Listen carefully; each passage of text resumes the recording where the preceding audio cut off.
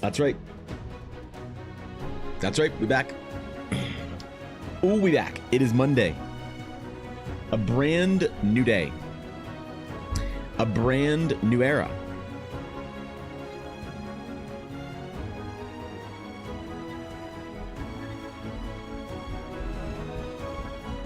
Why is my Photoshop broken?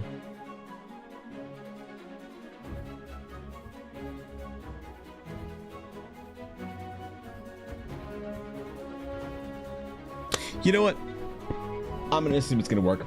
I'm just not gonna worry about it today. Yep.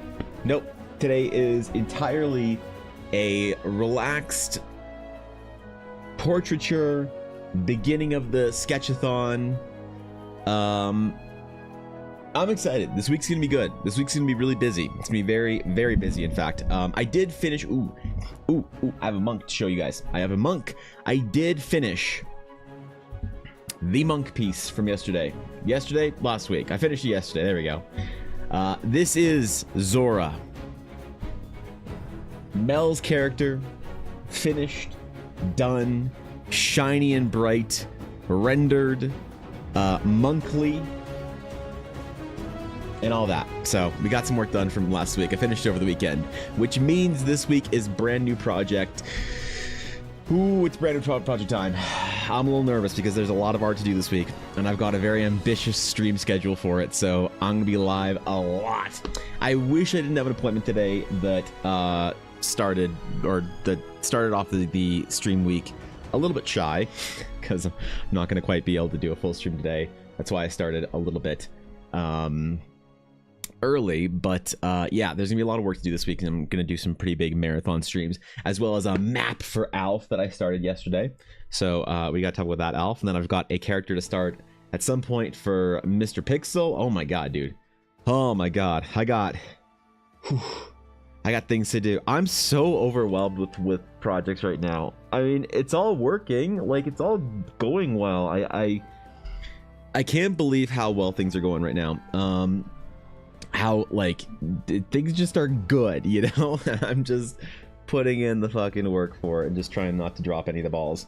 But oh my good god, I'm sitting here trying to figure out how to stay organized with things, how to keep shit together, and oh, man, overwhelmed with that feeling. Yeah, you get it, Cobalt. Yeah, I'm pretty overwhelmed right now with stuff, but it all feels like I'm kind of controlling the chaos. Like I'm just absorbing the energy and just pushing it out in the right directions. But I mean, I can't say it's not working, because like, check this shit out. I know that nobody gives a shit about this except for me, but like 2,000 subscribers on YouTube in the last 28 days.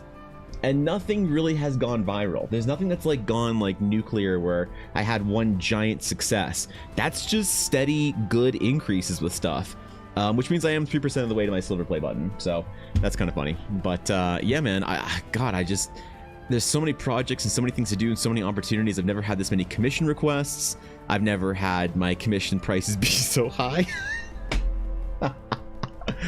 But no, I mean, Eldara is on its way. The projects are on their way. It's just kind of crazy to I don't know, to oh god, have so much on the plate at once. But this week is going to be for Horizon focus, so I'm not going to start and really focus on any commissions besides the little fan art piece I want to do today. I really want to do a little portrait for another streamer, somebody that I enjoy watching from a D&D game, that I want to do this like fan art project for their entire party. It's a game that they play on Twitch, and I've been recently introduced to a couple of the players, and I've gotten to know them a little bit, so it's been really cool. Little did I know that I'd be doing character portraits for them out of fan projects. But this is what I like about fan art. I like doing fan art, finding things that I want to do fan art for, and just getting it, you know. Zora slaps, literally. Yeah, I'm glad you like it, Atari. Got it spoiled in YouTube Shorts. Oh shit. Alf, you knew ahead of time. Zora Laws. What is Laws? Time to draw Endrick II. Yeah, I also have to do that, Ash. I also have to draw our D&D characters, because we are going to start playing soon. Oh my god. Oh, that's so much stuff to do. It's fine. It's fine. I can keep it all together. I can work hard. I can get it all done. It will be okay, right? At least I'll keep telling myself that, and then when my head implodes, hopefully at the very least Horizon will be done, and I'll just fall over 1 week. So it's time to draw Dora some Explorer. Wait, what? It's mapping time. Oh, okay, yeah, exactly, Arthur.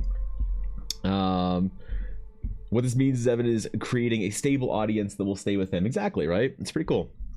Legend of Zelda. Oh, right, the Zora from Legend of Zelda. I don't know if that's where Mel got the name or not, but she just told me she wanted to name the character Zora, and look, I get some pretty stupid character name suggestions for Eldara characters, so when somebody says something sensible like Zora, I am all for it.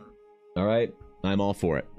Yep. I think I'm going to do more Eldara sponsorships, all right, where somebody can sponsor art for something in Eldara. I think it's kind of fun. I don't know, it seems self-indulgent, it really does, to do art for my own game and let somebody commission it or whatever. But I'm going to start calling it sponsorships, where you can sponsor art of something that you want to see in Eldara, and it's going to be actually kind of funny. I think I might even do a Patreon tier like that, like a Realms of Eldara sponsorship Patreon tier, where you can basically just pick something in Eldara that doesn't have art that you want to see art of and point at it, and I make art for it. So kind of like a mini commission slot thingy, whatever. I'm gonna do that. It's gonna be kind of funny. But I did say that my Patreon is going to be fully relaunching on Friday, which is gonna be dope. I'm very excited about that, to do tokens and stuff and maps again, and do in-game assets and magic items and all the cool things. Oh my god, it's gonna be so cool. This week we've got the schedule for it. If not, that's fine too. Oh, we're gonna start this week? Oh fuck, okay. Yeah, should work. I'm really bad at knowing what I have to do for the rest of the week, Ashy, but I don't think I have anything to do for the rest of the week, so it should be, this week should be a good starting point. I don't know if you saw my comment earlier, but I did make a hater comment on YouTube for you to farm. No, I didn't. Thank you for that, Garth, and I appreciate it. Yep. Working on some map building and world lore, so I'll be lurking. Also thinking of a character to create for Eldara so it fit within the world lore. Ooh, Alf, what draws you in? Is the Paladin orders? Are they the Geminos, the Astral Sages? I feel like a lot of people want to make Astral Sages, you know, kind of like how we need Bionicle art for Eldara. You can want and need Bionicle art for Eldara all you want, doesn't mean it's gonna happen. So there's probably no amount of money that can convince me to do that otherwise. I mean, obviously everyone has their price, but look, if somebody commissions me to draw Bionicle art and they're willing to pay the exorbitant fees to do out of style bullshit, I'll do it. I might not use it for Eldara, but I'll still do it, and I'll still tell the client, yeah, sure, dude, this can be an Eldara thing. Does that make me a bad person? Or a great artist? Who knows? Alright, so I'm gonna quickly whip out a character portrait. We're gonna get this done. And then I've got some character art that we're going to do. We're also going to do this this portrait of this character. I have not yet named her, but she is going to be one of the main sort of like NPCs that you interact with in Horizon. She is Luna's like kind of not one of her main, well, she's one of her main guards. She's not like her main guard or anything like that. Luna doesn't have like a main guard, but she is the person that you can go talk to in the city and find and access easily, as she is one of the Airlace family trading company guards. So that is that character. There we go. But yeah, so I'm going to try and do 2 character portraits today, but I do have an appointment that I need to get to, which is why I'm live a little bit earlier. So I think that we'll be able to get through both of them. I'm going to try and work a lot faster this week. One of my main sort of problems that I think I have as a artist and streamer is that I spend a lot of time... I'm not going to say distracted, because I'm never distracted on stream. Obviously, like, streaming and making art, like, the first and foremost, most important thing is the fact that I'm live. If I don't get any work done in a day or whatever, get very far in a project, people like meme about, like, lol, distracted, Evan does not get work done, kick, lol, classic Evan did not get any work done, and they think they're very clever. But little do they know that, like, everyone was having fun and enjoying my stream that day, and so I don't really, you know, their like attempt to shame me for not getting a lot of work done is unfortunately ill-placed. But Blue Treven, thank you for the follow. I appreciate it. Welcome in. Appreciate that, my friend. Want to make a ranger, just figuring out where and how and what their character would be. A ranger, do you know what race or species or Eldara story or culture or whatever you want to tell?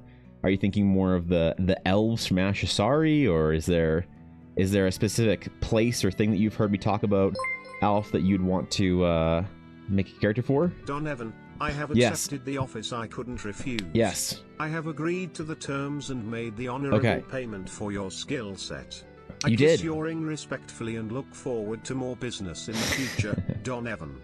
All hail the Orby Van Bruhart. Thank you, Mel. Thank you for the commission as well. It was an honor to draw a character for you.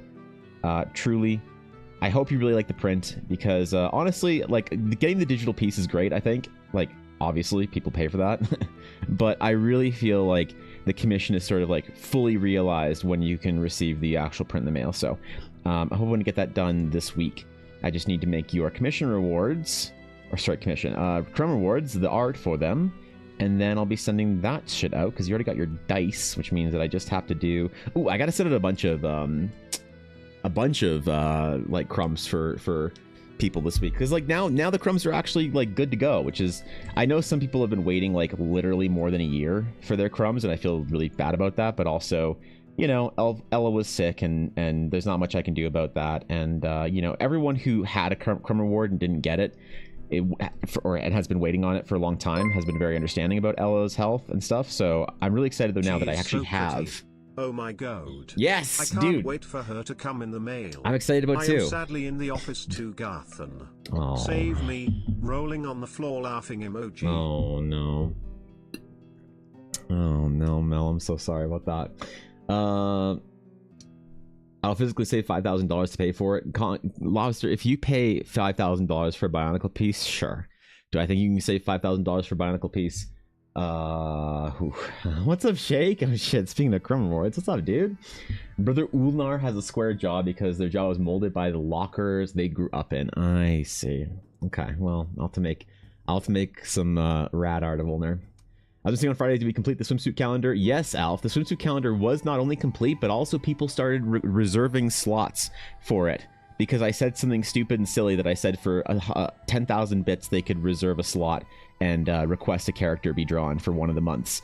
And so multiple people did, which is dumb and hilarious, and I shouldn't have said that even as a half joke, because Reaper Miniatures actually came in and reserved a slot. And so now I have no idea how that's going to work, because they're a real company, not a degenerate nerd. Gifted a tier 1 sub to Exothermic Goblin.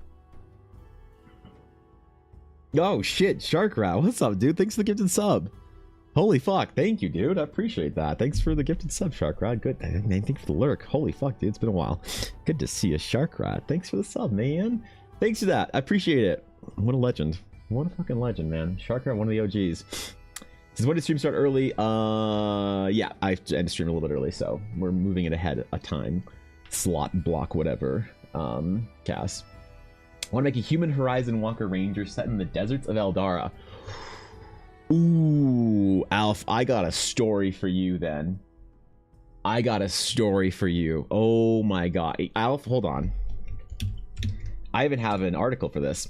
If you want to read that article, that is the location where your ranger would be set. And who is this handsome boy? Oh, today we are working on smiling face with hearts emoji. Let me put a pin on that just for 1 second, Mel, but thank you for the 100 bits. Yeah, so the deserts of Kelhet are a place that I've developed a little bit more because one of my players was from, and there is a lot of story and a lot of lore for the deserts. They're just north of the Shattered Sea. They have a ton of background, a ton of backstory, and a whole bunch of cool... There's actually even a map. There's a whole map for Kelhet. Well, okay, so it's called Lemashir now. So the Lemashir Desert... where is it? It's called the Lemashir Desert. And there is the Dune Sea, just so you know. But this entire sort of area... there's a whole bunch of runes and stories and things, and if you legitimately, if you like, I wouldn't even have to force this into the world, Dude, we could hop on Discord one night and I could tell you stories for like a fucking hour, and then we could make a character that fits straight into it super well. So that's like that. Don't even tempt me. That could happen overnight, bro. Kella Temple image is so cool. Wait, there's a couple of sketches in there in that article, weren't they? I think. What number are you up to in the crumbs? Number is in like the top tier crumbs or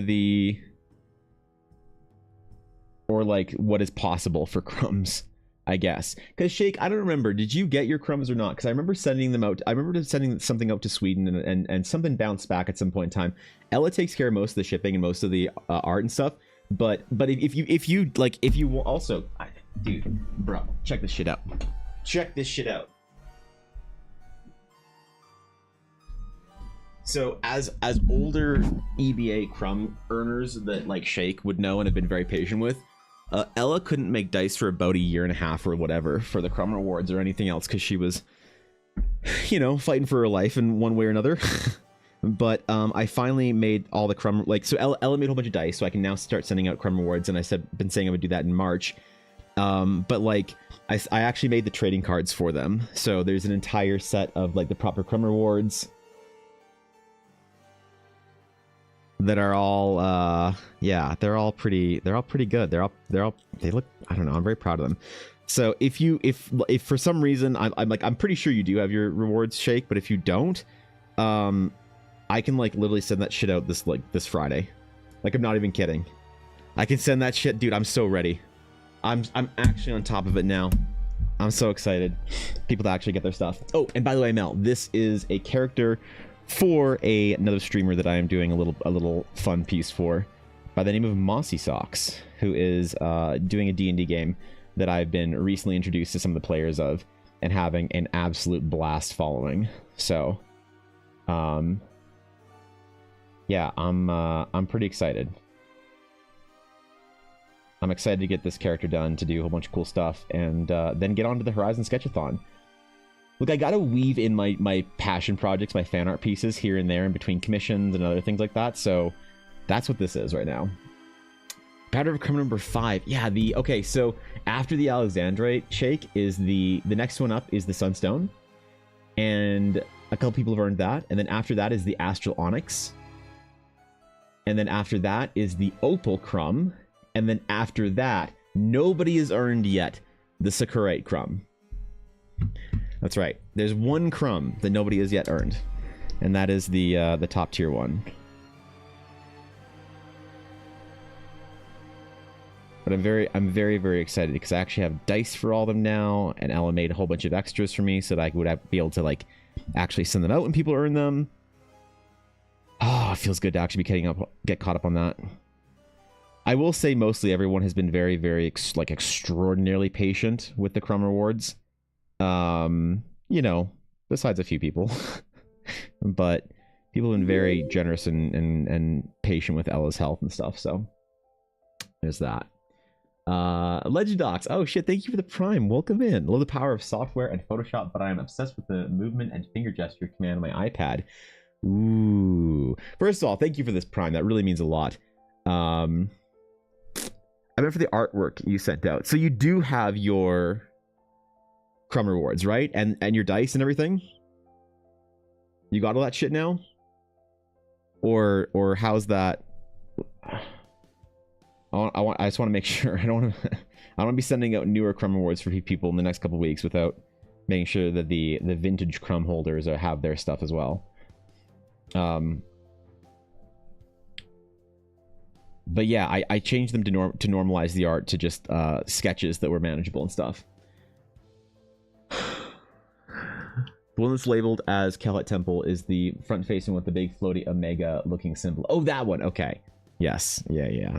Okay, I know what you're talking about now. Yeah, that's an older sketch, Garthen, but it's still a good one, I think. But yeah, iPads. I like drawing on my iPad, kind of, but I'm not a biggest fan of the feel of it. So I'm happy to have an iPad be like my backup kind of tablet and stuff like that, or my mobile tablet. But man, I just can't get used to it like I can with my Cintiq. I just can't get used to it. I know practice is the opportune word there with those tablets, but still, it's not quite comfortable enough for me, I guess. I'm sure the dice were sent back or something. I think I told you not to worry about it. Well, I definitely worry about it, Shake. So, I think you did, and you were very understanding about that, but let me mark that shit down.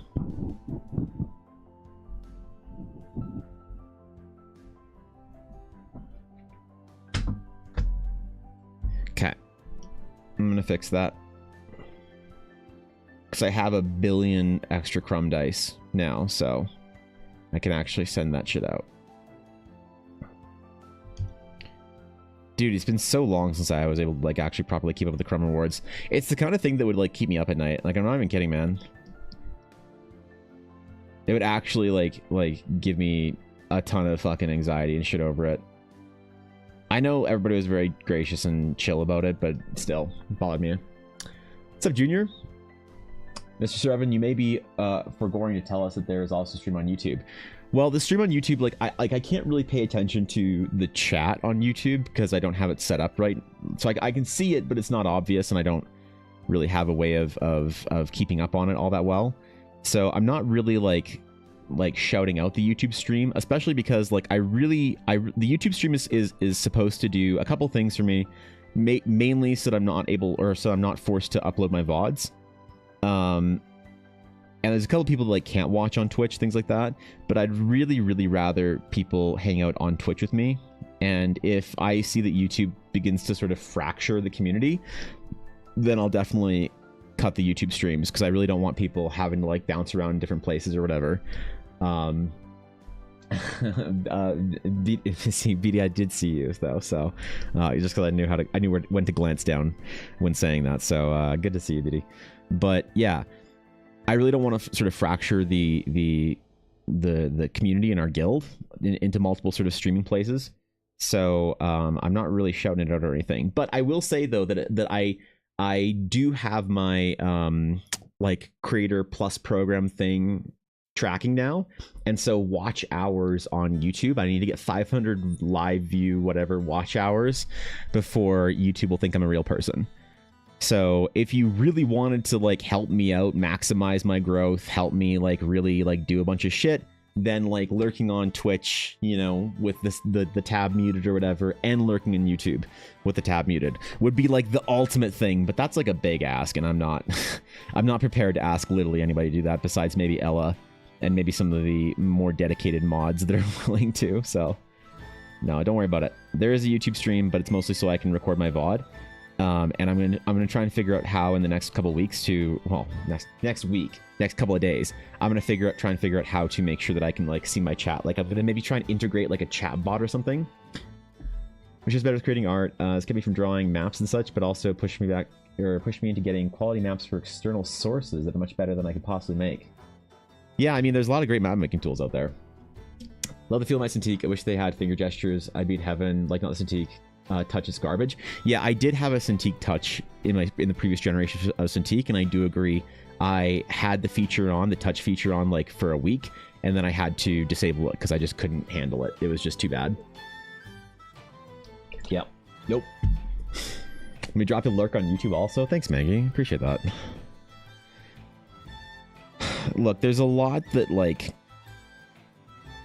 I prefer not to ask you guys to do anything until it like really matters. Like if I ever said like, hey, this is a really important Twitter post of mine or whatever, could you guys go over and like it?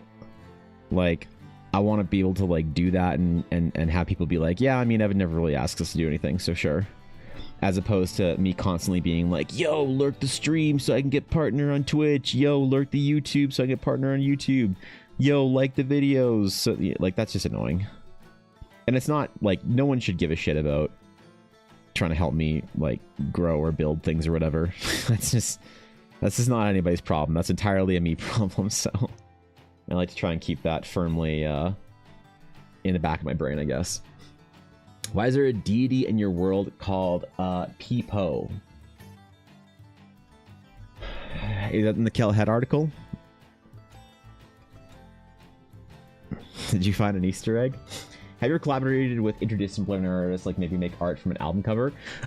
Not really. I've done a couple of like NDA projects for people. Like I did work for a Kickstarter that was supposed to come out late last year and hasn't. So I don't know where that is. It was supposed to be a thing that I could talk about already, but I have no idea what the status is. And I sent a Discord message to the creator a couple of weeks ago. I haven't got anything back, so I don't know. But no, I haven't done a lot of that stuff, mostly, unfortunately, because one of two problems. Either one, I'm not relevant enough to work with, and a lot of people that are doing interdisciplinary stuff like albums and things like that, a lot of them want to work with artists that carry a name to them so they can like bring that person's name over. There's also the issue that I'm pretty expensive to work with, and I find that a lot of people who are like D&D players that are willing to commission art for a character are willing to fork over you know, a couple $100s to get a commission made for them. But a lot of people who are doing a project, there tends to be like a budget that they have for their project, and I'm usually out of their budget. So you'd think that professional, and then then there's the problem that if you are at a certain level where you maybe could like afford to have more of a budget for your art, then you're probably bigger and you'd probably want to work with the bigger artists. So I'm kind of like in a bit of that weird in-between space.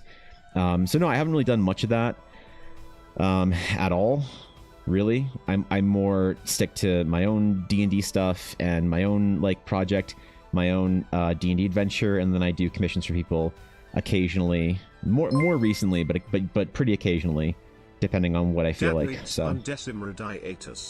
Hello. The fuck is this, I hope we are doing good today. I overslept by 2 hours and was late to work. Hold up. I mean, good job getting that sleep in. What's the meta today? The meta today is the tiger perch. Is this the fish meta? That's a great fish. That's easily a 7-3. Yeah, good fish, Aduria. How's it going, man? Thanks for the 100 bits, bro. Good job getting that sleep in. On both streams, everyone should also do this, but since Evan won't say it, I will. Thanks, Atari. Have a great stream, everyone. Alf, it's always an honor, my friend. There's an actual page that says only legends remain of this powerful deity. Oh, right. Okay, yeah. I wasn't sure if there was like full lore for it, but there's a temple of Peepo in Kelhet, in case you're wondering, Garthan. If you don't at least say something, those of us who can and don't mind won't know to just jump in and help. Now, I'm sure several of us are dual watching your streams. Well, I do appreciate that, Legendox. I just, like I said, I don't want to ever ask too much of the people that are willing to support me, because I just feel like I always want to sort of, I always think that asking like your community to support you is like a currency you have to spend very sparingly and be very careful of. And I've known creators that ask way too much of their community, way too much of their viewers, way too much of their subs, whatever. And it always really kind of bothers me when I see that, because I'm always kind of like, God, you're like losing faith. And I don't ever want people to feel like I ask more than I sort of return. So yeah, I mean, that'd be an amazing help. Thank you for those of you that are now dual lurking. I appreciate that. What's up, Axman? I guess the meta is things that have tiger in the name. Ooh. Do you know any good resources you could recommend for a noob wanting to begin learning art?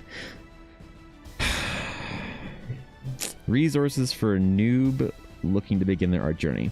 Well, I guess it depends. How serious are you? Is this like a hobby that you want to just like sort of learn, have fun with? Or are you trying to be a professional one day? Because the advice, the resources, things like that is very different depending on the goal of the person. And one of the reasons why it's so hard to, I think, recommend a lot of things, a lot of resources or whatever, is because it changes so drastically depending on how serious and how committed somebody is. But I would say that my general advice for if you're starting out is, if you want the best kind of like education you can get as an artist, I'd say learn as classically as you can. So there are amazing books out there, amazing YouTube channels, amazing instructors, art communicators, but it's not particularly attractive for a lot of people to learn classically. Like, I had to answer a comment or somewhere, I forget if it was on YouTube or TikTok or whatever, where someone was asking me about how I learned my style. And the thing is that artists who are like more classically trained won't see much of a style in the way that I sketch. They'll see a stylization, this kind of like bullshit, like half anime, half comic book nonsense that I like to do because it's fun. But that's my style. But a lot of people are talking about the sketching style, air quotes, you know, the technique of it. And a lot of like classically trained, like properly trained artists will look at my stuff and be like, oh, he's just like trying to meld like proper painter sketching with his bullshit anime, you know, fucking comic book stuff. And so I'd say learn as classically as traditionally as you can. The resources out there are amazing. So go find any art book that interests you, any tutoring book of any kind for perspective or painting or anything like that. The older and more highly rated it is on Amazon, the better. Go find literally any book and start learning from it. There's also people that can help you if you are more of a YouTube learner, like Modern Day James is a great example of somebody that trains and teaches the classical ways. Proco, artists like that. But honestly, the most important thing is to just kind of like draw, is to just start doing it. Start doing it with the intention of improving, and try and figure out or look something up every single time you do a piece of art. So whether that's how to draw your character's hands better, or that's how to like draw perspective.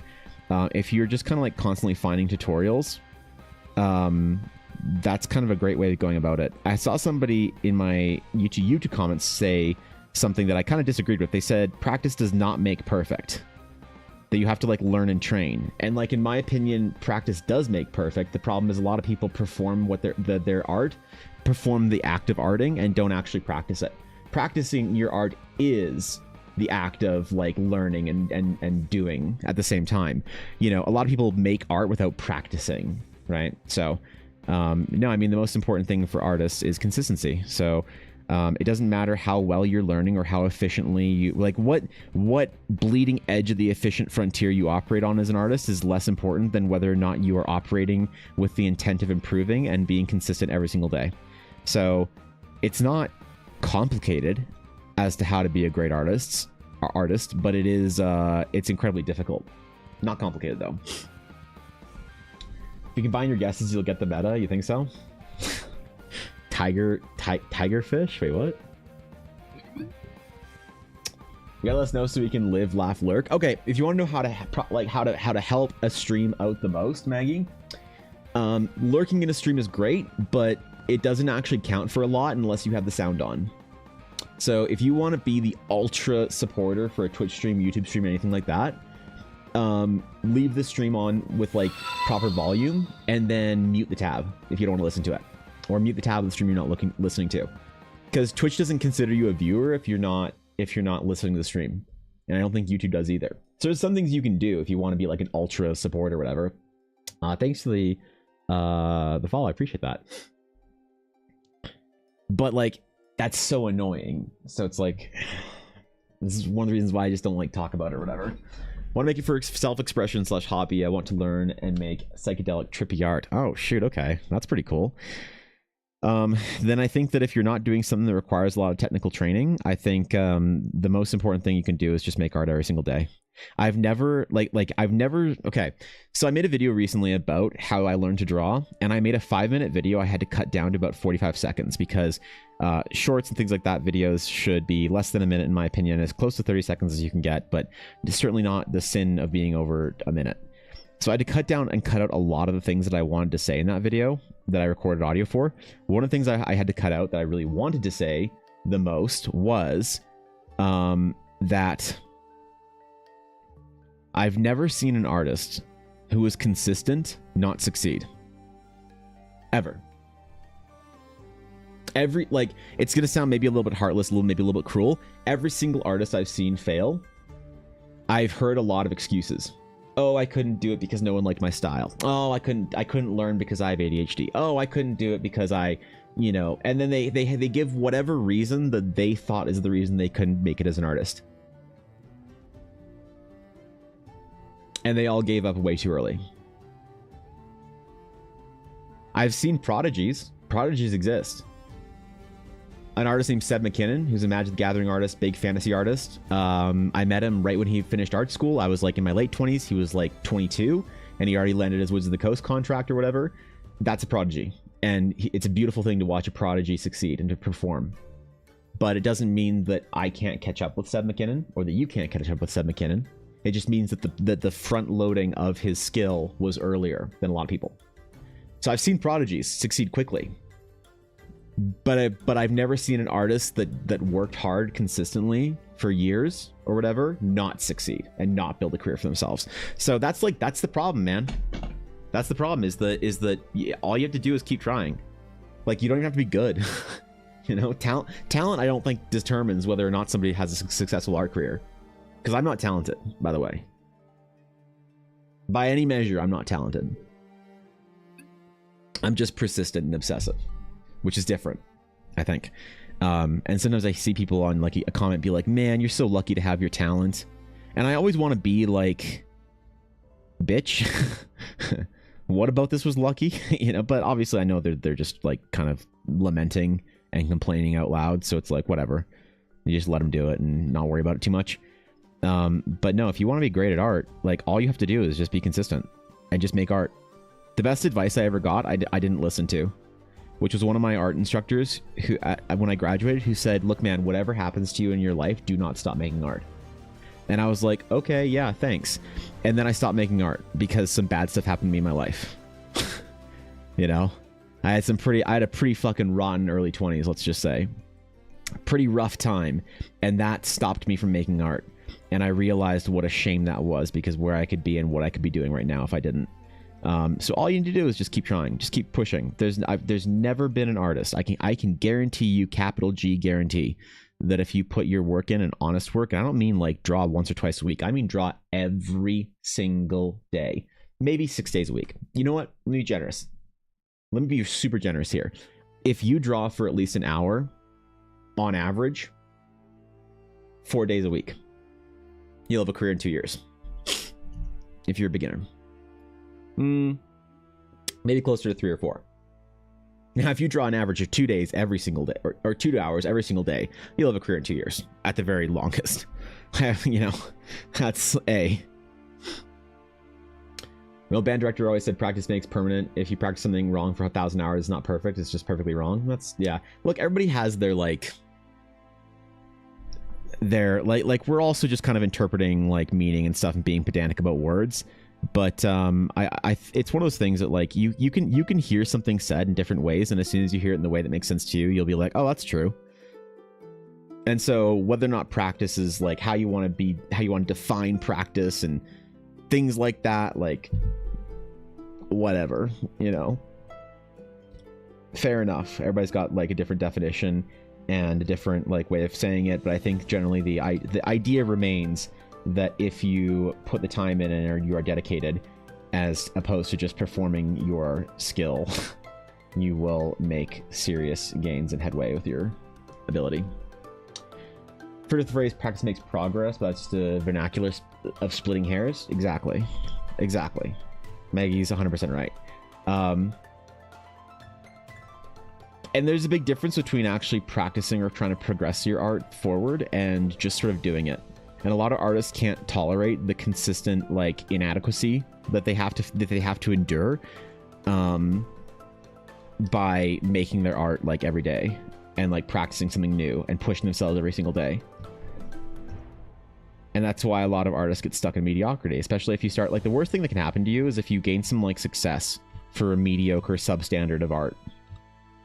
Not to say that you shouldn't like that you should try and suffer every day for your art, but like, you know, don't be sad then if after 6 years of your mediocrity you're like, damn, I feel kind of mediocre. You know, if you're like happy to get, you're like, all I want to do is get to a point where I can make art and make a living off of it and that I don't want to have to try ever again, like, hey, go for it. Listen, like, have fun, dude. If that's what you want, like, sure. Now, do I think that it catches up with you? More often than not, I've seen artists sort of feel this feeling of like, oh shit, something's wrong in my gut. I don't feel particularly good about my art. Well, have you progressed in your art in the last 5 years? No. let's start doing that then. Let's have some fun. Let's go make some headway. Persistence is 95% of success. I know a lot of unintended successful people who just kept trying until they succeeded. Yeah, for real, right? I don't know. It happens with everybody in every field, I think. Obviously, the idea of like not giving up and stuff like that. But artists, it's just especially pervasive. It's as a problem. Artists will tell themselves and other people this story as to why they can't do something. And it's always very interesting to me, the way they tell these stories. Because like, you don't ever want to sound heartless. You don't ever want to sound unsympathetic to somebody's issues. But the problem is that anytime anyone has ever sat here defending why they can't do it, I had somebody in my stream a while ago sitting there defending to me and listing all the reasons why they couldn't actually practice their art and could never make it as an artist. And I just kind of thought to myself, why is this person like so, like why are they so protective of their excuses? Because the heartless asshole thing to say that's like really hard to actually word without people getting mad at you is, no matter what problem you want to cite or quote for not being able to make your art, I've seen somebody with a worse version of it actually succeed. So don't tell me it's not possible. Tell me it sucks, and I'll agree with you. I'll sit with you, man. I'll cry with you. We'll sit there together and we'll cast our fists up to the sky and curse the world for being so unfair. But don't tell me that that's the reason why it can't happen. You know? You thought about ever narrating over a speed drawing like you do portraits and talking about what you're doing while watching speed drawings? I mean, kind of. That's like, do you mean like the shorts that I make? Because that's kind of what I do for a lot of the videos. Is I will talk about, I'll talk about something to do with what my process is or whatever. Like, here's the most recent video I did. So how do you design a good D&D? And I try and make them kind of funny and entertaining and whatever, but I try and build some value into them. So like this is the most recent video I posted on YouTube. D character. That's a great question. By the time somebody asks me to draw the art for them, I usually get a lot of backstory and lore, and if I'm super lucky, a trauma dump of all the issues they're trying to resolve by playing this character. Never mind, that's actually just Bard players for some reason. I don't know. Anyway, but what about when somebody wants to design first and then they want to build a character after that? Well, it's a bit more rare, and this monk was actually requested by someone from my stream in just that way. I mean, I think she turned out pretty good. I'm really proud of the piece, and even though I'm not breaking the meme that I only draw women, which I love doing, by the way, my chat has been telling me that I don't know how to draw men. That's you guys. Yeah. Look, follow for more D&D characters, dramatic designs, and maybe one day someone will actually request a male character. Yeah, don't get your hopes up there, nerd. So yeah, I do that. I post a video every single day. If you mean a more in-depth video about what I'm doing, I've been thinking about it, doing like a more substantial piece. The only problem that I have, and this is not really a great problem, like not a good enough reason to stop me, I guess. But everything I do typically for YouTube shorts that I record the process for, I record in this vertical, not 21:9. What's the fucking regular aspect ratio? Whatever. I do in this vertical, and it doesn't really translate that well to big videos. So chat, we've made it to the big leagues. Yeah, that's right. Yeah, that's right. I was shit talking you guys. Always Bard players, right? Isn't it? Yeah, thanks for 100 bits, Adaria. Appreciate that, bro. So I do videos like that, and they are kind of my introduction into learning to edit and getting comfortable on YouTube and places like that. So although I have aspirations to do more substantial art videos, things like that, and I want to talk about not necessarily how to learn or how to understand specific skills in art, but I want to make more videos in the line of talking about how to learn art and progress at it, because I think that's something I can talk about better, you know, than like specific things like here's how to draw the human face. I think the modern day James Proco and other artists that are very good at that do a better job than I could do right now. I don't think I could add anything to the conversation. And maybe I'll change my opinion on that. Maybe one day I'll be able to add something like actually useful to the conversation on how to do technical things like that. But right now, it's like there's a guide out there already that I don't need to necessarily try and redo. But I can definitely talk about how to learn art, because that's something that I've had to spend the greater part of my adult life thinking about and obsessing over. But I'm still new to the whole YouTube and video making thing, and I'm kind of taking my baby steps in there. So I truly think that my experience as a music major in undergrad has made learning art so simple for me, because I have spent thousands of hours doing boring ass scales and etudes over my life. so I know how to withstand the dry practice, and I have no doubt that the practice pays off, and it does. But that's awesome. That's great, because you were able to build that reward structure for your brain so that your mind could convince your brain to give you the chemicals of pursuit for your body. And that is the hack, man. If you can figure out how to force your brain to if you can figure out how, as your mind, to force your brain to provide you with the tools and resources, physiologically, biochemically, whatever, to actually pursue a goal, that's well, congratulations, you've hacked the code. You broke the system, you've beat the game. And so yeah, you can learn how to do that in different skills, definitely. I would cite my progress with fitness as one of the things that helps me sort of tolerate that a similar thing there. Thinking like watching your art and saying, here I use multiple layer to blah blah blah to educate people how to use a digital art tool. Oh, well, I mean, so the problem with that is that I don't really do a lot of that stuff. So like when I paint, like check it. So this is 2 layers with no layer adjustments and bullshit, until maybe some little tweaking right at the end. So I don't really do a lot of that like digital tool stuff. In my opinion, the best digital painters use the least amount of digital tools and shortcuts for them. So I don't really have anything to add to the conversation. For me, it's more like, it'd be more like how to sort of, I guess, learn proper painting techniques so that you can paint like classically and traditionally on a digital platform. So it'd be a bit of a drier video, I think, for that. You know, same thing here with my sketching. My sketching is like one brush on one background layer. So 2 layers, I guess, and then some loose fill layers, which aren't complicated, but that's something I could talk about, I guess. Yeah, I don't know, a more technical thing like that could work. It'd be fun to try once I get a chance to, like for a bigger painting I do. Maybe I will. It'd be kind of cool. Even that's interesting to hear if you need a future short. Oh, really? Okay, cool. Yeah, I mean, if that's something that's interesting to talk about, then yeah, it's a great idea. So I appreciate that. Thank you. A lot of the the videos and ideas and stuff that I have for shorts and whatnot, a lot of it's just kind of like memeing and having fun, just like bringing some joy to the process of creation. I don't try and provide a ton of like detailed value to the viewer, because there's not a lot that I can do necessarily besides talk about some basics. But things like that, I guess, that's a great idea. Yeah, if there's some value there, I'll happily discuss it. Hell yeah, appreciate that.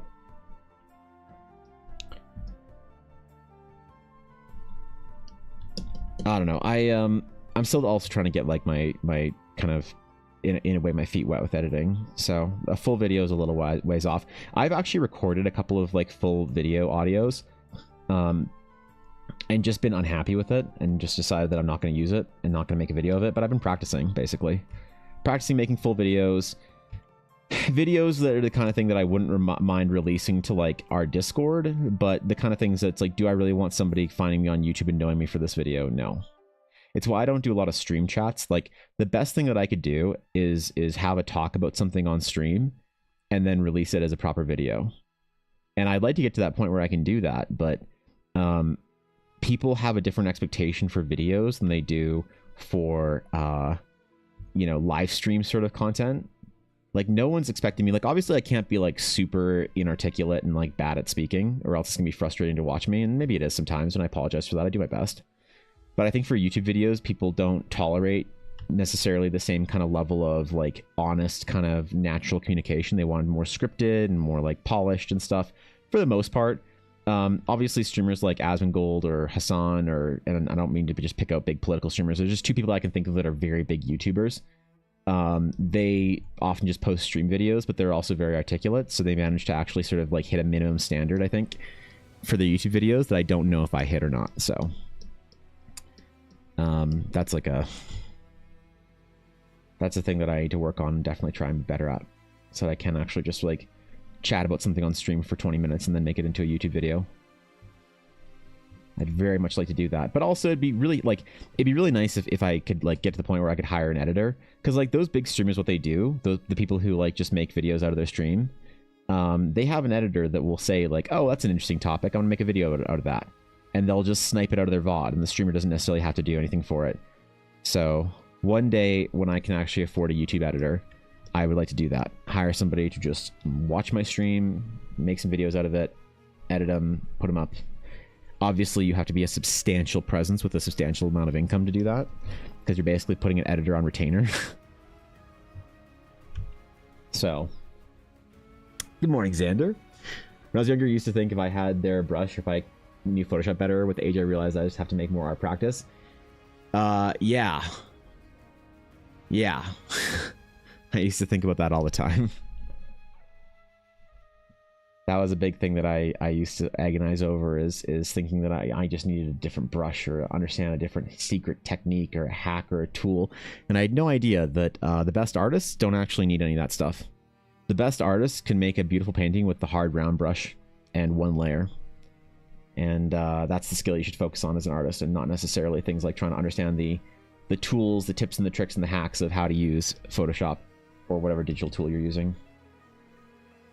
Now, there are artists that make amazing work with there are artists that do make amazing work by sort of like using Photoshop as a complete like art simulator, and that's great. I've known a couple of them that do really cool work, but a lot of them have still a basis of understanding and that is based on traditional techniques. So yeah, mind blown at that point, right? Editors are gods, right? And so I really wanted to. Dude, I had one of my mods was willing to do that for me. I was willing to be an editor, and I was doing really well on Twitch. And then some things happened, and my Twitch just kind of like stopped. Like, it just stopped some of the momentum it had, and I had to like tell her like, hey, you know this big project you're planning on doing? Like, sorry, I just can't fucking do it now. We were both pretty disappointed by that, but I don't know. It'd be fun to try that in the future. Right now, I'm obviously learning a lot of editing skills on my own to hopefully try and build my videos better. But man, the daily cadence of a daily upload has been brutal. It's been really brutal, extremely rewarding, but it's been one of the toughest things I've had to do as far as like long-term sustained activities, where I have to find time literally every day. Literally every day. I haven't missed a daily upload in like since the month or the 2 months that I've started doing it. And I did not think that I would. I didn't think that I'd do daily. Until I was like, oh shit, this is actually pretty fun. And I'm really enjoying it. But I started doing it for the love of it, and not because I was expecting anything out of it, which is why I think I was willing to be a little more free with it. And why I'm enjoying the process and having more fun with it. I only used a hard round brush for the first like 6 months or so of my digital art journey because I didn't want to fall into the brush trap. That's very intuitive, Maggie. I'm proud of you for making that like decision for yourself. The like digital tools, I don't mean to scare anybody, but like I will say it with I'll use some pretty strong language when I talk about digital tools. That if you use your digital shortcuts and things like that too early in your art career, it will destroy you and take everything you ever wanted from you. That it will murder your art career. If you let it in too early, it will completely destroy you. It'll take everything you ever wanted and loved and hoped for, and it will condemn and damn you to mediocrity and inability for the rest of your life. You will never recover from it. And so you have to ward against that like your career depends on it, because I think it literally does. Now, it's a bit dramatic, obviously. People are like, really? If I learn how to use, like, if I use undo too much, like, you're saying that it'll just, like, make me a bad artist for the rest of my life? And, obviously that's overly dramatic, but yeah, that's exactly what I'm saying. Yep, that's exactly what I'm saying. If you take shortcuts too early, you will never recover from them. Because you will progress to a point where you don't think you need to sort of, like, treat yourself like a beginner again. And your brain will not grant you the humility to go back and learn the skills from day one that you need to. And yeah, you'll never learn how to do anything properly.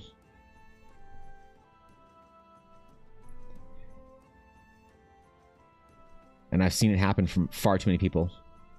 The amount of artists that just sort of like laugh it off because they can't handle or cope with the reality of it is it's pretty scary, man.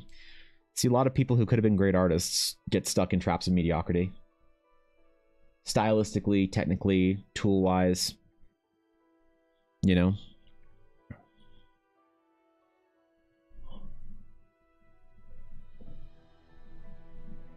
Like stylistic like expression is awesome and fun, but if you can't draw a thing properly, then you shouldn't draw it stylistically, I don't think.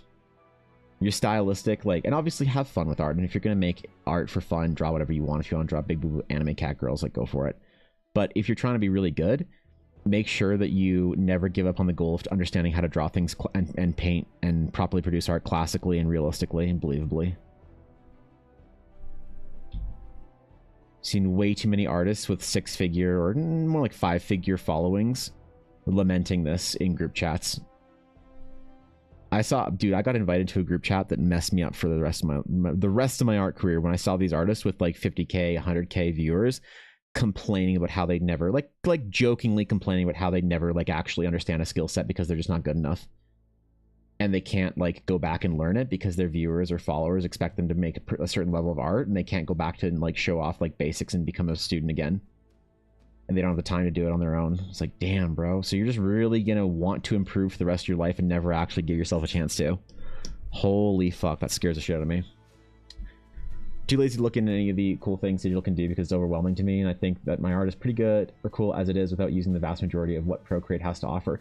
Yeah, you do take some shortcuts here and there, Maggie, with like your tools, like the watercolor brushes and stuff, but I think they're all like fine because you're still focused on your fundamentals. Also, it's a passion project for you. You're having fun. You're progressing at it more than I think a lot of people who are doing it for fun, you know, do. And it's awesome to watch you make art and succeed.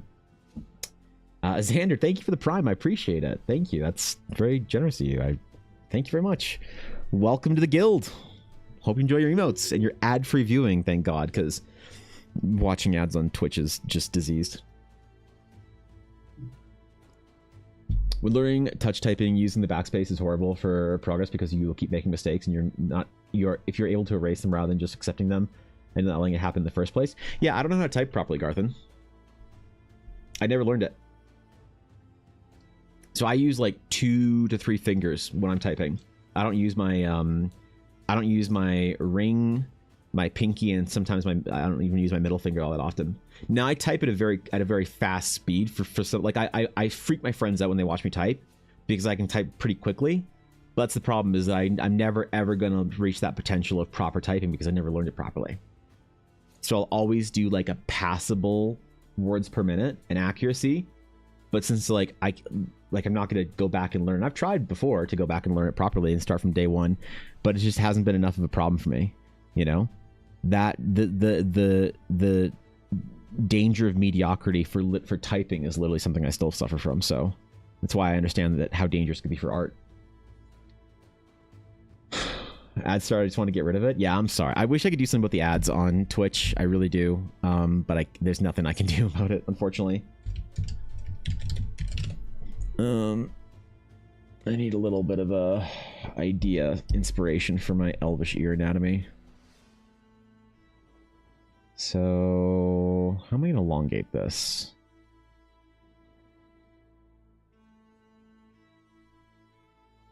I guess I could just do something like that and then kind of like elongate the top section. Dude, elvish ear anatomy is so fucking weird. Yeah, gotta be careful with mediocrity as an artist. Computer information security engineer, and I don't know how to type correctly. I mean, that's fair. That's fair. Computer information security engineer. Damn, dude, that's cool. That's cool. If I could have had like a software engineering career that I would have gone into, it would have been cybersecurity. I find the topic so cool. I read a lot of books on cybersecurity, podcasts and shit like that. It's like a dumb hobby passion of mine. I don't know why, but I love it. That's cool as hell. It's very, very interesting field.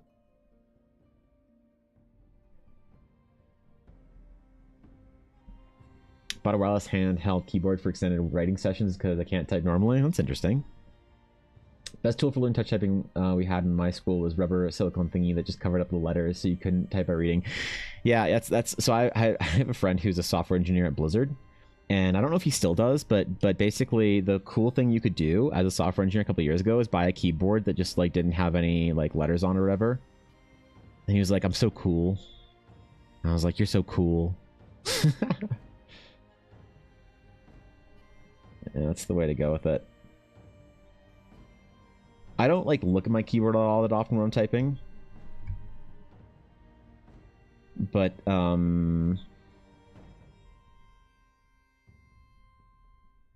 yeah, it's not great. definitely don't have a good system here in place for what I do.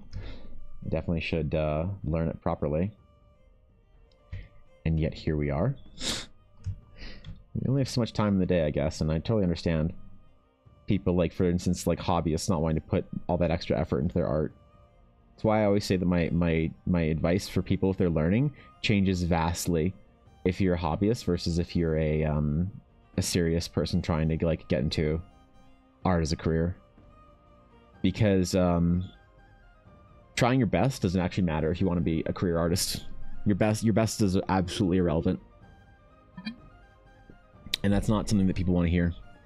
But all that matters if you're trying to make art an actual career is whether or not you pass the bar and whether or not you bring you are an artist of worthy value to clients, customers, companies, whatever. And so I generally gear my advice towards artists who are trying to be serious about their career with that kind of idea of like, here's what you generally need to do to pass that bar. And I don't really care how long it takes you to do it. This is what's required of you. And if you don't want to make that sacrifice, don't want to do this, then that's totally fine. But there's somebody out there who's willing to do that. And you got to be aware of that if you're trying to do it as a career. But like if somebody just wants to learn art for like a hobby because it's like they want to be expressive or, you know, tell a story or make it for fun, it completely changes the tone of my advice. 100%. Absolutely. Who's the person we're drawing? What's up, entities? We were drawing doing a little fan piece for somebody before I get onto my Eldara sketchathon. Entities, I realized Ella sent you an early some early test prints of the crumbs. I'm not sure when you're gonna get your crumbs, but mistakenly, so I don't know if you care about things like that, entities, but like early editions and first editions and stuff, you actually got sent the early editions of the test prints of the crumbs. So they're all fine. They're all like were successful test prints, but they weren't like properly like packaged and stuff in the way. It's like kind of finding a booster pack for Pokemon cards or whatever that's in like the early like test packaging set or whatever. So yeah, I don't know if that's something cool or not, but if you want to brag about it or not, your crumbs, your physical art crumbs will be something a little bit unique. Now they didn't have the pageantry of like the fancy wax seals and shit like that, but they are the earliest editions. So whether that matters to you or not, typing correctly is overrated anyway. I think I do it, but I also backspace out of entire paragraphs and rewrite them if I make a small typo. Yeah, sure. I mean, totally. I don't know. It's again, it's like one of those. It's a skill that I don't really suffer from being inadequate or mediocre at all that often, but I wish I could do it properly. I felt a great deal of shame in my life for not being able to do it properly. Especially because I do fancy myself such a power user on my computer. The fact that I can't properly use the tools and skills are kind of embarrassing, right? Almost, Nick. Almost. 85. Close enough, bro. Of course, I also got a call the second I asked. I didn't hear the answer. Who's who? Oh, this is a character I'm doing for another streamer for his D&D campaign. But also, entities, I said that... did you catch anything I said about the crumbs that I sent you? I'm not sure if you caught any of that. Literally, even a small piece of it. No? Okay, so I don't know if you care about like having early editions of stuff, but Ella actually sent you the wrong crumbs. She sent you successful test prints, so the first editions of crumbs that... I was going to keep for like documentation stuff, So I don't know if you care about having things like that. So they aren't packaged up all like fancily like I will usually do for people, but they are the like early edition. So I don't know if you care about having like that's cool or not for you, but just so you know, those crumbs were tests that made it out of the lab, I guess. So early edition crumbs or whatever. Do you want the back? No, I don't want the back. It's okay. No, they look the same. They just those are just the first ones that were made. Which is just like they didn't come with the fancy like the wax seals and stuff that I usually do like on the envelopes that I put them in. They're just the crumbs. I think she just packaged them just as the crumbs. But whether or not you care about having like early like test prints and stuff like that, if it's cool for you, then hopefully you enjoy that. And if it's not, then I guess don't worry about it. It doesn't matter. But no, that's kind of funny, I guess. No, I'm very happy for you to have them, but I'm just not. Wasn't sure if you care about that kind of thing, if it's like cool to you or not or whatever. Like a first edition print for a reason. I mean that's true, I guess. So then there you go. It's kind of like you got like a shadowless or whatever. Is it tracking for this stuff? I would assume Ella would have sent it to you. If not, like it would be up on the Shopify thing or whatever. No, because you didn't do it through Shop. You did a custom. I know Ella said that because I asked her when your package would be there, and she said it'd be there by the 25th, so or the 22nd or something like that. So I'm sure she has tracking somewhere for it or not. I'm not entirely sure. I just put the crumbs in with the dice that you got, so I'm not exactly sure of the whole situation. But if you don't have tracking for it, I'm sure Ella does, and you can send her a message and ask her for it if she for some reason didn't send it. I don't know though. Maybe she used something that should have emailed you or whatever. I'm not quite sure. But yeah, they're cooler. Your crumbs will be slightly. They'll look the same than most people's, but they will be slightly cooler, in essence. So if that's cooler for you, I guess. Just wanted to let you know. So in 10 years, when you want to sell your crumbs for $60,000 each, when the Realms of Eldara is some massive IP and franchise, you can like clip this and say, I'm the holder of some of the test prints. So there you go.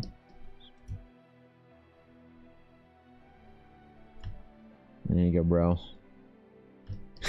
I'm the only wielder of this aside from you? Correct.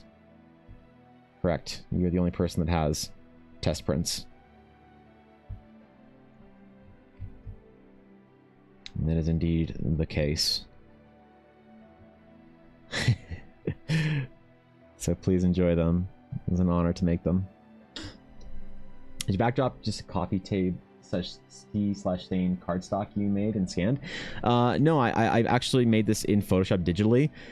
With a scanned image of canvas. So this is not cardstock or anything. The texture and tooth on it, if you look very hard into the details, this is actually canvas, because it kind of creates a tooth and a texture that is similar to parchment, but I think better. Similar to cold pressed parchment. Hot pressed parchment and papers typically are very smooth. Cold pressed are the ones that have that nice texture to them. So it looks like a cold pressed parchment, but then I used a bunch of overlays and sepia kind of like tone nonsense to just weather it over time. If you want something that makes something similar to an ink splotch or an ink stain like you see sort of here or whatever, cloud brushes. So if you take a picture of a cloud, an actual like real cloud, and you turn that cloud into a brush, which I forget exactly how you do that, but I'm pretty sure you just literally turn it into a brush and it like does the opacity and everything for you, then you like splotch it, kind of stamp it on something with like lower opacity and different colors, you can weather it. It's one of the reasons why I don't give it my canvas part, like my canvas texture, which is something people actually request a lot, like on videos. They'll be like, yo, where'd you get your texture? Like, yo, can I have? And I never give it to anybody for two reasons. One, like, it's mine. Like, it's kind of a signature of mine. It's a staple of mine, So, right, like, why would I give that to other people when it's kind of something that I use for myself and for all my work to make it consistent? So that's the first and obvious thing. The second thing is it's actually really easy to make your own, and to make your own signature sort of like canvas texture and your own pencil brush and your own all this kind of stuff. And I think that it's way better for artists to do that and to learn how to make something yourself than just using another artist's piece or whatever. Like, people sometimes say to me, like, what brush pack do you use? It's like, what? Like, what brush pack?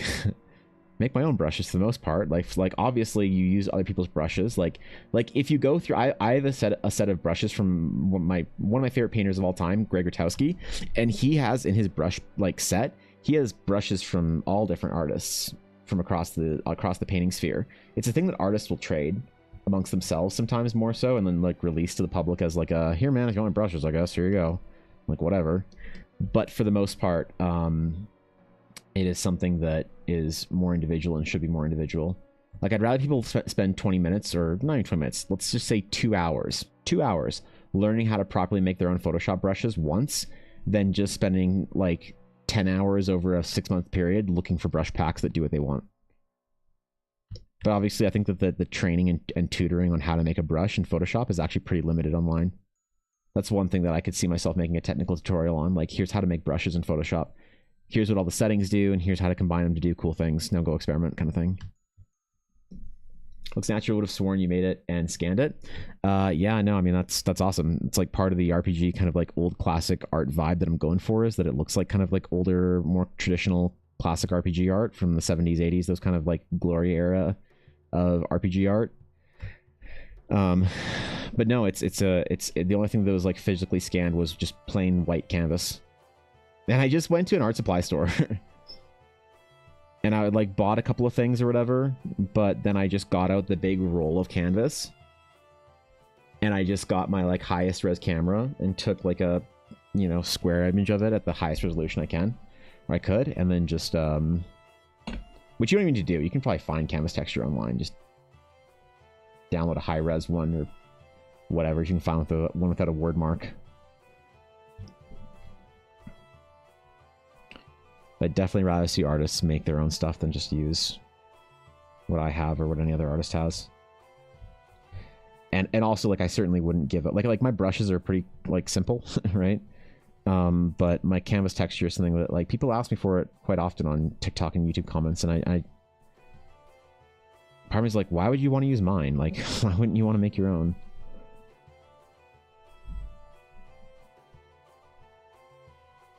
I don't know.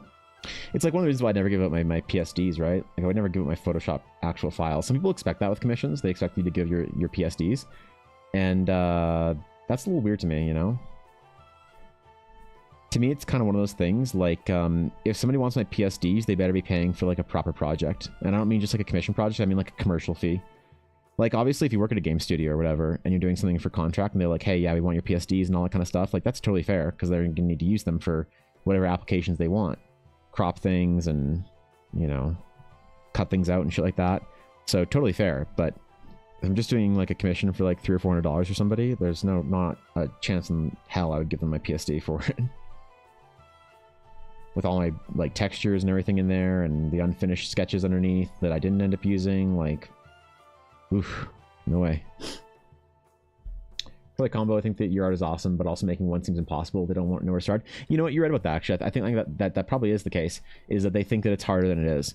And so I think maybe what I need to do is just dispel that myth, that fear that like making it is impossible. It's actually super, super easy. Like, I wonder if I can show the cloud brush, actually. I wonder if this is easy. Hold on. This might be more hard or more difficult, more steps. But let me just try this. Let me see if I can do this. If I grab a picture of a cloud. So we're going to grab the first thing off of Google. Literally the first image. Copy image. I create a new thing. I'm going to delete like most of the blue.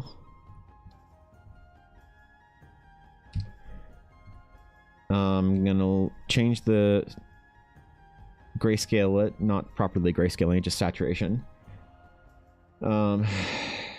Edit, define brush preset, cloud test.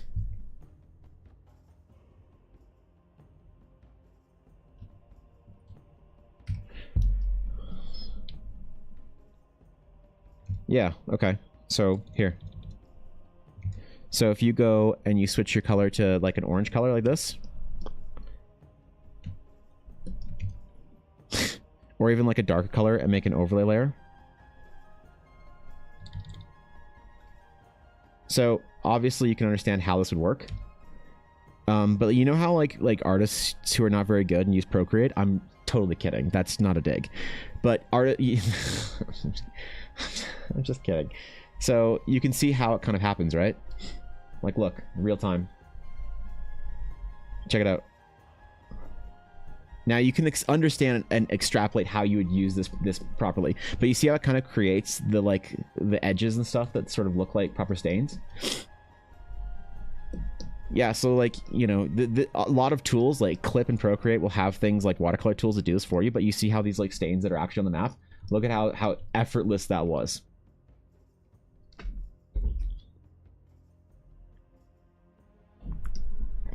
I think you're gonna understand and pull from there how you'd probably make the parchment texture then. That, you know, that took me less than 45 seconds to go start to finish on that, right? So I was just kidding about the Procreate thing. Jesus, man. She forgot Elle's sending it soon. They're all good. Oh, fuck yeah. Okay, cool.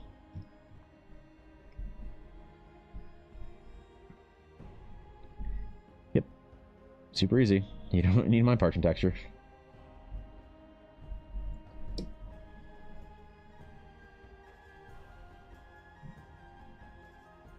But also, I wouldn't just do that. Like I also, so the problem is that's not good enough either.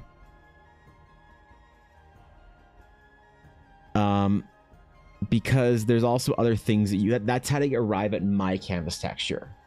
But there's ink splotches and all sorts of things to arrive at the texture that you'll find really satisfying. Proper artists use Clip Studio. It's amazing the amount of people that think that, and yet when you go to the industry and you actually talk to the actual artists in the industry, almost none of them do it.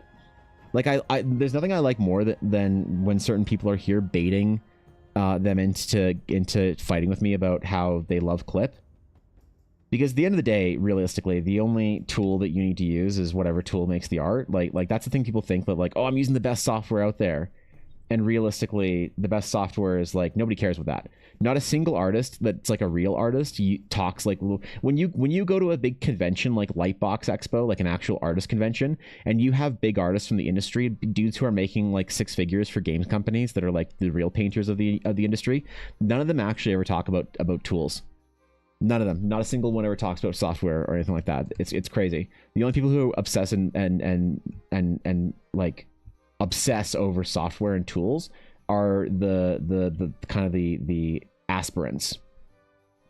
But all I can ever really say to people who like really shit talk Photoshop, because I never care. Somebody likes to use Clip or whatever, like Photoshop, like it doesn't matter. I'm super proud of you. In fact, I wouldn't recommend like beginners get Photoshop. I recommend you get Clip. I don't think Photoshop's worth it for you. By the time that you understand why Photoshop is a better software than Clip, you will be at a point where you're making enough money where a monthly purchase for Photoshop doesn't matter. You're like, I don't care. If my tool costs me $50 a month, like whatever, you know? But it's so interesting to me that there's this sort of idea, because all the social media artists like Clip, because of all the anime artists like Clip, that the best painters all use Clip. And they all use Photoshop, man. You go to like Blizzard or any like big game studio, and you look at all the painters. They're just mono Cintiq, mono Photoshop. That's it. That's what they're running. It's crazy. You see the occasional person with an Intuos instead of a Cintiq, and you're like, damn, what a savage. Occasionally, you see some artist in the corner on his iPad, and you're like, oh shit, Brother James is using Procreate. What a Chad. You know what I mean? What's up, Lucas? What's up, dude? Discord? Okay.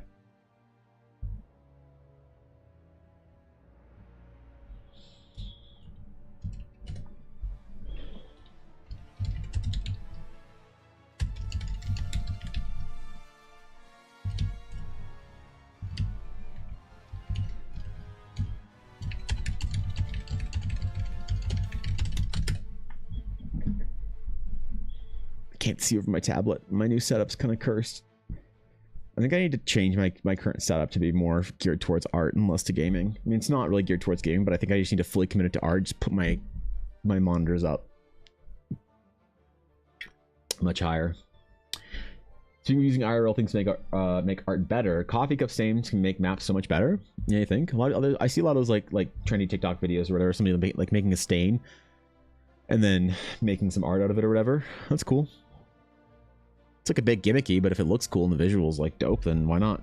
That like idea of using like kind of like staining to make a texture to then find your image out of it is something that I've seen a lot of very, very accomplished artists do. It was very accessible, and I think it's awesome how many people have been able to get into the scene more due to the lower barrier of entry for something higher function. Yeah, here's the thing: Photoshop. I want Clip to pass Photoshop. If I could have software that's better than Photoshop that costs like a fraction, like count me in. I'm not a Photoshop. Like I use Photoshop because I think it's the best software out there. I don't use Photoshop because I'm loyal to Adobe or anything like that. Like, I don't fucking care. If Clip destroys Adobe, like, great, you know?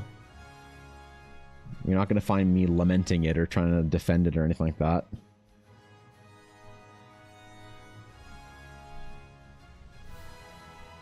I'm totally on board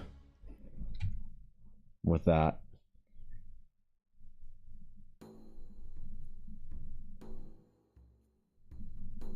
Alice said Discord, and then she just disappeared. She's probably out right now. That's probably why. I don't think most people need the best tools to make great works. You're a place where you're limited by the tools and not the individual skill. Yeah, I mean, you can start with Metabang or Tirida or whatever. Dude, you don't need... It makes me kind of sad when I hear people say things like, oh, I want to be an artist, but I can't afford a tablet. I'm like, what? What? Who told you need a tablet to be a great artist? In fact, if you wanted me to tell you how to become the best artist you could, I would say go get some ballpoint pens and pencils and printer paper. And that's how you will practice. Like, goddamn, one of the best painters in our guild, she currently paints on fucking cardboard. Like, shout out to Venus. She doesn't have enough money for canvases and shit, because who does when you're an art student, like a teenager art student? But she, yeah, she paints she paints on cardboard, dog. Disposable shitty scraps of cardboard, because that's what she has access to right now. Because canvas is expensive, and masonite is expensive, and board is expensive. Actually, I don't know if she knows about masonite. Masonite boards are really accessible. Maybe not where she lives in Estonia, but here a masonite board is like $2 Canadian. It's nothing. Ship her a whole bunch of masonites or whatever.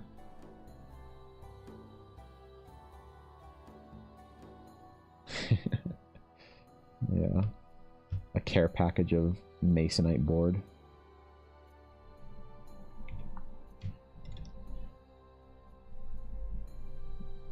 Say, here you go, homegirl. Enjoy painting.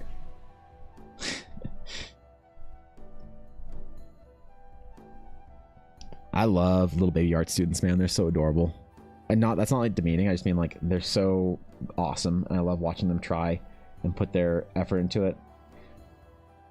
I sometimes scroll the art category late at night to just see what other artists are doing, like especially artists that don't stream that often, don't get a lot of attention, that wouldn't be necessarily be brought to like the forefront.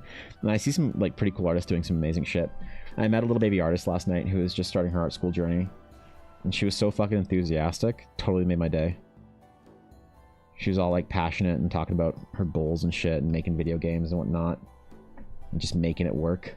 It's great. Those marginal to small changes have massive impact on the total work when done, though. Yeah. Saying care package to an up and coming artist, I joined that. Yeah, she's been working for a long time on. Like, if I could, when I get a new Cintiq, I'd just send her this one. If just shipping wasn't so expensive. I've thought about it. If I can get a new Cintiq this year and shipping isn't hyper expensive, I might just literally send her this one. I might have to keep this one if I need a backup, because that's probably a good idea too. But one day I want to be able to wield that kind of resource where I can like find an artist in our community that really needs help getting tools and setup and stuff, and just like saying, here's a whole ass tablet or whatever it is that you need.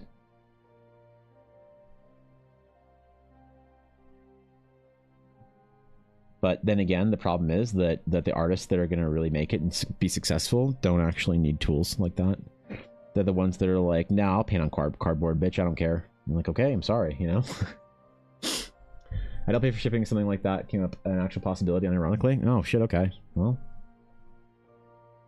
the legend will be the Evan Blair Art Grant Program, where the guild will come together to support a young artist that's starting their journey. That's really decent, entities. That's fucking sick.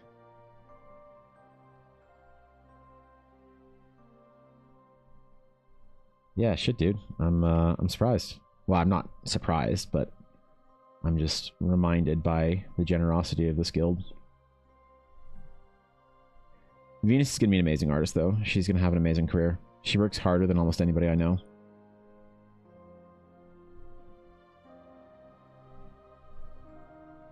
She's truly gonna make a big splash, I feel.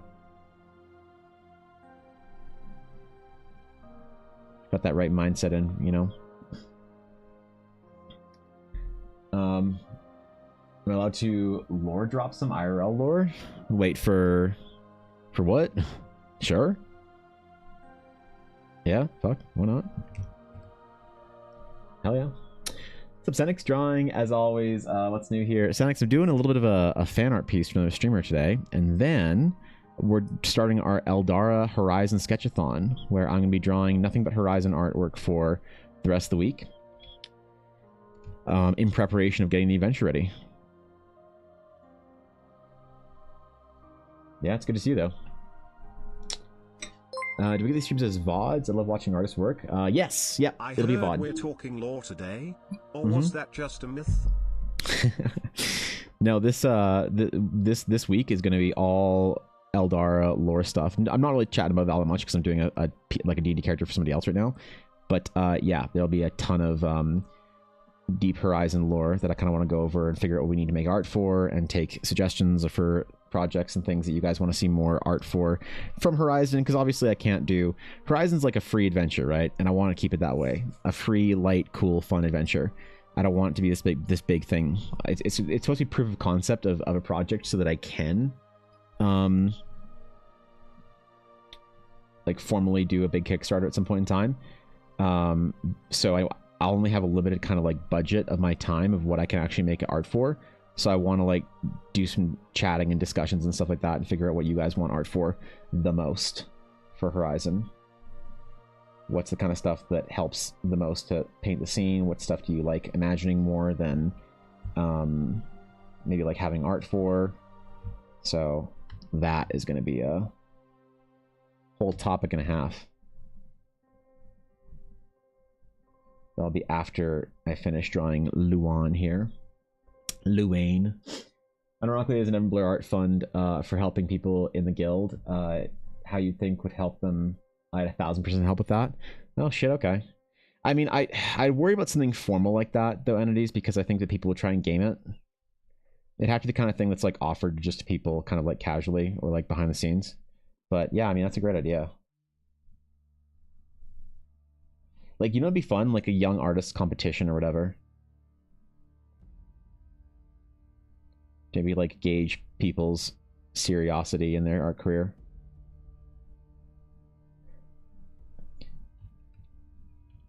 And help out those that are like very serious about developing their skills and like taking their art education like seriously, but to go to art school, that kind of thing.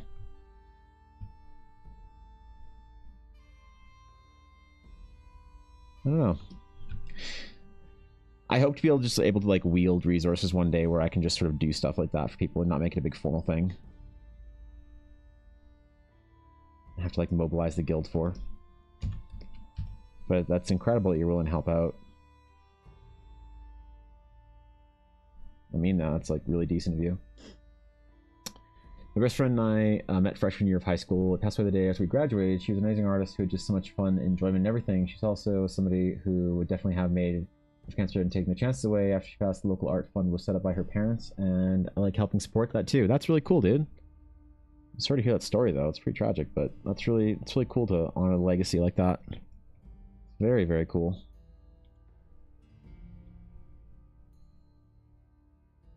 Yeah, there's a lot of artists out there that with a little bit of encouragement, like, you know, it's funny, you never understand quite the benefit of a little bit of encouragement for people. People are often like just a couple of encouraging words or whatever, or a little bit of formal encouragement away from greatness.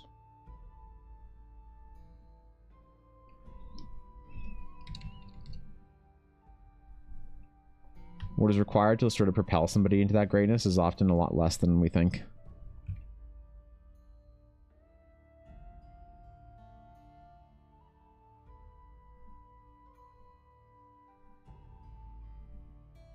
That's something I try and do. Obviously, I don't do the best job of it, especially because the form of encouragement that I try and give people is kind of the form of encouragement that I need, because it's all I really know how to give, which is like belief, you know, as opposed to just like sympathy. A lot of people seem to be wanting sympathy, but I feel like what they need is belief. It's like one of those sort of like problematic like archetypes of people where they want to be like told that the thing that they're mad about was like unfair and like they deserve better. But I think that's ultimately unproductive for me and for a lot of people.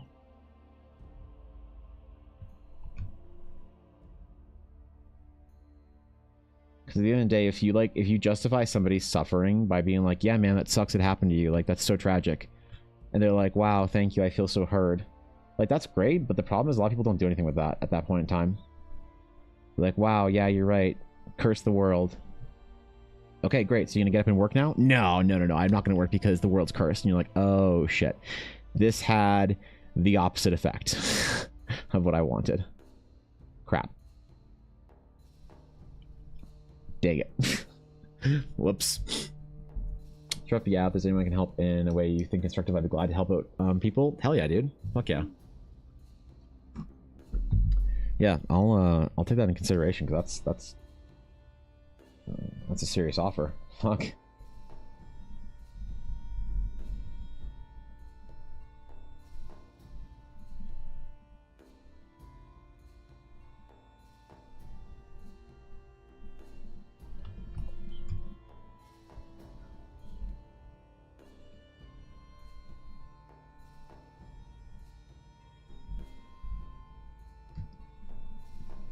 I spent a lot of time when I was younger sort of like lamenting how bad things were and not really actually trying to like fix it.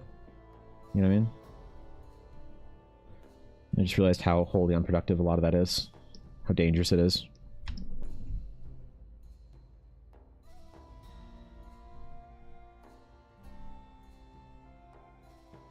Maybe I'm just like very prone to that like kind of victim mentality or whatever. But I know the more that somebody like would dwell on it, the longer that I would like ruminate over it and just sort of like kind of not feel better and just complain.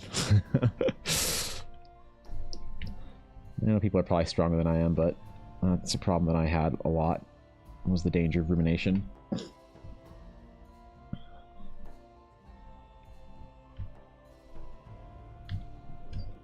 Give him a bit of a sneer / smirk.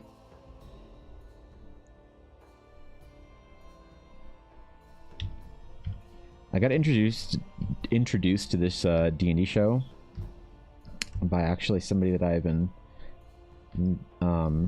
getting to know better, by the name of Tank Tolman, who is awesome. And then I've made these connections and got to know some people from the greater D&D sphere and fantasy art sphere and things like that. It's been cool to like feel like connected to other creators for the first time. Kind of been off in the ether on my own for a long time.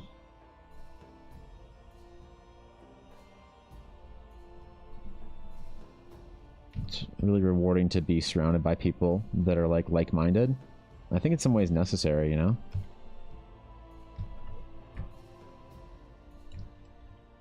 In a lot of ways necessary. You have to like definitely build important like productive culture around you and your art and your journey, whatever it is you're doing. You know?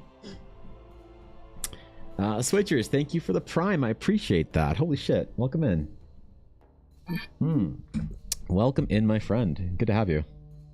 That is very generous of you. I appreciate the Prime quite a bit. Bezos bucks being put to work. Many places to Prime on the internet. Or on Twitch, I guess. And he chose my channel, so I appreciate that. Conversation makes me a little sad because I know I'm one of the people who has strong interest, but I'm just completely unable to make myself put the time in to develop the skill.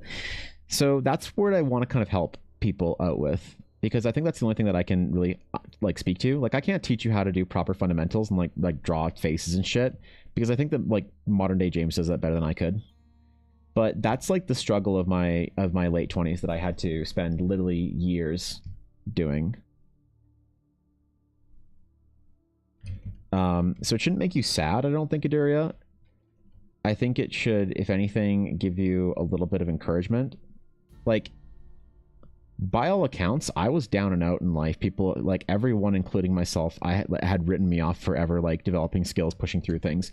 But figuring out how to want to do this, the things that I wanted to like develop in life, figuring out how to do that was like one of the biggest things that I've kind of like biggest journeys I've been on. And I'm not saying that I'm very good at it or adept at it or whatever, but I'm better than I was, and I think it's possible to learn these things. When I talk about creating the proper reward structures for the behaviors you want, like if you've ever felt like frustrated because you want to do something but you can't get yourself to want to do it, it's like you want to do it. You know what I mean? I've been there, and I can help you through that. It's very doable. Feeling like stuck in life or whatever, unable to progress, wanting to change things, wanting to do things, wanting to like make things like developed or better in one area or another. These are all things that I know deeply, that feeling, the frustration that comes with it, the sadness, whatever. But it's possible. I think that it's like inherently possible. I think it's inherently built into our hardwired, coded brain. There's just like trying to figure out how to unlock that is a very worthwhile but difficult thing to do, especially very difficult in the modern era. For me, one of the biggest things is trying to figure out how to deprogram the intolerance for how do I word this? Deprogramming the intolerance of unsatisfying progress for my brain. No prime option. That's supposed to be a rare alert. So what got you to finally act? So there's two things that helped me develop myself into somebody that I feel like I could pursue things with, and I'm not frustrated as frustrated with anymore. The first thing is building proper reward structures around work that you want to do. And the second thing is removing distractions and things that are making it hard, impediments to progress. So take focus, for example. A lot of people, and I'm not diagnosing or whatever, or talking about your diagnosis, a lot of people think they have like an impassable ADHD diagnosis. That's why they can't tolerate, sitting down and working. Right? And I say, you need to do your like, hey, you want to be a proper artist one day, you want to be doing this and that, go and do these fundamentals. And they say, okay, sure. And I'm like, cool, did you do it? And they're like, well, no, instead of doing an hour of this fundamental, I only did 10 minutes. I got bored and I couldn't do it. And I just, like, my brain didn't let me focus on it. And you're like, huh, okay. Why is that? And they're like, well, because I have ADHD. And you're like, oh, that's why. Okay, sure. And for some people, I'm sure that is the case. And I'm not here to tell you that your struggles with ADHD are not real, but a lot of people mismatch the problem, the impediment to action and focus as like something that's non-controllable. What I personally did is built reward structures into my actions that allowed me to progress. So what that means is you will do boring shit in life if it matters, and you'll have fun doing it. So when I'm sitting there grinding gold in World of Warcraft as 14-year-old Evan to buy my epic mount, my dad would come in and be like, what you doing there, son? And I'm like, oh, I'm just killing Scarlet Crusaders to get gold. And he's like, you've been doing that for 8 hours today, and it's 9 p.m. on Saturday. I'm like, yep. He's like, are you having fun? I'm like, I'm having a blast. He's like, you don't look like you're having fun. And it's really just a matter of the reward pathway was there. So my brain was like, yeah, this matters. Keep going. Yeah, it matters. And video games are so good for that. They're good at giving you senses of incremental progression to allow you to feel like every time you're doing something, it matters towards something. An abstract skill like developing an artistic skill is just not the same. So figuring out how to build those reward structures in, one of the things that I do is I stream. Another thing I do is I have a project I'm working towards. Another thing I do is I make money off of it. Another thing that I do is I record my process. Lots of things. Things that are designed to habitualize the activity that I want, because the finite resource of neurotransmitters that sort of equates something like willpower is not something that you can continue to exert every single day for long periods of time. Right? So you have to habitualize and reduce the resistance to it. Make your body and your brain think that it's good that you're pursuing this task. The second thing is reducing and removing the impediments. So dopaminergically for my brain, if I am unable to tolerate sitting down and drawing for a while, I need to ask myself why my brain is so fucking fried dopaminergically. Why can I not tolerate the boring tasks? Quips, thank you for the follow. And so it's things like, okay, well, what am I stimulating my brain with? What am I stimulating my dopaminergic circuits with? And there's tons of things, man. Like modern life is overstimulating your dopaminergic pathways, because it's how companies, it's how corporations, it's how governments, it's how banks, it's how advertising, it's how everybody gets you to do what they want to do, is they build the reward pathways in one way or another for you to do these things. So the food that I ate, the games that I played, the social media that I scrolled, everything was frying my brain. I couldn't sit down and tolerate like reading a book or whatever, you know, or drawing and sketching for a couple of hours. So removing those things, you know, so no more League of Legends, no more high dopamine, high intense, satisfying games for me. Yep. Boring, cozy games only, Evan. MMOs and grinding bores with the wife. That's all you can do. So no more League of Legends, no more Overwatch, no more games like that just completely fry your brain as far as your dopaminergic pathways. This is an issue for everybody. This is definitely, I'm talking about my own like issues here and how I recognize some problems. No more super like engaging food all the time. No more scrolling social media and short form brain assaulting content. And all these things help remove the intolerance to boring, quote unquote, boring activity. And so I always saw it like my brain was functioning the way my taste buds do. If you ever go like a month without any processed, artificial, sugary anything at all, without any sugar whatsoever, even like natural sugars and carbs and stuff like that, the first time you bite into a fruit, it's going to taste like Starburst. It's crazy. It's insane. And your brain works the same way, I think. So if you're frying your taste buds in soda and candy every day, then when you try and eat a fruit, you're gonna be like, ugh, what is this? You know. But if you can like sort of retrain yourself, then you bite into that fruit and you think you think you're eating some Tangulu fucking sugar covered like delicious sweetness. And I realized my brain was the same way. So I stopped giving it brain sugar. And then I was able to tolerate the sweetness that was the rewards of drawing and progressing my own art. And there's lots of things, but obviously I'm not a trained neuroscientist, so I can't give you the complete breakdown on it. There are certain people like Healthy Gamer, Dr. K, I saw mentioned in chat earlier, that definitely have some great tips on it. Understanding neuroscience, Huberman Labs style is a big one as well. Just generally understanding how the brain works was a big thing for me. So that's how I overcame it, and that's why I think that it's possible, because I was fried, dude. Like I was done. I was down and out, man. If there is anybody that like anybody could like say, oh, that person's screwed, that he's never gonna make it, he's completely fried, I was that. I was that guy. That's why I don't think that it's impossible for anybody. Because if it wasn't impossible for me, it's not impossible for you. I guarantee that there's almost nothing that you could tell me that makes you more of a brain fried degenerate than I was, and still try and be sometimes. So just gotta push yourself at first. There is no easy way around rewiring your brain. Yeah, in one way or another, definitely. There is like a certain like sort of pathway of like, okay, that pushing can be like non-productive, I think. and that's why it's like hard to word it. But in the way that you have to push yourself out of a habit or into a better habit, you're absolutely right. There's nothing around the initial discomfort of it. It's like going to the gym. You're gonna be sore. You're gonna be sore for a week, maybe 2, maybe 3, but then on week 4 or 5, whatever, you're gonna start having a great time. And there's no way around that initial like discomfort. The discomfort, because the problem is your brain will make you feel discomfort when you start doing a thing that it doesn't want you to do necessarily. It's going to make you feel an intolerable amount of discomfort, just like it does for when you try and do your cool art sketches that you want to do but you can't do because your brain doesn't tolerate it.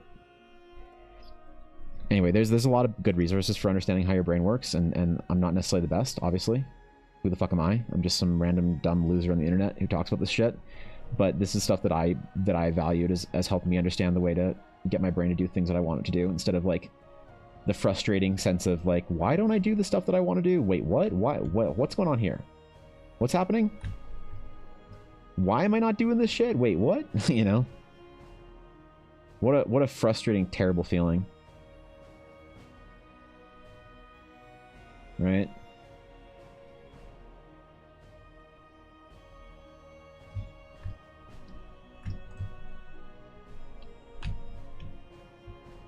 But yeah, that's kind of my backstory.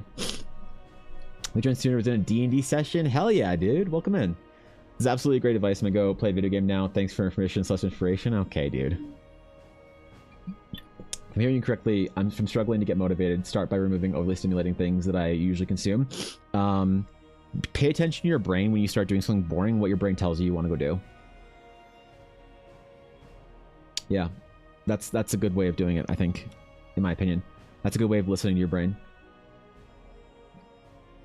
It's like the understanding that I really want to go to the gym. I have no reason not to go to the gym, but here I am waiting it every single day. Yeah, there could be other stuff there though as well. Like this is all very deep, personal, like introspective shit. There could be other issues with going to the gym that you have a area that aren't just so easy to say, oh, I just need to push through that. Definitely not trying to like kind of belittle the struggle for anybody. But I think that we undervalue and under appreciate just how much society is trying to get us on reward pathways that fry our brain. And so developing reward pathways as an artist that are beneficial to where you want to go, I think are very useful and important and awesome, and you can do it, and it's possible. It absolutely is possible, I think, to develop those pathways and to maybe try and understand how you work and how you operate as a creative individual.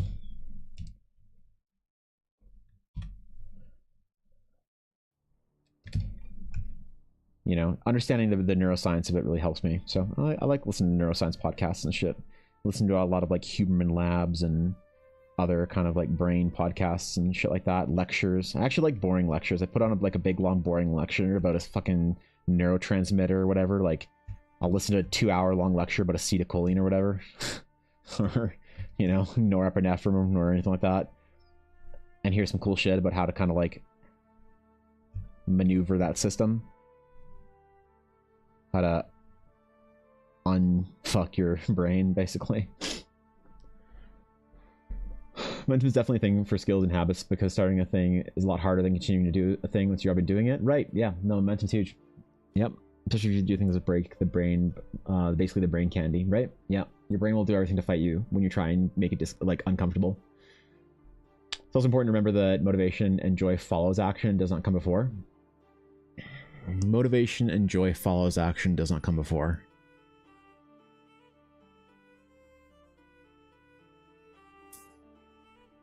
Yeah, I see what you mean by that.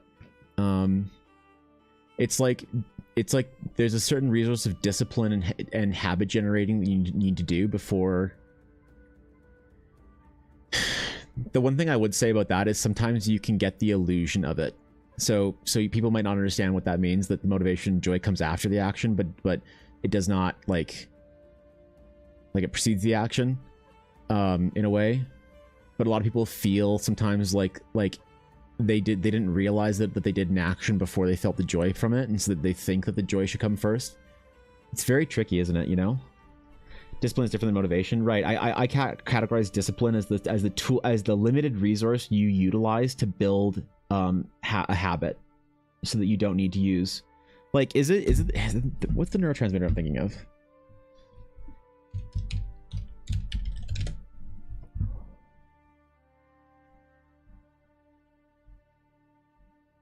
Is it acetylcholine? Yeah, so I'm pretty sure that like if you want to go down the nerdy neuroscience pathway, you could look up and understand how acetylcholine works in the brain for discipline, motivation, things like that. Understanding certain places and regions of the brain, like the mid-singular cortex, things like that.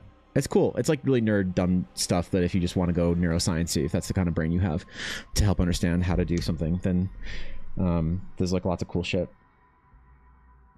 But obviously I'm always out of my depth when it comes to talking about neuroscience, so I won't try and quote anything too greatly.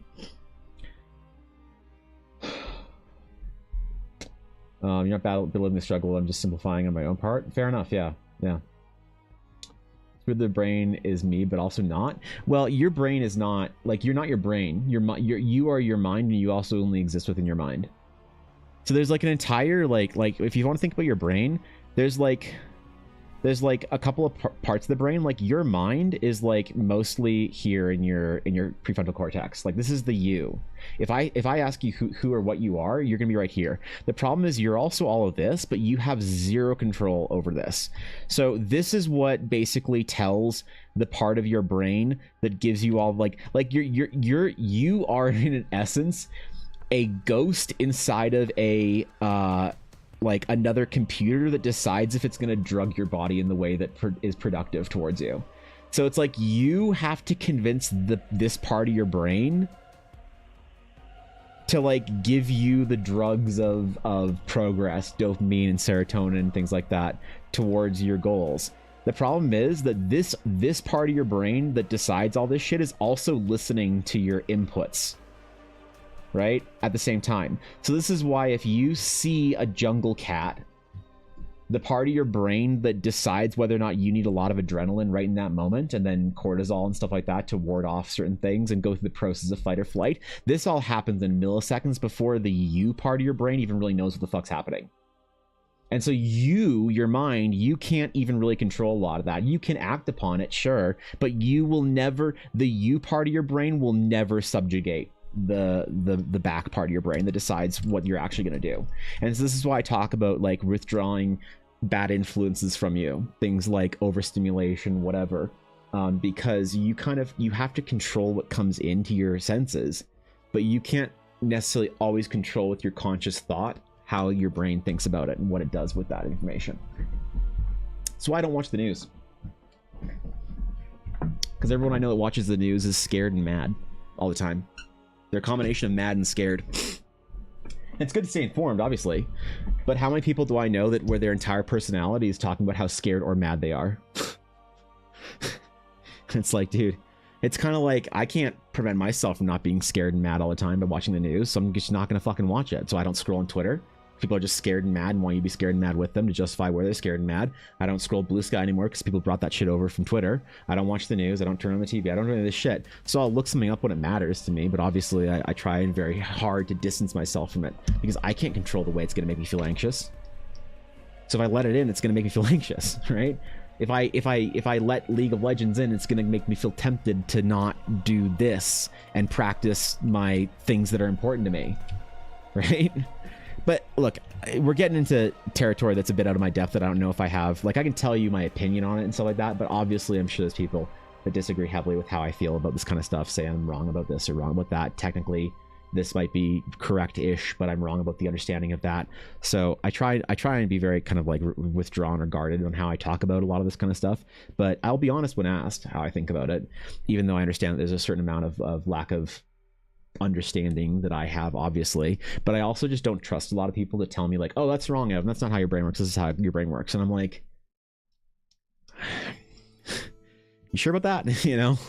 So it's a challenge. But no, I mean, at the end of the day, the way that I have gotten myself to do stuff and to break the cycle of being just a consumer of food and entertainment and media and all these things was to carefully guard what I let into myself to build habits that turn me into the person that I enjoy being, far more than the World of Warcraft obsessed 300-pound scared and mad version of myself that I was when I was 27.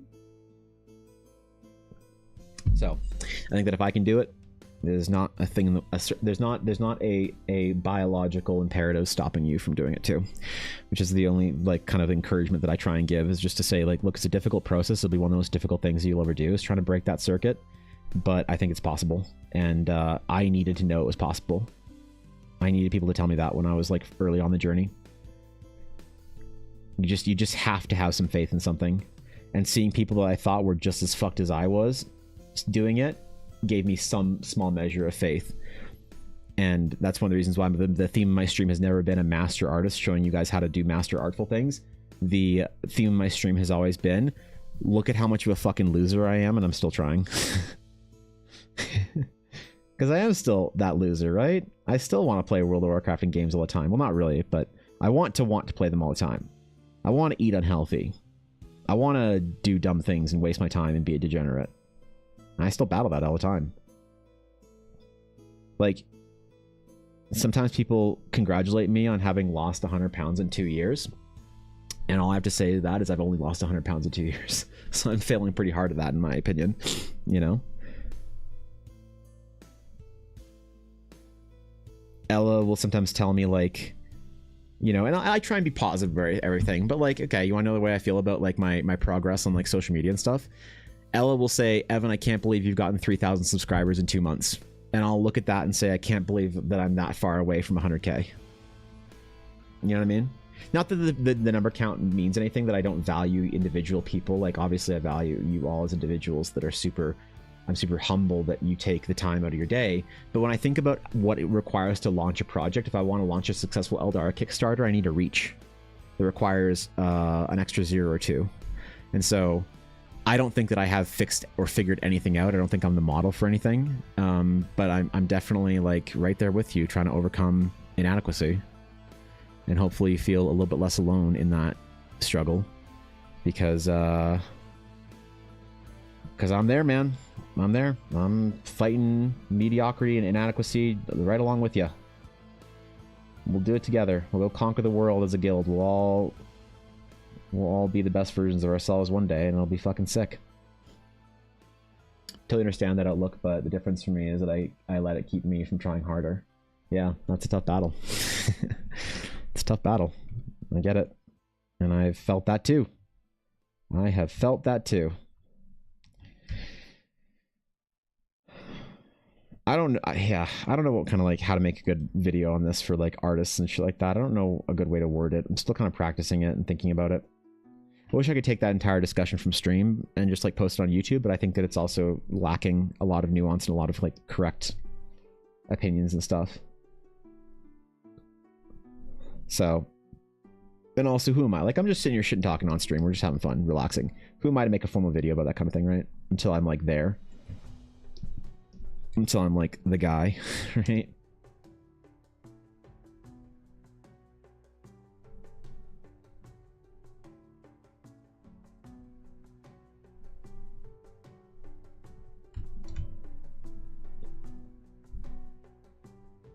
If I ever get to be the guy, that is. And I'll attempt to be the guy by drawing Luan, like I'm doing today. It's all part of the process, kid. It's also very helpful and almost helps more than that you're not the guy. Yeah, maybe. I never want to try and brand myself as the guy, because I don't think I could fake it.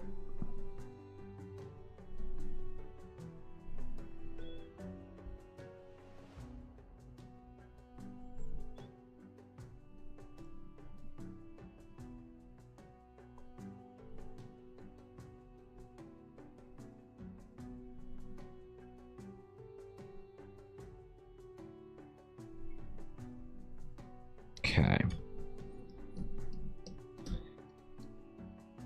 So I see my man here has some ear piercings, but when I asked Mossy Socks about his character when he was streaming yesterday, he said that he had more like braided kind of like trinkets and stuff through his hair, and not necessarily the piercings in his vision. So it's very interesting. I thought that that was like the canonical sort of like portrait of the party, but I guess I was mistaken. So really cool to do art for somebody that's very open to interpretation. Those are the kind of people that I enjoy working for the most, people who are open for interpretation. But obviously that's more of a, it's easier to say for a fan art thing than it is for a commission.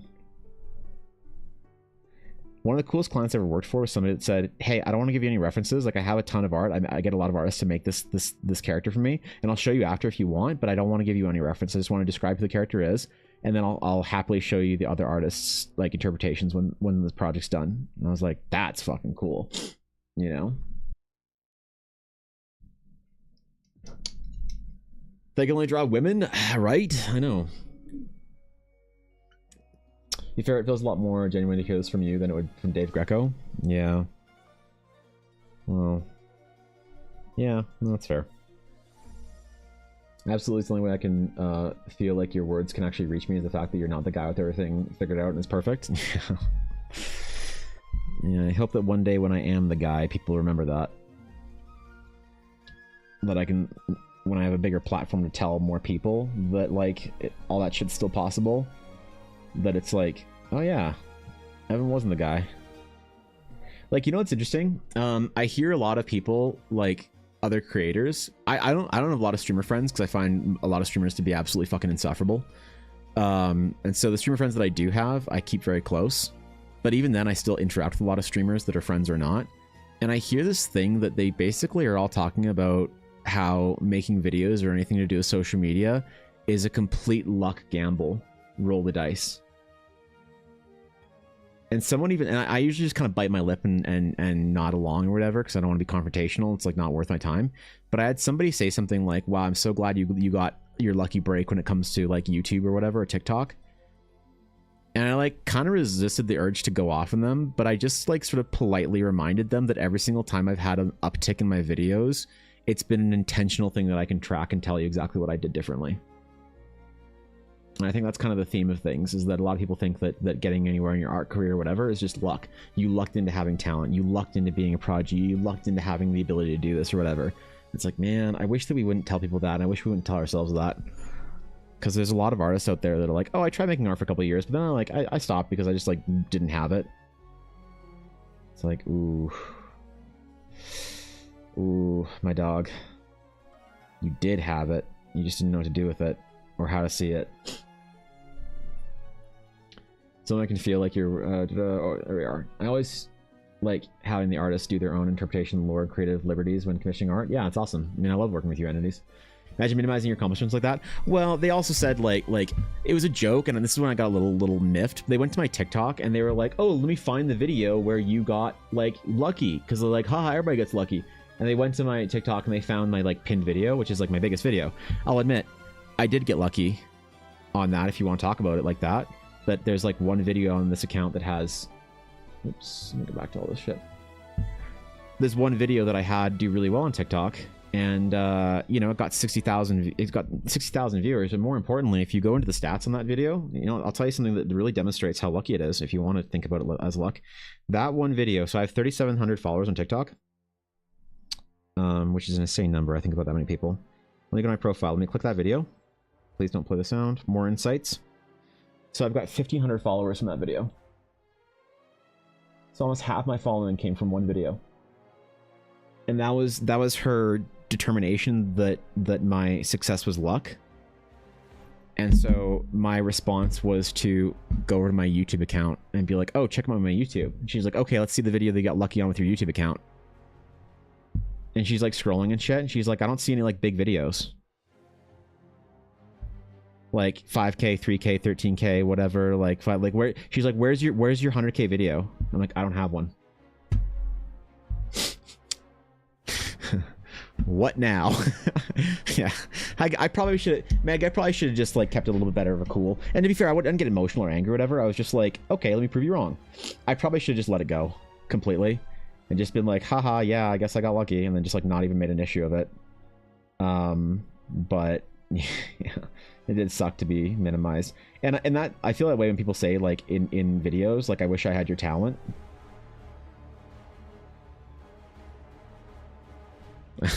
Sometimes I'll say something like, I wish I had my talent. Yeah, the minimization does kind of suck, though, you know. Interesting how quickly people tie people's efforts to luck because they don't think their lack of action is their own issue. I mean, we do get unlucky, though. That's the thing. We do get lucky or unlucky in life, and I think that it's fine to acknowledge that. It's just to try and rationalize and course everything as part of that path is just not productive, because then what do people do with that information of, like, luck or not, or bad luck, good luck or bad luck? What do they do with that information? They say, oh, well, then best to not worry about it and not try. Like, come on, man. Come on, what are we gonna do? Just, like, not try and be like, not try and better your skills, not try and be an artist? Like, what? Because you weren't born with the fucking it, so therefore you think that there's no reason to try? Then you're just gonna live your life in pain because you always wanted to be an artist and just never let yourself try. Though, to be fair, some people don't have that some people are more risk averse, and there's nothing wrong with being risk averse and just doing the safer option if you're happy. Dude, I got friends that happily make 200 grand a year at Twitch or TikTok and have no desire to make their own project go off on their own or blaze their own trail. They're like, I don't care, dude. I go on 2 vacations a year and I have a great car and I'll start a family. Like, I'm like, dude, that's fucking sick. But it's the artists that then will lament when they're halfway through their career, like, oh God, I wish I could do something on my own, make my own project. But oh well, I never could. Don't tell yourself that. Don't tell me that, you know? First ever TikTok that I did a while ago was like 1.2k. That's awesome, dude. Congratulations. Yeah, dude, your TikTok plays D&D. That's cool. I was likely due to presentation effort and small effort specifically. Yeah, there's lots of things that I did to try and, like, make it a better experience or whatever that definitely worked out, that I can trace and say, yeah, this is when this started doing better or whatever. Luck obviously plays a role, but it's more than just luck. Yes, yeah. Shit, I'm not paying attention to YouTube chat, I'm sorry. Thoughts are temporary on Twitch itself. Part of the dual streaming is he's doing to get YouTube auto-bot it. Yes, thank you. Thank you, Atari, I appreciate that. I'm sorry if I'm not being very attentive to my YouTube chat. I don't have a great way of integrating it right now and seeing it, so I hope that my dear friends over on YouTube aren't feeling completely left out. But two things can be true at once. The fact that luck plays a role doesn't take away from the need for effort and dedication. Yeah,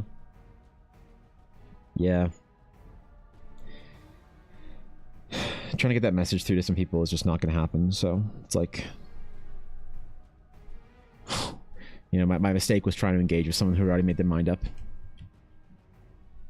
Right? It's like when people said I was lucky to have extra income from the Marine Corps Reserve. Excuse me, but I worked my ass off to get and succeed the Marines, right? Right?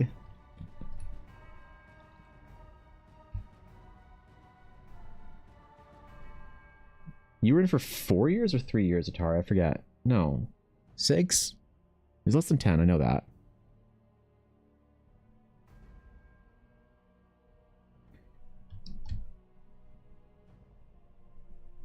Yeah, you get some pretty cool benefits after that, I think, right? 6 active, right. 30 reserves, but 6 active. Wait, you were in for 30 as reserves? God, that's so fucking cool. I had no idea. Oh, shit.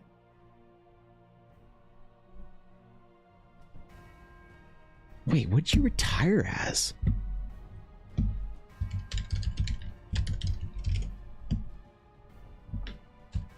Like an E6 or some shit? Like a staff sergeant or whatever? If it's just reserves, I'm not sure if you would have... I'm not sure how ranking works in progression works in reserves. Lieutenant Colonel, you were an officer? I thought you were NCO. No fucking way.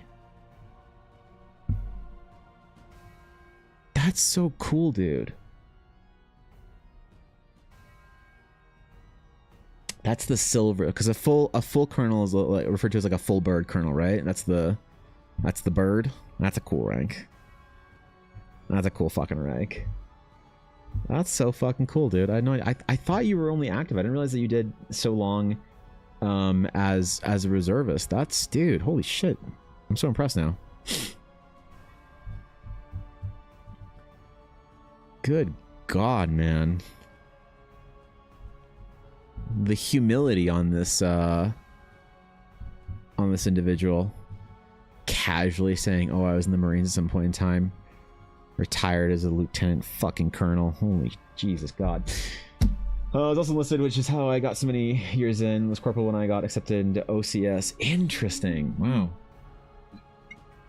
That's so badass, dude. Well, I always say to our veterans, thank you for your service, man. It means a lot. Even as a Canadian, I always thank my brothers and sisters in the US or anywhere in the Commonwealth. That's why I chose to be an author. It's always a whole lot of creative freedom, luck, and a lot of work too. And personally, it's something I love. Totally. Yeah, it's a journey. It's a whole journey. Braids are legit hard to figure out without a bit of a guide. Good job. So braid, you know the easiest trick for braids? So you make a slithery path. So you figure out the pathway of your braid, and then you make a zigzag. So you do like some sort of a zigzag that defines the. It's an anchor point for me. Okay, and each one of those zigzags is going to be where the bottom piece of a bunch of hair is. So you just need to build out these like kind of arcs or whatever from those zigzags.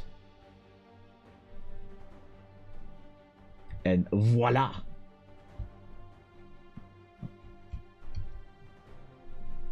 You have a braid. Now doing a messy braid is tough. I try and figure out a messy braid for one of my wife's D&D characters, and it was a challenge. The thing I have a hard time with is not making them too dark and shaded, because I have a desire to like do the depths of the shadows too dark.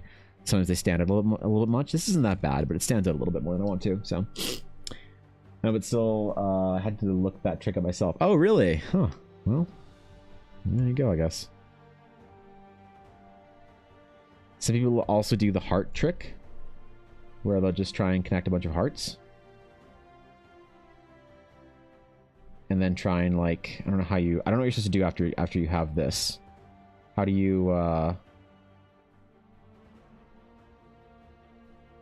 yeah, I don't know, once you have all your hearts set up for your braid, I don't know what you're supposed to do for that, for planning it out. I don't know. I'm not a good artist. I don't know how to do real artist things. Yep. I don't know shit, dude. Don't listen to me.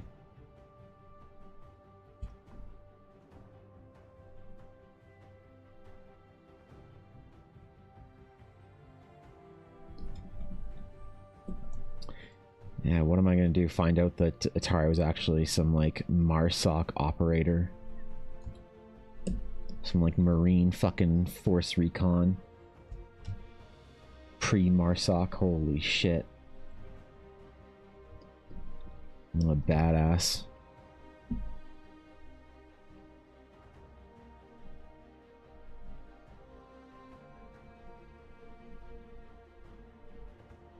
They got one of the best dress uniforms. It's not even close, man.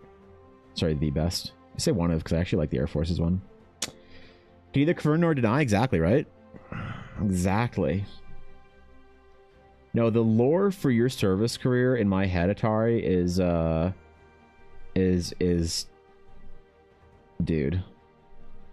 It's extensive.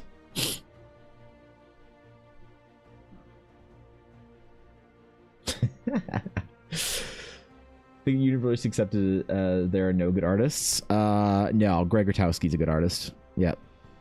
Greg Rutowski, John Park, Jamie Jones. No, I can tell you who's a good artist right now. There's like a bunch. Yeah, unfortunately. Fortunately is like what I know is possible. I'm like, damn, that's possible? Shit, what am I doing? Crap, I gotta try and be a good artist for the first time. Am I recording? I am, thank God. Thank God. Holy, could you imagine if I was this far into the process? I might have sobbed just gently. What's a good artist? I'll show you.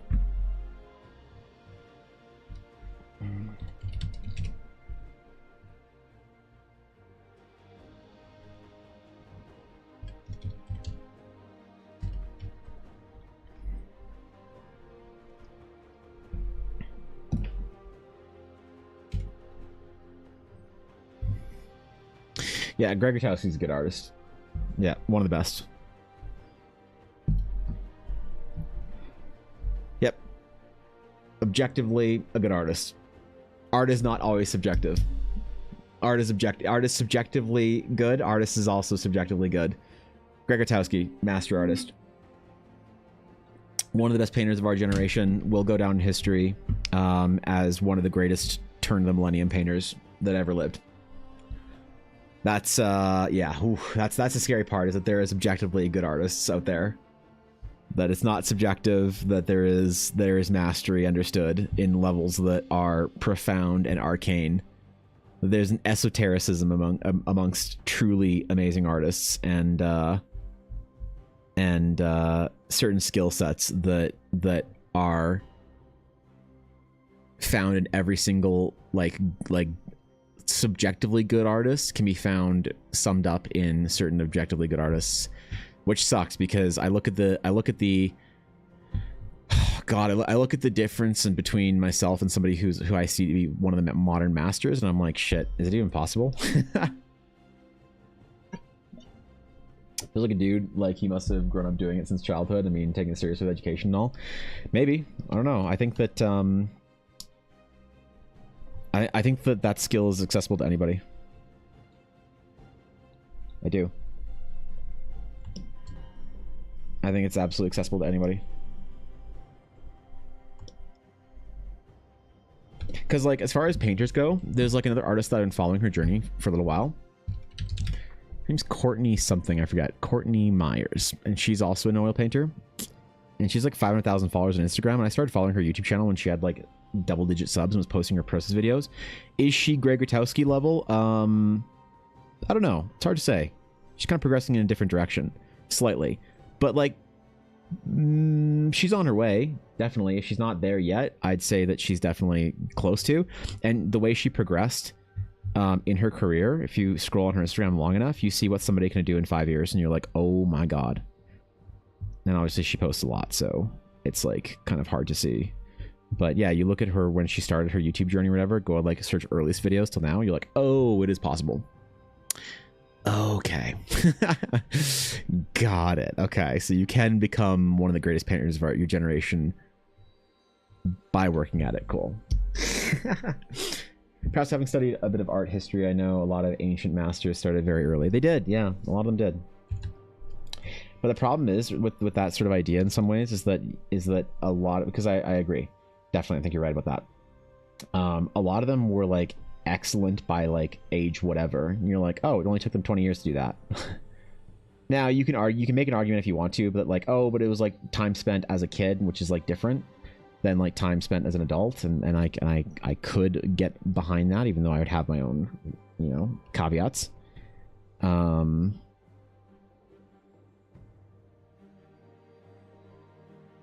Partly also, you know, at the end of the day, even if it isn't like necessarily productive, like I don't think it's necessarily productive for me to sit here and think like, oh, well, like I just don't have what Rutowski or Courtney Myers or whoever has, because like, what's the alternative? And I mean it. I seriously mean that. What's the alternative? To just say like, oh, well, they have something I'll never have, so I should lower my standard. That's painful, dude. Like I've tried that before. It's super painful. To say that, to say like, oh, I'm just going to lower my standard because I don't think I have the kind of like the factors that they had. Even if it's delusional and you're like, oh, but they had this, and this, you don't have that, so you should like be easier on yourself or whatever. To me, it's kind of like, well, what's the alternative?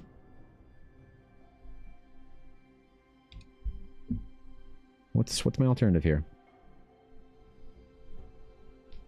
Just say, dang it, and then give up. Or at least give up on that goal of being like one of the best generational talents. I don't know. It's an interesting idea. It's a very complicated one. A lot of different facets to it. New Year, can I ask a program you're using to illustrate? Yeah, I use Photoshop. Everything I do is in Photoshop. Everything. All the art you see me do is in Photoshop. With some exceptions of some handmade sketches that are quite obviously little ink sketches on cards and things like that. So...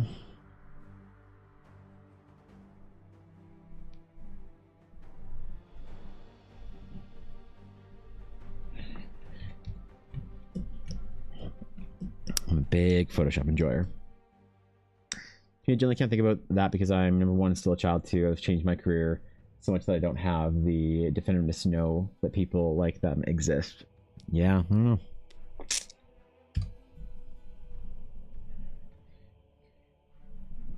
I also know that I'll probably like never dedicate the time I need to as an artist to what I want to do because like to being that level. I'd like to, and I want to be ambitious and do it all. But I know that my projects will demand me develop skills that other artists just don't have, like writing and narrative design, that will take away from my time spent doing just learning how to be the best painter of all time, you know? And I have to also kind of reconcile those issues. Kind of like I think about George Lucas's journey to direction, where he initially wanted to be an illustrator. But he realized he could tell his stories better by like directing movies and through cinema. And so he took a different path to prioritize the product and the creation over the initial craft. And like, I'm really greedy. I kind of want to do both. You know, it's like I want to be like George Lucas, but also the greatest painter of our generation. So, which is when people, that's when I get in trouble. That's when people start saying, "Oh my God, you're so arrogant." Oh, the hubris on this loser. And I'm like, fair. But if I'm being honest and real for a moment, that's sometimes what I feel.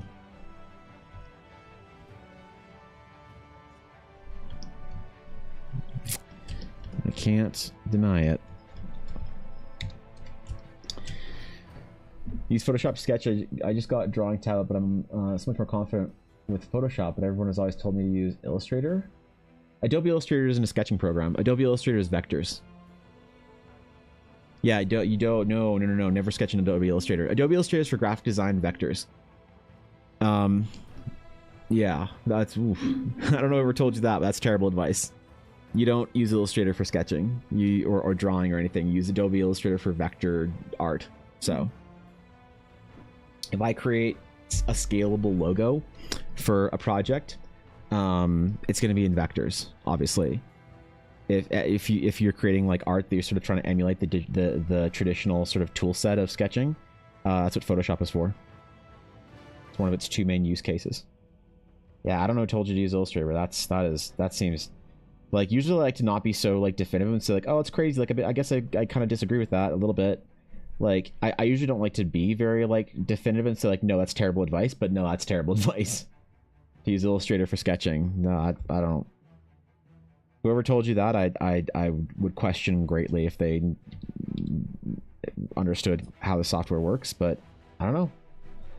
That's crazy. I don't think I've ever heard anybody say that before. Okay. That's nuts.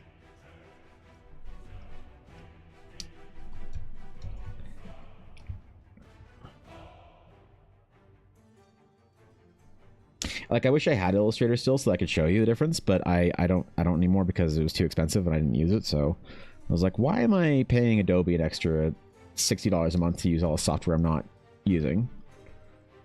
The only thing I was really using out of it, because I wasn't doing graphic design anymore, right? So the only thing I was using out of my master collection, whatever, Creative Cloud full screw you suite was Premiere, and I just switched over to DaVinci for that. So save like $40 a month, $50 a month. I don't remember what the difference is after it's converted to Canadian.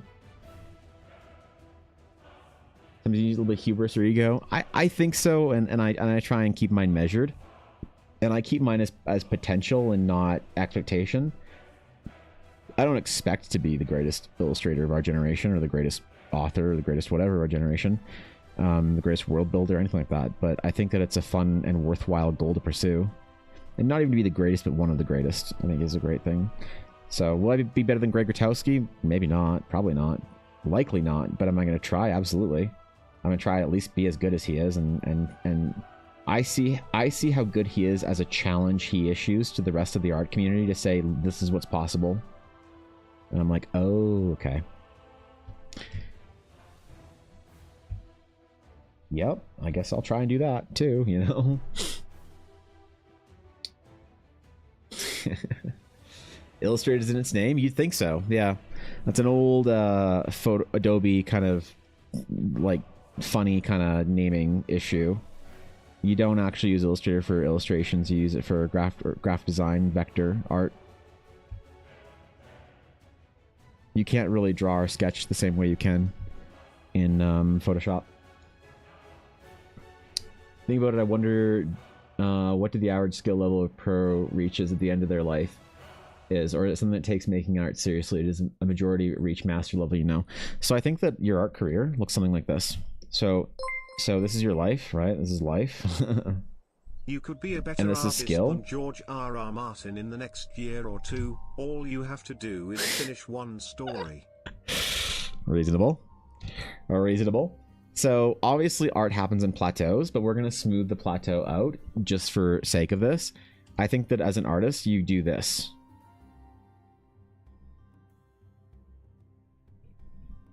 Right? And so the issue is we look at artists here and we see the difference between like if and I'm just using names. If we say that like John Park is here, it's because when they're above this line, it's kind of indistinguishable. And we might say that Greg Grotowski is here. The difference is like this took them like this period of time took like 10 years, you could say. And then this is the additional like 70. So yeah, who knows if you can like, you know, where you'll be at the end of your career. But I think if you're a serious artist that puts your work into it, I think that you can get through this like immediate kind of like swoop up very quickly. Very, very, very quickly. It's like a lot faster than people give themselves credit for. So yeah, I guess the idea of like maximizing the top digit percentages is like definitely something that's like worthwhile of thinking about. But ultimately, it is a little bit tough to, you know, look at that and say, well, what is it like? How far up do you need to get before you're like employable? Because you're actually employable a lot further before or a lot sooner than you'd think in that sort of graph. Means I think to you, since I don't follow art people that much and I don't know much about art, you're definitely as one of the greatest of our generation. That means a lot, Encounters. That does. Obviously, I have a hard time buying that, but just hearing that does mean a lot. So thank you for the support. That's pretty huge. I'm honored.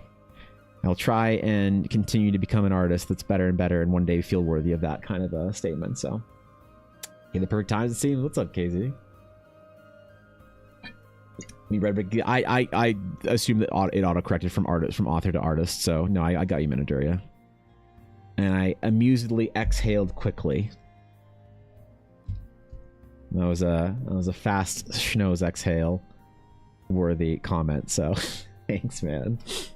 My goal is to have my work known. Sure, yeah. I mean, like, yeah. That's fine. I mean, I'm sure that's like, I mean, that's a lot more accessible than you think.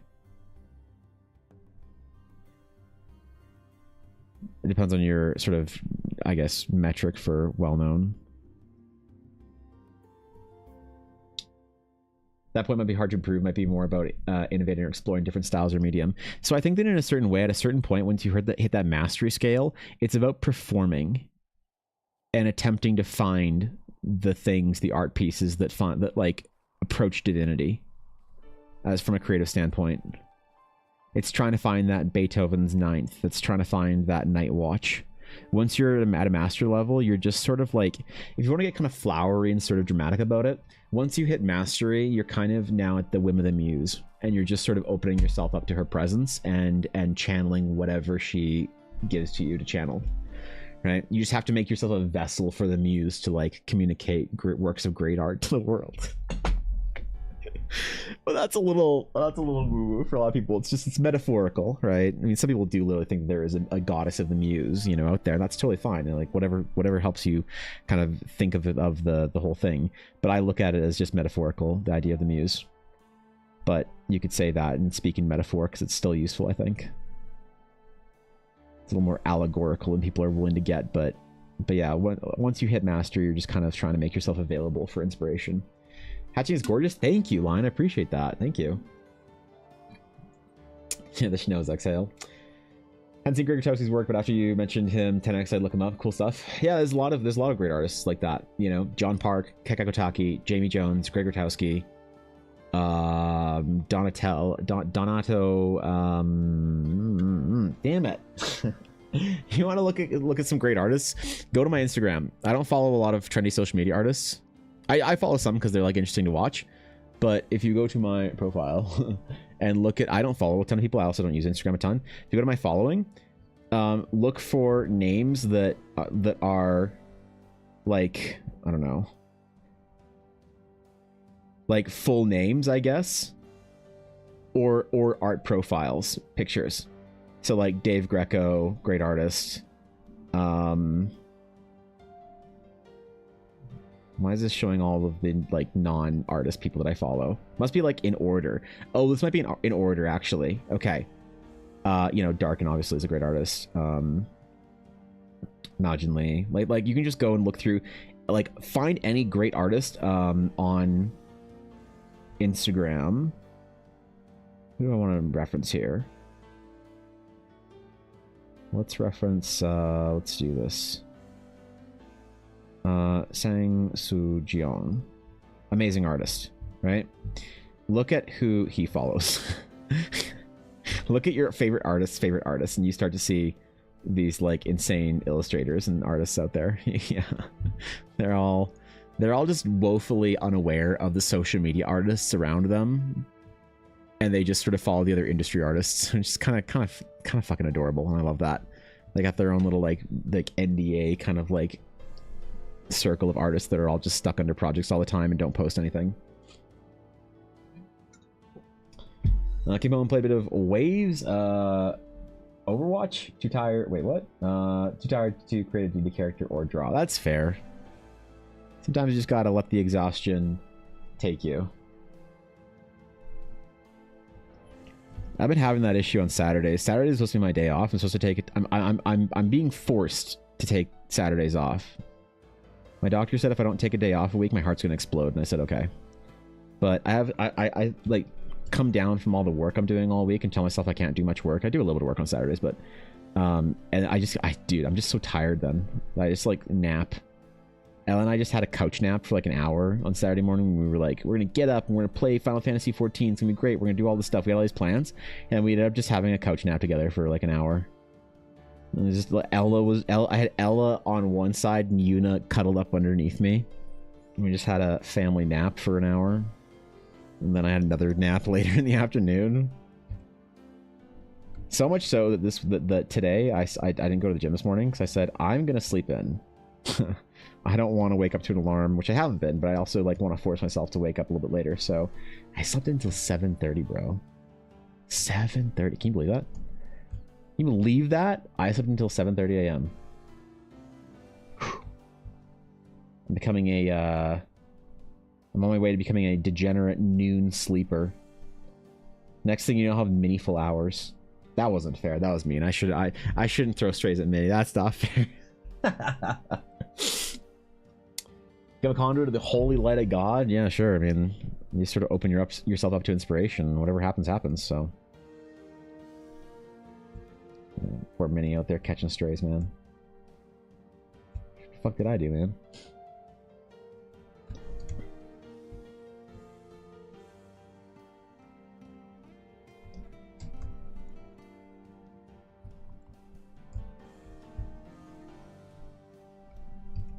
A little bit of tattering here in the old mossy cathedral.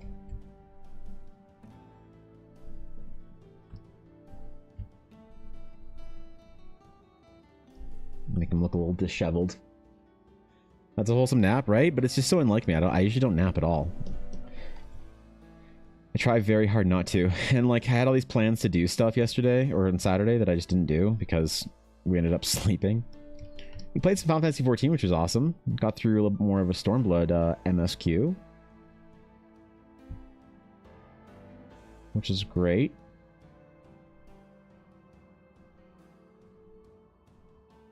Ella's been very tired too. She's been working very hard as well. You guys have noticed her Patreon and stuff. Oh yeah, her Patreon, by the way. She has her new Pokemon dice tier open. Yeah, check it out, dude. She has a new tier open on Patreon for her random monthly monster chonk. So she's doing her random Pokemon of the month dice, which is really fucking sick. So people have been excited about that for a while. So if you want a random Pokemon die in the mail every month, hey, there it is. Fucking Blackwood dice. Patreon. It's up, it's running, it's good. She's been working very hard at it. I started school yet, so I'm waking up at 11 a.m. and 12 p.m. Ooh, that's tough. Look, I used to have a degenerate sleep schedule. I liked working at night. I like doing stuff like that, staying up to 1 or 2 a.m. But I had went through so many periods and phases of trying to fix a sleep schedule and being stressed out by it that I just said that no more. I'm protecting my sleep schedule like my life depends on it. So now when friends ask me to stay up, well, they don't ask me anymore. But back in the day, when friends would ask me to stay up and shit and play games and whatever, like, come on, man, it's only midnight. They'd be like, all right, I'll stay up and play games. No, dude, 10 p.m. I'm like, okay, fucking see you guys later. I gotta take my dog out. I'm going to bed. It's one of the biggest adjustments I had to make with going to the gym, like almost every morning, is being up early. Because if I stream at 10 my time, I gotta be at the gym by like 6:30, 7 at the latest. Get a good workout in, get home, make breakfast, clean up, do whatever I need to do, respond to messages, tell people I'm not going to draw their weird Tabaxi characters for them. You know, the things you do as an artist, right? Delete my DeviantArt profile again. Wait, shit, I said the thing aloud. Damn it. Ah, God. Okay, well. Well, it's too late now. 14 is an amazing story, up and down, depending on the preference. Yeah, Stormblood's been a bit of a slog. Haven't enjoyed it that much. Kind of just been waiting for Stormblood to end, to be honest. The post-game story for Heavensward was pretty bad. I didn't love it.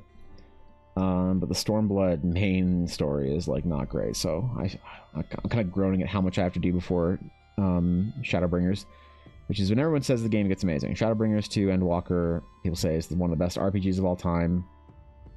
MMO or not, and so I'm very excited about that.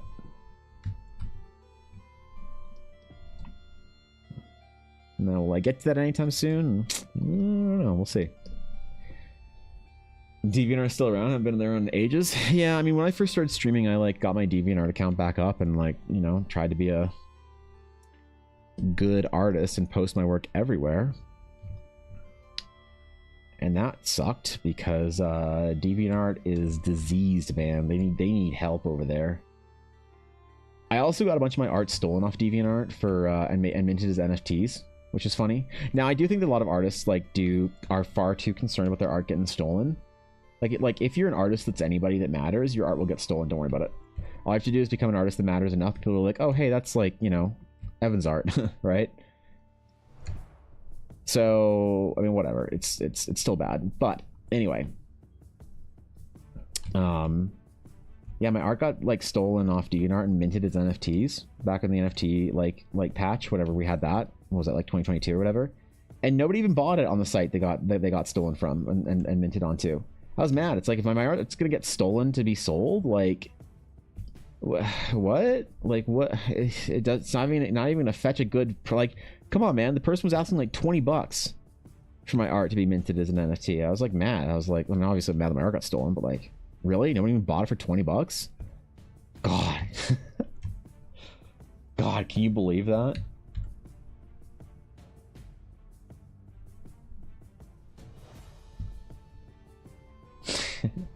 Yeah, I don't post on DeviantArt anymore. I will be honest, I've never gotten a good commission request from DeviantArt. Ever. Not one. Got a lot of weirdos. Some nice people, but mostly weirdos. So I just stopped posting on DeviantArt altogether. Said, this is not worth my time. For the one person that does see my art and say, wow, I want to follow that person on Twitch or YouTube or wherever, or ArtStation or anything like that, it just wasn't worth it.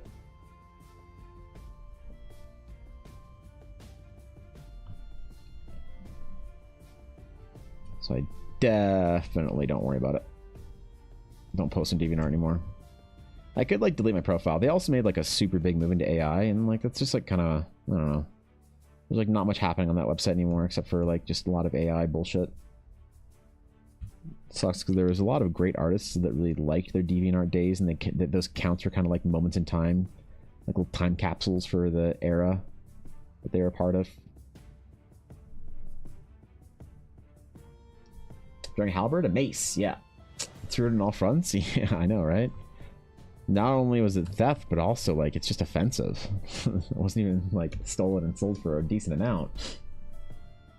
Thoughts on art posting is like 3 things. 1, perhaps ArtStation for good portfolio stuff. Maybe Newgrounds for my weird experimental adult stuff. Newgrounds? I haven't thought about Newgrounds since I was 12. Jesus. They still around? Holy fuck. DeviantArt just for everything because I'd like to catalog all my work for people to find me if I don't like it right now. Yeah, I don't know. I think Instagram's probably the best place for it right now. ArtStation is obviously where real artists go to post their shit. Like that's where the big NDA artists go to like show off whatever big project they've been doing for the last like 5 years while they're just like under NDA with whatever giant company they're working for, and they just post it on ArtStation and then peace out and you don't hear from them for another like 3 years. But yeah, DeviantArt was a kind of a fun place for a while. Instagram I think is the place where most big artists go. Twitter not as much. Definitely not Blue Sky yet.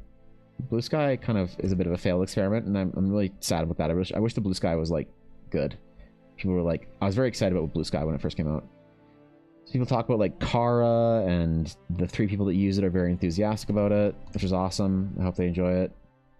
But in general, it's not really a great place for your art on the internet.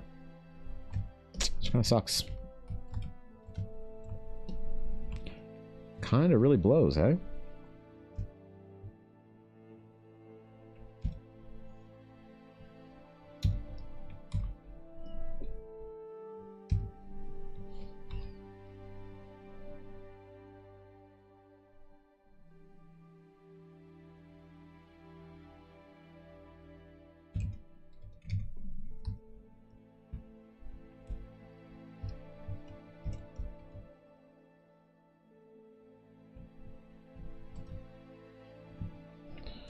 We need a longer mace. There we go. See all the little details we did.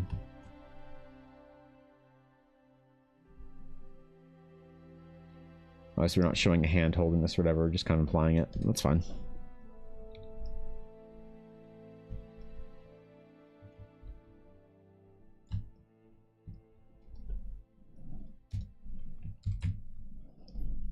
Why do I have so many layers here? What's on this one? Oh, weird.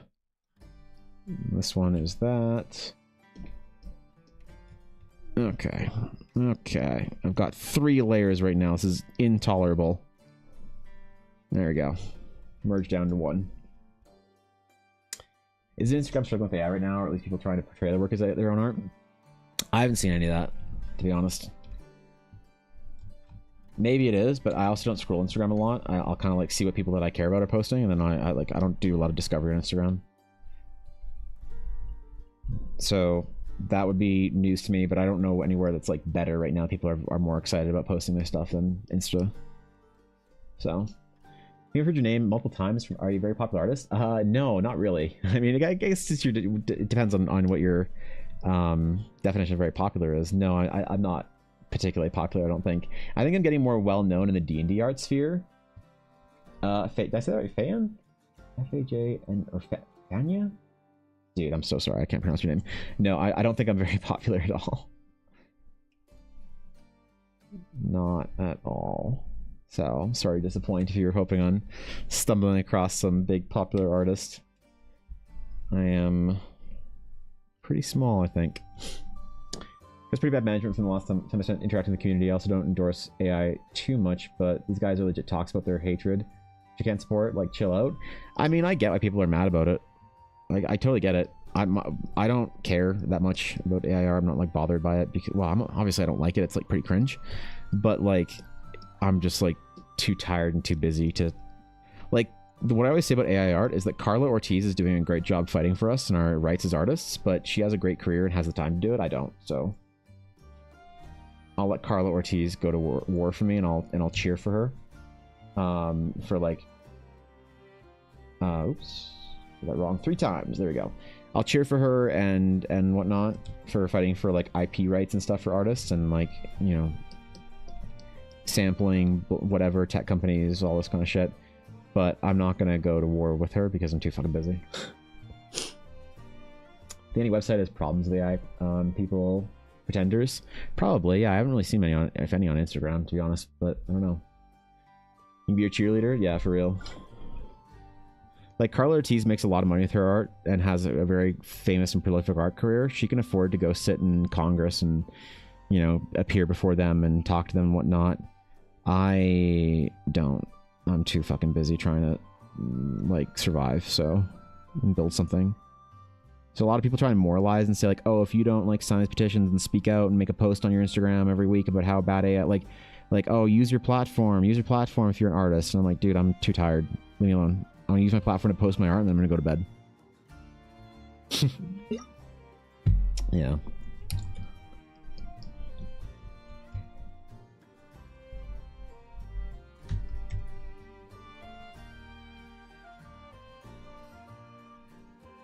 I mean, like, a lot of artists I think are too scared of AI.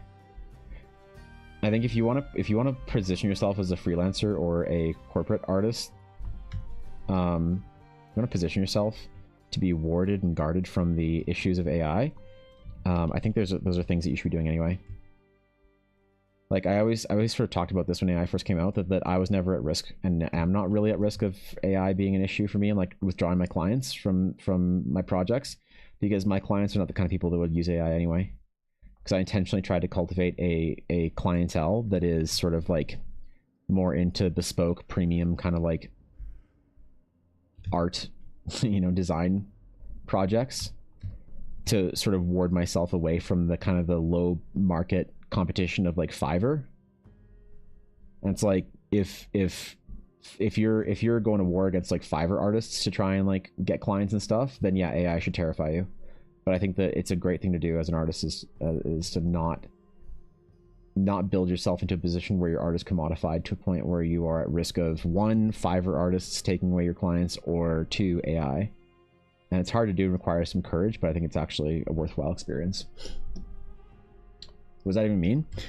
So Fiverr artists will attract the kind of client that's looking for the cheapest and least expensive art that's the best quality.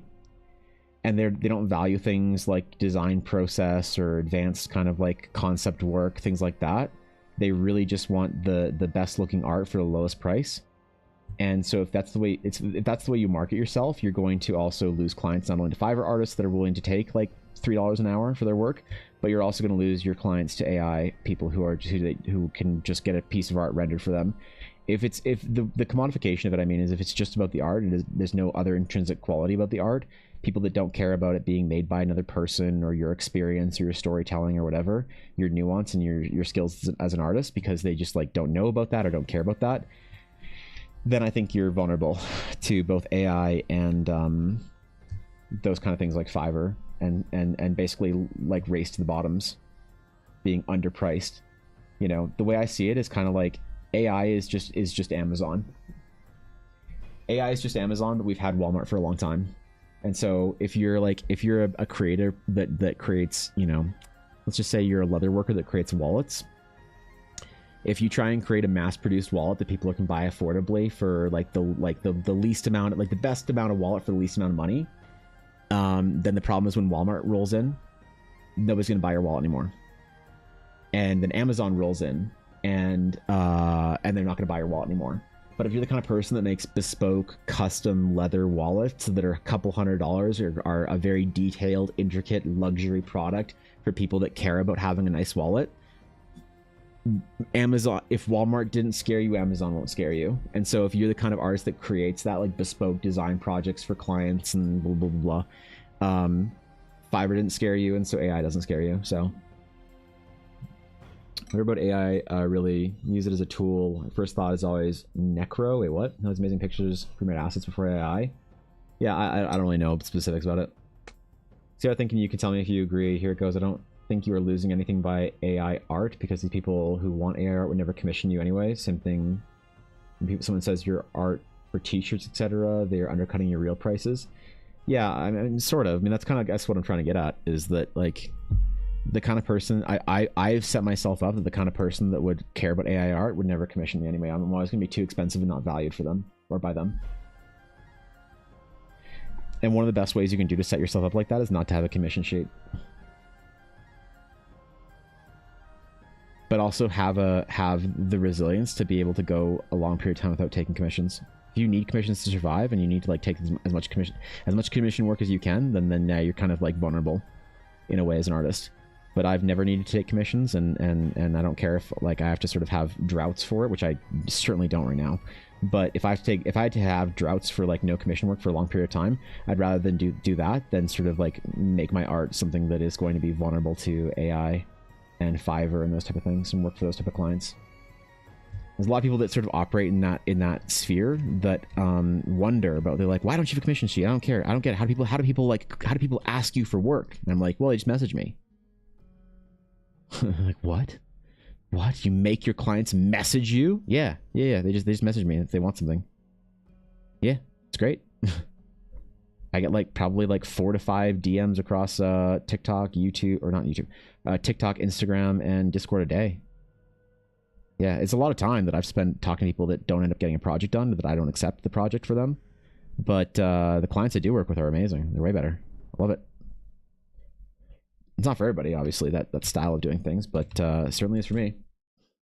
Good decor artist, if you may. I mean, I'm kind of trying to finish this piece because I'm recording the process, so I don't want to spend too much time messing around. And I was on Discord a little bit earlier, looking at shit and talking to Ella and Patreon stuff. So I want to kind of just get some time. But I might look it up if you want to throw it in stream topics or whatever in Discord, or I might just try and remember after stream if I can.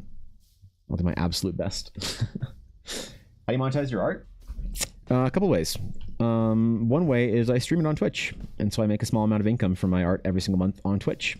People will sub to my stream. They'll tip me bits, cheers, whatever. That's one way. Another way is I have a Patreon for my own project that I work on, and people who care about that kind of project will support. I also do commissions. So all the above, I guess, in things you can do as an artist.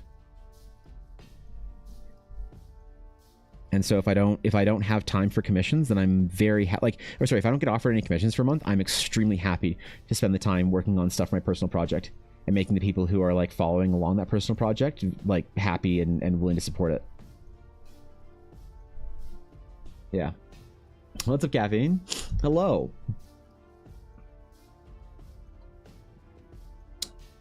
The only thing I don't understand, why would anybody commission AI artists when they can get the same picture themselves? I don't know. I don't know how it all works. I mean, I had somebody at a convention a while ago. I did my very first kind of convention as an artist because my wife does dice. Does a dice table at like, she has a dice business. So I go to the conventions with her for her dice business, and I decided to get my first table with her, beside her, and see if people wanted to buy my art. Excuse me. I'll show you. This is my first ever. Where's me? This is my first ever time at a convention with my own art. Let me scroll down here a minute. And I had all sorts of prints. There you go. I had all sorts of prints and art and cool stuff. I had magic items and a bunch of the stickers I've done from Patreon. I told people about my Realms of Eldar project, and it was great. But I didn't make a lot of money at it because not a lot of people wanted my art because they wanted like fan art and stuff. So I stream on YouTube just now. Oh shit! I'm sorry. I can't pay too much attention to my YouTube chat because I don't actually see it all that easily. But yeah, I didn't see you pop in there. But thanks for hopping over to Twitch, Zero. Appreciate you. Good to see you. But yeah, I did my first convention. A lot of people were like, "Ooh, I don't want like original art." Whoops! Did I just close all that? I did. Thank you, Short Banjos, for the follow. I appreciate that. Thank you. Welcome in. Yes, hello, Atari. What's up? Mr. Hello. Stream Heaven, sir, since Mel is not here to bombard you with bits and demonstrate your amazing skill at monetizing your art, I will step in and take her place for a moment. Evanbl heart, Evanbl salute, Evanbl spin. Thanks, Atari. See? There. That's monetizing my art. Right there. It's 100 bits. It's a lot. That's a lot of bits. Hey. For providing no value and not deserving any of it. Atari just flung 100 bits at me. So how exciting. Oh shit, yo, thank you for the raid. Hello, friends. Hello. Daily Aniko, thank you for the raid. What is up? Good to see you. How is stream? Hello. Welcome, my friends. Honored to have you all here. What is up? Good to see you guys. What are we all doing today? Tell me your tales. Inspire me. Tell me adventures had. Memes crafted. Maybe art made? What were you doing? Come on. Let me see. Shoto. Last scene playing. Oh, last scene making art. Oh shit. Hell yeah, dude. What were you doing? Wait, hold on. Let me snoop. I always like snooping the VOD and seeing what my artist peers on Twitch were doing. Let's see if it shows on your VOD. I'm not sure if it's up yet. I'm not sure if it was up yet. Let's see what you were doing today, if you don't mind. I like seeing what... Ooh, wait, portraiture? Is that from today? Oh, shit, dude. Hell yeah. That's fucking rad. All right, I'm a fan. I followed. I might not speak the language, but damn it, I speak good art. So, welcome in. That's sick. I love the portrait practice. We were just talking about monetizing yourself as an artist, so get cozy, friends. Good to see you. Welcome in. I'm doing, by the way, I should introduce myself. I'm doing a D&D portrait for somebody, another streamer. And then I'm doing some art for my own D&D adventure. But hello, I'm Evan, and I do D&D art for myself and others. So good to see you. Totally didn't think this is a character from Berserk. Listen. No, it's for another streamer by the name of Mossy Socks for his D&D game. So art is an international language, I guess. Yeah, totally. I follow a lot of artists that I don't speak the language of because I just want to watch their dope art. So welcome in. And I think is your profile in German? Is that what this is? I think I'm seeing German. I could be wrong. I believe so. I'm almost positive, but yeah, awesome. Thanks for stopping by, guys. Okay, sorry, I missed some questions. I'm sorry. May I ask for advice? Sure. Didn't want to buy more fan art content when I'm at a con, but stuff like D&D, dice, and figures always catch my eyes too. Yeah, it's fine. I was not mad that people didn't want to buy my art. Like I broke even, but I didn't like make a massive profit at the convention because people would like want fan art. But I did have somebody. I was bringing this up because somebody did say like, why would I commission you to make art when I could commission an AI art engineer? And I was like, is that a term? What the fuck is that? Wait, what? I can't compete with that. Fuck it, man. Where do I find your commissions? Short Banjo, if you want a commission or you have a project in mind, I do have like a pretty long wait list right now. It's like a 8 to 12 week wait list, but you're more than welcome to message me on Discord or DM me on Instagram or anywhere like that. I don't have specific prices or a commission sheet anywhere because it's very difficult to quote the detail and time spent on a piece, and maintaining a commission sheet is very counterproductive for that. So if you are interested in a project and you're willing to wait the wait list right now, which I apologize, then I'd be honored to draw a D&D character for you. Wait, well, we make Evan worship the orb? Stop. It's not this isn't a cult. God damn it. God damn it. This isn't a cult. Damn it. It's not a cult, I swear. It's an art stream. It's just an art stream, dude.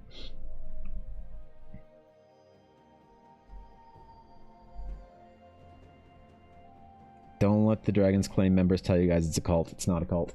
I swear. I heard orb? Ah, shit. I said it. My bad. I said the word.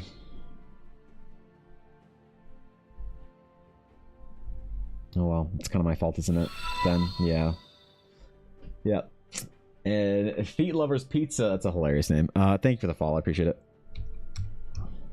Welcome, my friend. Honored to have you. That's amazing. Have a nice stream. Yes, thank you. Thank you, Anika, for the raid. I appreciate it. Thank you. I'm very impressed by your portraiture you're working on today. I'm not sure if you caught any of that. But thank you for the raid. I'm a follower and a fan now. So have a great rest of your evening, I'm guessing. It's probably pretty late for you. But thank you for the raid. I'm truly honored you stopped by. Power the orb? Stop. It's not a cult. It's not a cult. All right, it's an art stream. It's an art stream, not a cult. Please.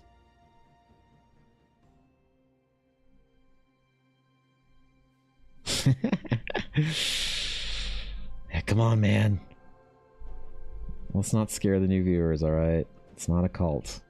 They just all really like this emote of an orb. I don't know why, man. Praise the orb? Stop! Damn it!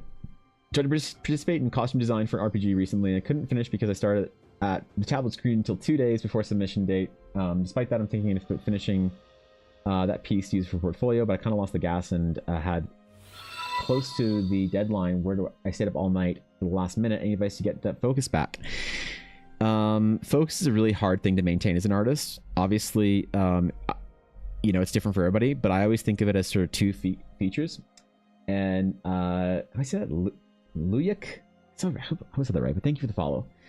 I'm back from the ads. Oh, I'm sorry about the ads, Ella Woods. I'm sorry. I wish I could do something about it. But welcome back. So sorry, trying to get the motivation for your project. And thank you for the follow. Welcome in. Honored to have you. Motivation for me as an artist is sort of a two-sided endeavor. The first is creating rewards structures for your brain that make it worthwhile for you to do your art. So trying to get motivated for something, sometimes you have to push through it and just like be disciplined and say like, okay, I'm a professional. This is what I want to do. I'm just going to focus on this. And the other thing is removing the things that are changing and altering and reducing your ability to focus on the things you want to do. So if you have like kind of a mental diet of a lot of very stimulating activities, you play a lot of video games, whatever, things like that, I've noticed for me that impedes my focus. So specific projects, it's hard to say what things would help you and what things wouldn't, but that's the way I think about focus. You call me Lou? All right. Thank you, Lou. Sorry about that. Listen, sometimes names on Twitch get me, so.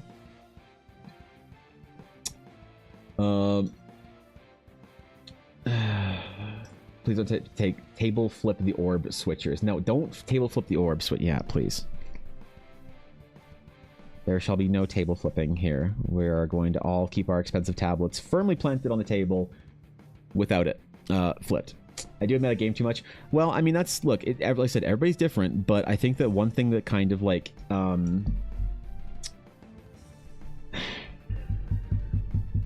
one thing that I've noticed is that if you do a lot of activities that supercharge and activate your brain in a crazy way, you can't necessarily tolerate the slow burn of an art piece or whatever sometimes. And so for me, I had to cleanse my brain of a lot of that kind of stuff and really give up on a lot of those things that were very stimulating, because it made my brain really crave more stimulation than sometimes art gives that brain. So, oh, and thank you for the follow, Anika. I appreciate that. I've been streaming for a while. Anything exciting happen over the weekend? I finished a commission. I finished the monk that we were working on. So that's a bonus plus. So hell yeah. And then this week is starting after this piece. So I'm working on a little fan art piece that I'm doing for another streamer today, and then I'm gonna be moving on to a portrait for Horizon that I got to do for my adventure after this piece. But today is a bit of a weirder stream. It's not going to be a super long stream because I have an appointment that I have to go to at some point in time. So that sucks, but it'll still be like an average length stream probably. But for the rest of the week, I'm going to be doing the Eldara Sketchathon. So I'm going to be doing a whole lot of stuff for the Horizon Adventure release. So all the art that I need to do, sketching of locations, NPCs, monsters, whatever, we're just going to be banging through those projects all week. And I'm very, very excited about it, because the adventure is imminent and I need it to come out sometime in early April for beta so that I can test it out, get people in it, playing it, making sure that I've made all the art and assets and everything I need for it, so that when my first convention of the year rolls around, GameCon Canada, which would be in Edmonton, Alberta, at that point I can bring my adventure there and show people. So it's when you're drawing, sketching stuff looks super professional from my POV.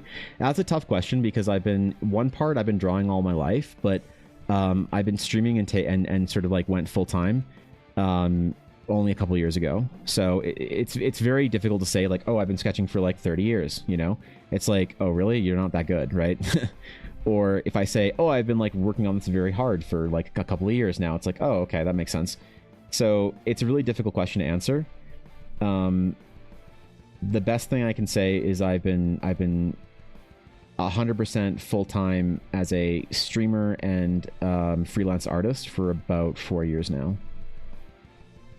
But I had a long period of time in my 20s that I didn't make art for because I had a lot of issues standing in my way, and I let a lot of stuff get me down and sort of like stop me from creating. And I really had a really, really tough early 20s that took me a long time to recover from. So I stopped making art for a while, which is pretty sad. And it wasn't until a couple of years ago where I decided to kind of, you know, take one more shot at it and see if I could make something for myself that I was proud of. So you could either say all my life or 4 years, whichever is like more of a satisfying answer, I guess. So I'm gonna go to GameCon. Really? Oh shit, in Edmonton? Hell yeah, dude. Well, I will be there with my wife, Ella Blackwood, for her company Blackwood Dice. And she's a dice maker. So the two of us will be there together. So hell yeah. Mossy Goober, thank you for the follow. I appreciate that. Any relation to the socks? What's your shoot schedule? I only knew you were live from YouTube. Oh yeah, so I Monday through Friday, 9 a.m. Pacific to maybe like 3 or 4 a.m. or 3 or 4 p.m. Pacific, typically, and then or 2 or 3 Pacific, around there. Sorry, I got the time zones mixed up. And then I'm trying to also stream on YouTube to make sure my VODs get uploaded properly as well, but I'm trying to figure out how to do that more seamlessly, because right now I'm not able to pay that much attention to YouTube. So it's just kind of a place that it's like co-streaming over there to get my VODs up. And it hasn't collapsed everything, which is kind of nice. I think it's still working, which is dope. I relate to that as a late 20 artist wannabe. Yeah, I had a lot stand in my way, and I gave up art for a while, and it was too painful. Too painful that I decided no matter what the struggle entails, I was not going to let that be the end of my story. And it was one of the most difficult things I've had to do, was try and restart my career and passion, because like everybody I knew I was gonna be an artist. Like my parents knew I was gonna be an artist when I was 3 years old. They were like, ah, shit. You know. So the fact that I'm sitting there as a 23-year-old or 24-year-old and I'm doing graphic design for big corporations and energy companies and not like art and drawing dragons and shit, everyone was like so confused. You're like, is Evan okay? You know. And I definitely wasn't. So, you know, that's fair, I guess. That question is reasonable. You're based in Canada, did I get that correctly? Yeah. I live in the mountains, in the Canadian Rockies, you could say. So Western Canada, specifically. When I GameCon for the first time last year, and it was fun. I heard that the Warhammer booth almost had Henry Cavill come to show off Space Marine 2. Oh, damn. Oh, hell yeah, that'd be cool. Yeah, the Warhammer tournament at GameCon last year, I heard, was kind of a shit show because you need a separate ticket to get into that. And also the Warhammer tournament, because I had a friend that was playing in it, was like all day, every day. So the Warhammer players were like, when am I going to get a chance to walk around the convention? I have like a game like every hour from like 9 a.m. to 5 every single day. So hopefully they'll make the Warhammer tournament a little bit less intense this year. So those dudes get to walk around the convention. And yeah, I'll be going there. I'll be doing a couple things in Alberta. So if you go to my wife's Instagram, I don't have this uploaded up for myself anywhere, but where's Ella? There she is. If you go to my wife's Instagram, Blackwood Dice, she has her convention schedule up for this summer, and I will be at all of them. So ArdCon in Calgary, GameCon in Edmonton, High River Ren Fair, Vegreville Ren Fair, Strathmore Ren Fair, and then Edmonton Expo in February. And there's a small chance Ella will also be at Calgary Expo, but they haven't told us or not yet. So yeah, she'll be doing her dice things, and she makes amazing dice. And then has a Patreon and a web store that she sells them at, but also goes to conventions to to fulfill the needs of the market. There's a lot of big friends and fans of hers that are all dice obsessed with her work, because she is probably one of the best dice makers in the resin category that ever walked the face of the earth, and it's not even close. It's not even close, man. Yep. I love D&D dice. Yeah, I mean, she does a lot of amazing stuff. I think she's doing a shop update today, or already did one or whatever. But yeah, I don't know. I think she did that. Black or dice? Is it just dice, or what's the command? Black wood dice. What's her command? Ella? Oh, there it is. It's all right. I got it. Yeah, no, definitely. Ella already posted that. So her store. Yep. Blackwooddice.com. Yeah, she does amazing stuff, dude. And all of the dice, like her entire brand, is all based in our D&D world, which is awesome. So I think she did a shop update either today or is doing one later today, and I think she made it exclusive for her patrons first, and then she's posting it the rest on her store. But yeah, she does like insane sets, like really, really insane sets. She's so unbelievably good at what she does. Like Norse Foundry and other big like gemstone dice companies like always want to do trades with Ella whenever we're at conventions together, because they're like, you have the best resin dice that I've ever seen. It's not even close.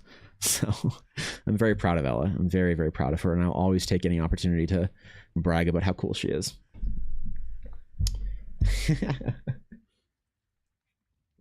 Love that color. Yeah, it's dope, right? It's dope. I'm very impressed by Ella. She's literally the coolest.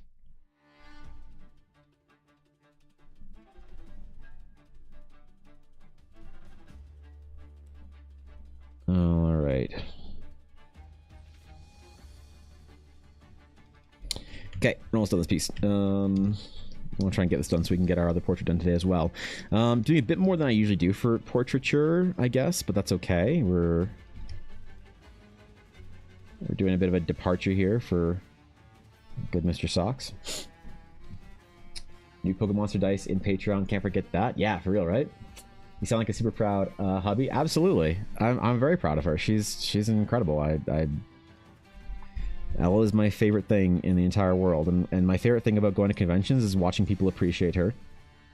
When I see people like go to the booth or whatever and like see her dice and just the wonder and like amazement in their eyes, and they're like, oh my god, you know, that's like my favorite thing ever, is to watch people appreciate her. Because Ella is so unbelievably skilled and practiced and dedicated to multiple different crafts. Like, she's a software engineer, she's an artist, she's a creative, and she's so unbelievably good at so many things. Like, Ella has done her dice making from the, like, she's one of the only dice makers that does everything herself. So a lot of dice makers will buy masters or, like, you know, buy things pre-made that they can then cast from. Ella 3D modeled her dice, resin printed the masters, polished and sanded the masters, cast them, built all the equipment she needs for dice making by hand, converted other things, auto parts and shit, to be able to do stuff because she has that mechanical engineer bent to her, and then proceeded to produce some of the best dice with some of the coolest ideas and most creative inspiration behind them. Like, that's what's so cool about it, is that she just like did everything from start to finish, because she is that kind of multi-dimensional engineer type where she can like build anything, she can like program anything and then build it into like she can just create shit, right? She can design stuff in a digital space and then like see it materialize into reality and do the entire thing. It's so cool, man. It's so cool. I'm insanely proud of her. Yeah, it's my favorite shit. And then she bases a lot of the ideas and inspirations off stuff that happens in our D&D game. And like her name, Blackwood Dice, the entirety of her branding is based off of her D&D paladin. Like, shit. I mean, where's the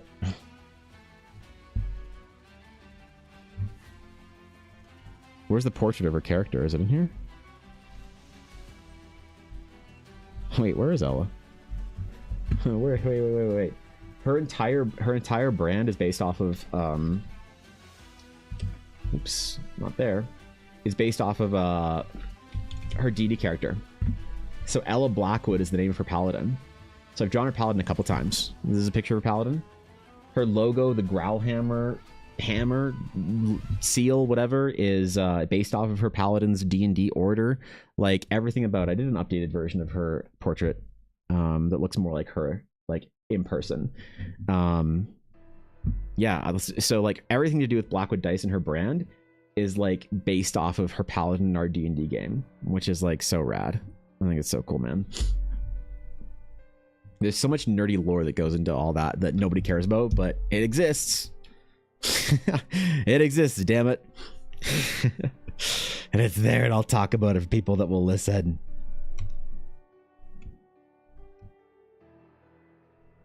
I will. I forgot to draw the fucking belt. I'm dumb. I'm dumb.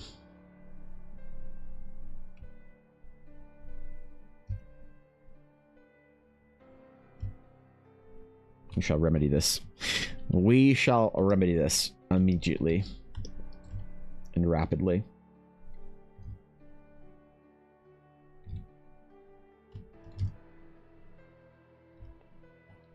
For one mossiest of socks. I really like doing like D&D game fan art. It's like so much more fulfilling to me than doing fan art for like big projects, because there's not that many big projects that I really see like designs for. I'm like, I really want to draw that, you know? Some about D&D players, they fucking love getting their characters drawn for them. Gorgeous, right? Thank you. How you doing, everyone? All right, Shadow, be good. Take care, my friend. Be easy. Be well. Other than the nerdy dream, I guess. Yeah, I mean, I get to work with in close proximity to my best friend. She's building her dream, I'm building mine at the same time. We help each other out. Like, it's cool. Couldn't have asked for anything better.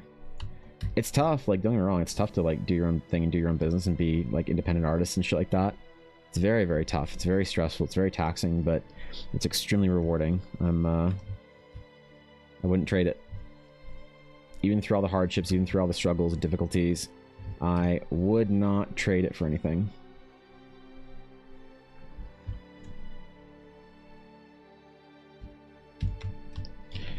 Okay, we need some little jewelry elements here.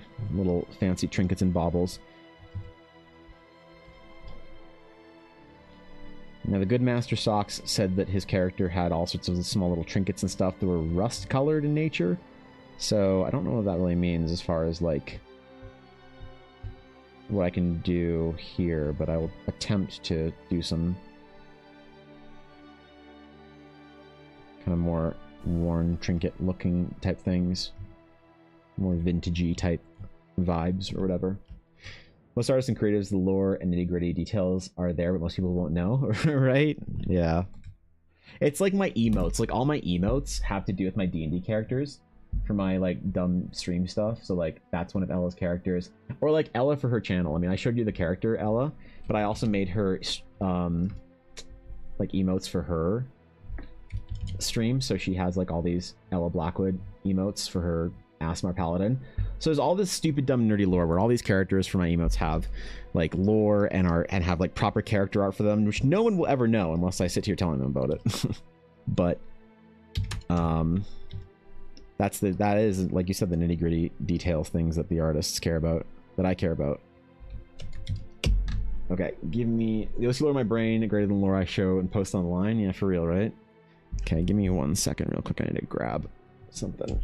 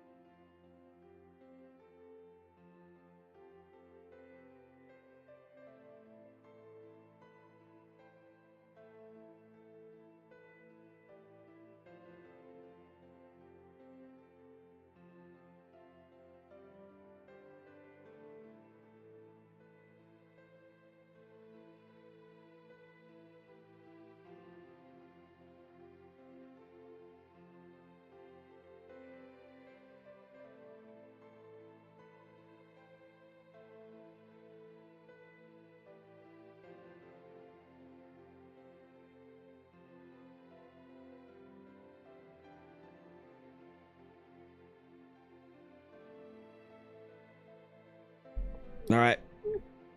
We back. We Gucci. We chilling. What's good? What it is? What I miss? Mr. Pixel. Welcome in. Mr. Pixel. We are near. It is almost time, my friend. Long have we waited. Commissions waitlist outdated. EBA overrated. Your time, your spot in the queue, activated. Yep.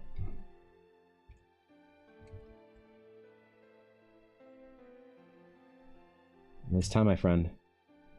I have but yet to send you a message about it. I'm trying to get some other work done just in between, but yeah, it's time. We're almost ready. We're almost ready. Mr. Pixel will be my next victim. I mean, client? Sorry? Client? Very respectfully.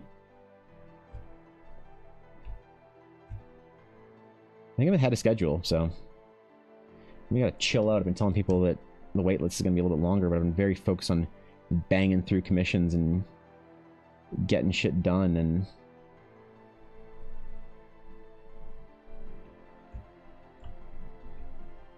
getting after it.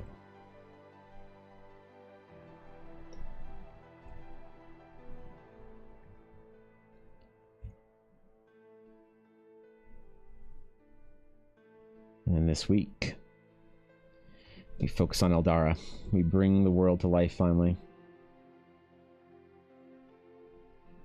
Maybe even doing some class design on stream. Smited again? Ooh, yeah, you were smited? What's the past tense of being of a smiting? The victim of a smiting. Smote? You've been smote? I think is that what it is? Smitten? It's definitely not smitten. I'm pretty sure it's not smitten. I think if I say that somebody was smitten by me, I'm pretty sure I would. That's a one-way ticket to getting canceled. So I got to be careful with that one. Could be smitten? No. Oh jeez. Oh crap. Not again. Oh no.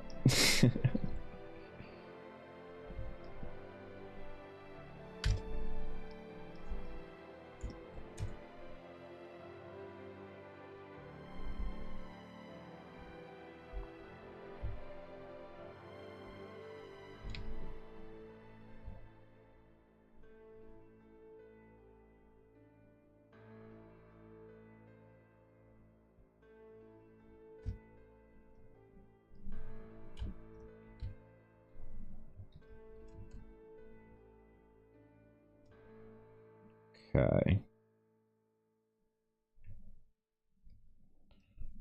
Oops. There we go.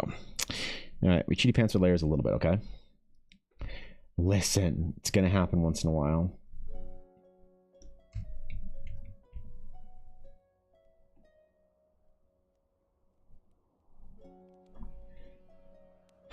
Smited.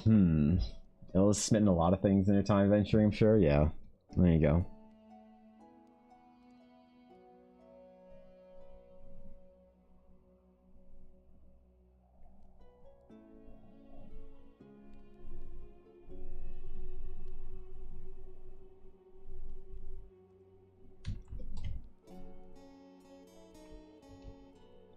Okay. Damaged belts. Ooh, my favorite thing.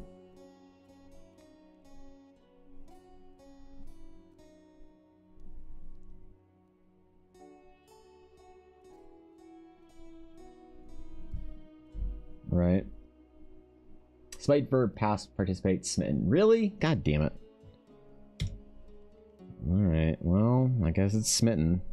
Don't cancel me if I tell you you've been smitten by me after you get destroyed by the fucking Stream Elements chat bot. But there's Gandalf talking about the Balrog. And once I had smote him. He said smote.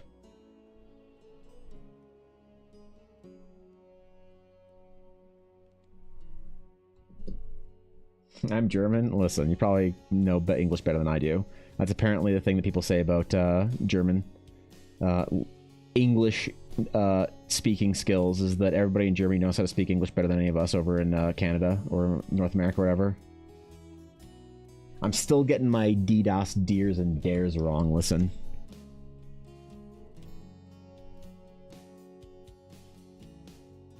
I can barely offer a little Guten Abend to my friends. I don't speak shit for German.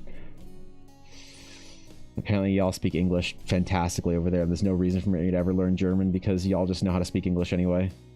There's no like little countryside cafes like when I go to Japan where it helps to know the language. Every last citizen of Germany knows how to speak English perfectly. And it's impressive. Or if you praise the orb, you get smite protection. Oh. DDoS? No, DDoS deers and dares. English is a confusing language, right? Not a lot about our language makes sense, I'll admit. Quite difficult to know which is the harsher tone, which with longer words with multiple syllables. Which the harsher tone is. Interesting. Yeah, there's a lot of nuance and context in English. There's not like speaking very literally or bluntly or matter-of-factly or correctly can sound a bit like rude, you know?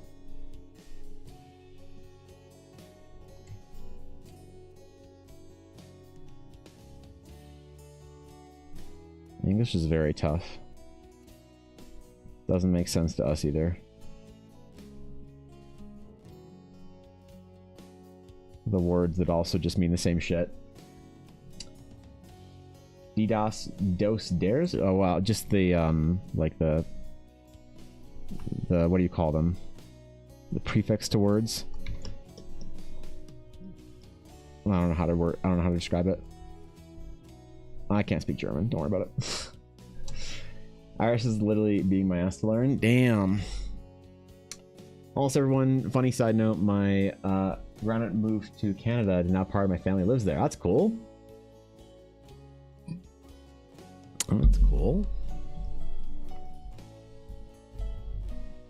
There's a lot of Germans close where I live. Some of the mountains maybe makes them feel at home. I don't know. It's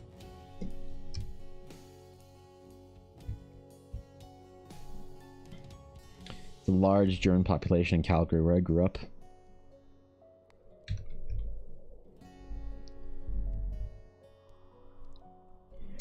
Even larger Eastern European population.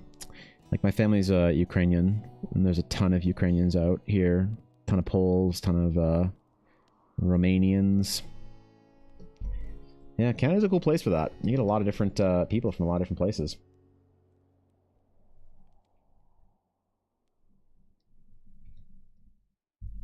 It's pretty unique, I think. Maybe it's the same in the US. Probably the same in the US, but...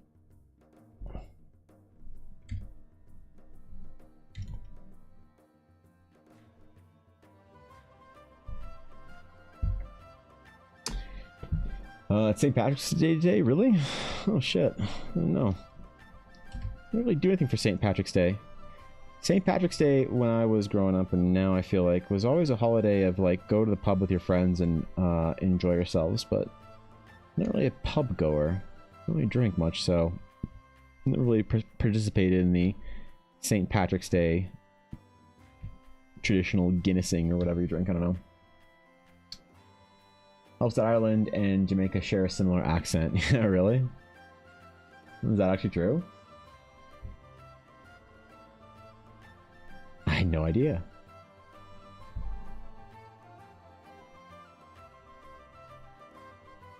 I'll admit, I don't know a ton about Jamaica.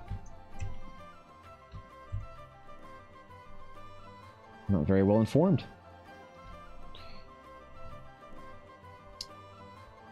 Glad she likes it here. Yeah, for real, right?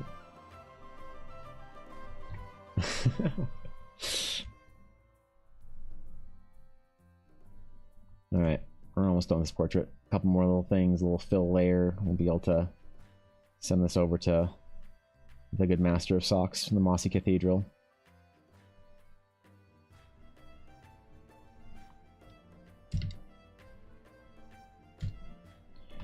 trying to be too pedantic with the detailing. Be a little pedantic with the detailing, but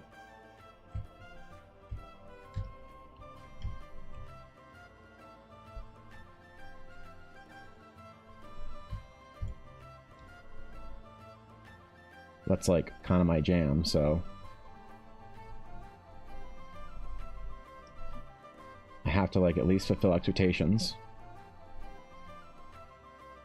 I feel like I'm always limiting my power level though when it comes to detailing on D&D characters. There's like a D&D character that I could do that would like put me in to like Wayne Reynolds territory of detailing if I had the time. Maybe I'll do that for my D&D character in Eldara. Show you guys what I'm capable of with Endrick Avalon. God, imagine, right?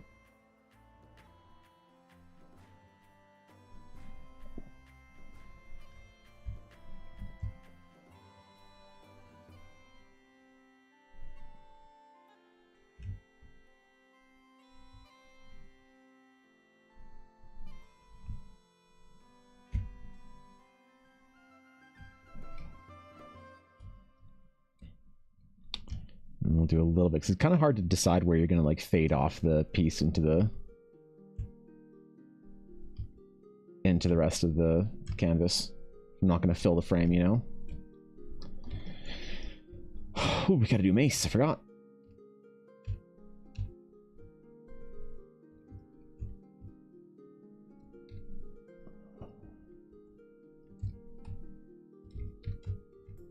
Yeah. The mace is very important.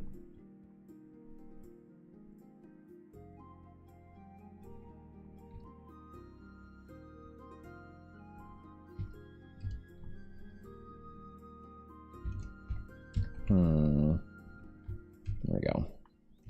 There we go. Jake got our accent from our Irish ancestors along with Ghanaians, Nigerians, and British. That's cool. So maybe this list isn't that exhaustive. That's pretty cool. Why is it Ghanaians? Ghanaians. Jeez. I'm thinking of the water Ganassi, I'm sorry. My brain filled in the fucking D&D word there that didn't exist. Ghanaians, yeah. Ghanaians. Oh, that's hilarious. Ganassi. Air Ganassi or water Ganassi? Fire Ganassi, oh my god. I actually don't even have Ganassi in my world. Ganassi, yeah. Listen, I always apologize for reading things by mistake on stream, but it's not going to stop. Listen, you try reading 700 fucking chat messages an hour and not make mistakes. My brain has to like find patterns in words all the time. That is just going to happen, and I'm just going to have to always apologize for it. There's nothing that'll ever stop me. Nothing that'll make it better. Nothing that'll fix it. It's just always going to happen.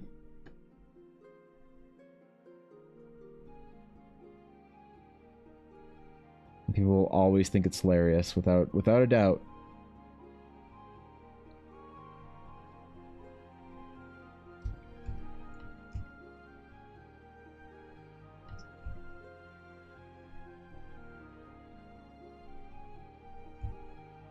I actually grew up with a girl whose family was from Ghana, and she was like, one day I will take you to Ghana. I was like, okay, what are we gonna do? She's like, see the world, Evan, expand your horizons. And at the time, my world was World of Warcraft, and I didn't want to go anywhere or do anything. Did not take her up on the offer to do a family trip to Ghana. And I always slightly regretted it. Could have seen part of the world that I've never been to before. Instead, I played World of Warcraft that entire summer. It's hilarious, though. Yeah, awesome. Gets difficult for streamers for sure, especially when half the time it's an orb reference. See, I just the thing is, my brain didn't read that ahead of time, or else I would have just filtered it out naturally. You know? Yeah, for real, right?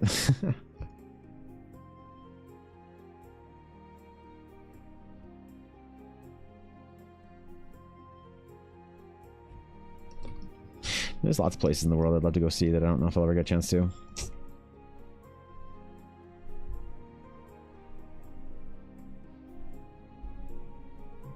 Pretty wimpy about travel, if you ask me.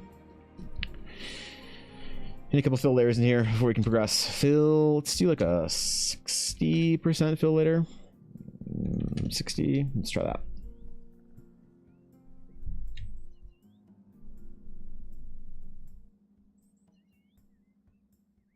Oh, that's good. The Black Mace. I think Mossy Socks has like a Black Mace prop that he uses for his like cosplay and shit, so that's where it came from. I'm gonna recommend some of South Africa. I've been told that I'm not allowed to go to South Africa by Eiley.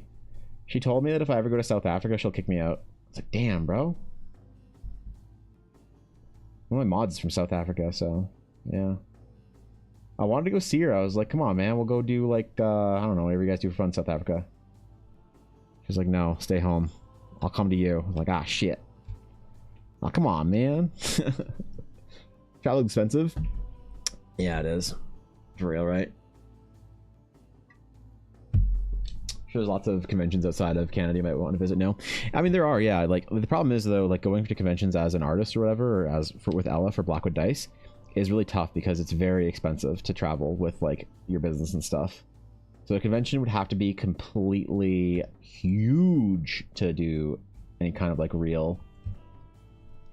Like I don't know how much like what even European conventions would be worth it to go to like break even on travel and everything, and then your time and whatever. That's tough. Rubicon, Eldaricon. Well, yeah. So like that's the U.S. Like definitely Rubicon would be somewhere I'd want to go to. I'd love to see San Diego Comic Con at least once in my life. And that's not really my jam. Or Anime Expo. It'd be kind of cool, kind of fun. Here in New York, Comic Con's pretty cool. I don't know where in Europe or Asia or whatever. Comic-Cat. I mean, I've been to Comic-Cat in Japan, so that's that one down. Where else? Winter Comic-Cat, but not Summer Comic-Cat. Bound to be some places, I guess. A lot of cons in Canada in general, but it's expensive to travel to different provinces and cons. You know what's awful though is that where I live in Canada, to fly anywhere to the east, Toronto, Ottawa, anything like that, it is the same price as flying to Hawaii. And my wife has family in Hawaii that live there, and so we can go to Maui if we want to and stay with them. And so if I have to make the decision between flying to literally Hawaii versus like Toronto, I'm sorry, man, Toronto isn't winning that. Yeah, Toronto's not winning that flight. Like our airline companies are so expensive, dude. I'll pick Air Canada or WestJet. Okay, either way, it's gonna be $700 to go to wherever. Like, good God, man. Vancouver's an annual similar expo called Annie Revo. Yeah, I mean, so Ella's gotten, she's been told she should apply to to Vancouver Comic Fan Expo, to Annie whatever Revo, to Animathon in Edmonton, all these anime conventions as well. But they just like, it's just so expensive to get a hotel. It's just so expensive to get a hotel in what the hell? Why did this move? In Vancouver, that it's just like, oof. Makes the whole thing a pretty big challenge. So, why just isn't mentioned much of my life outside the stream? Yeah, fair enough. Some bigger cons here, but I'm no expert in all that field. Yeah, I mean, somebody was mentioning, one of my viewers was mentioning that I should go to Germany for some big convention that's there in one of the major German cities. But besides that, I don't think there's any big conventions in Europe that'd be worth it. I just don't remember the name of it. Anacons in Jamaica are fun as hell. They're not really big like that. Yeah. I mean, that's the thing. Like, I bet they're fun, but it would need to be a big enough convention that I would like, that Ella would have a reason to go to it for us to travel. So that's the kind of annoying part of it, I guess. So I would love to be able to travel and do that, but Gen Con in the US obviously is a big one. It's tough to get in. It's almost impossible to get in. And I wouldn't go if I wasn't a vendor with Ella. The one convention I might do in the US is, as an artist, is TwitchCon, because I didn't know that TwitchCon had an Artist Alley. Apparently it does. And I had a friend who does very well at Artist Alley at TwitchCon. And she told me about it, actually. Fellow streamer. I didn't know streamed until we met at a different convention. who I went to school with, which was really cool. But that's one that I could go to. I don't know. It's terrible. I live in northern Alberta, and just like to get out of this town, your first flight is 500, then you take a flight to Toronto, Vancouver. Right, I'm guessing it's like, you know, you have to go to like what, Grand Prairie or somewhere like that, or Fort Mac, fly to Edmonton, and then fly to wherever else or some shit like that. Good God, it's a whole thing, isn't it? This one's quite big. Links are unfortunately disabled in my chat, so I'm sorry I didn't actually see what you were saying, L. Yeah, it just appears as stars for me. Fort Mac, it sucks. Yeah, I have family that lives in Fort Mac, and man, that drive is tough. I have an uncle who has a business in Fort Mac and has for the last like 30 years, and so he drives down to Edmonton, and I grew up in Calgary, so we drive down for that, and oh boy, that is a long trip. Population 2 million, place with almost 1,000 people are big for us. Right, yeah, no, it's fair. Population size is super tough for big conventions. I used to live in BC, I see a lot of Albertan cars. Is it cheaper to just drive there than fly? Yeah, of course. Yeah. Yeah, it's way cheaper to drive. I also think a lot of people in Alberta go to BC for a little vacation. I mean, you go to Okanagan or whatever. It's like really nice, you know? Even Vancouver's like nice. I mean, I'd live in Vancouver. I know Vancouver's expensive as hell and whatever, but I would absolutely live in Vancouver. I love that city.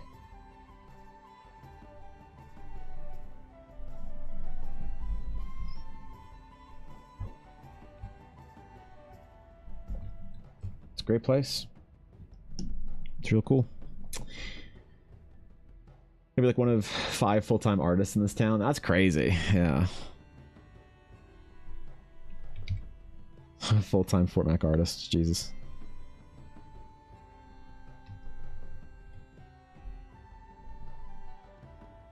What's your inspiration? Oil sands. No, come on. I'm just messing around. That's cool though.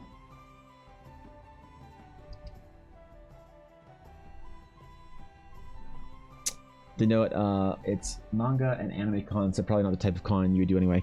Yeah, I mean, so when I was at my convention that I did for the first time in Edmonton, I got a lot of people asking me if I did like fan art, and I'd be like, no, I'm like, sorry, I just do my own like original stuff, my own project, and you know, like, okay, cool. Like for some reason, people like the meme is people were asking me if I did free run art at that convention constantly. Like, oh wow, your art's so good. Like, do you have free run art? I'm like, no, sorry. I'm like, damn, why does everybody want free run? It was like 15 people through the weekend asked me if I had free run art, specifically free run. I don't get it. But I love this one girl came up to the table, and she's like, she said something so unintentionally rude, but I just thought it was so funny. She was like, wow, your art's so good. And I'm like, yeah, no, thank you so much. I appreciate that. And she's like, yeah, so do you have any fan art or anything? And I was like, no, sorry, just like my original work. She's like, oh, but you're so good. Why don't you make art people care about?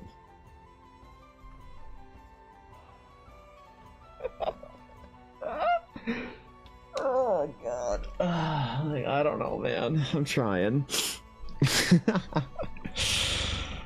I know she didn't mean it as rude as it came off, but it was just funny. It was just the obliviousness of what that of what like she just didn't. It just didn't occur to what she said.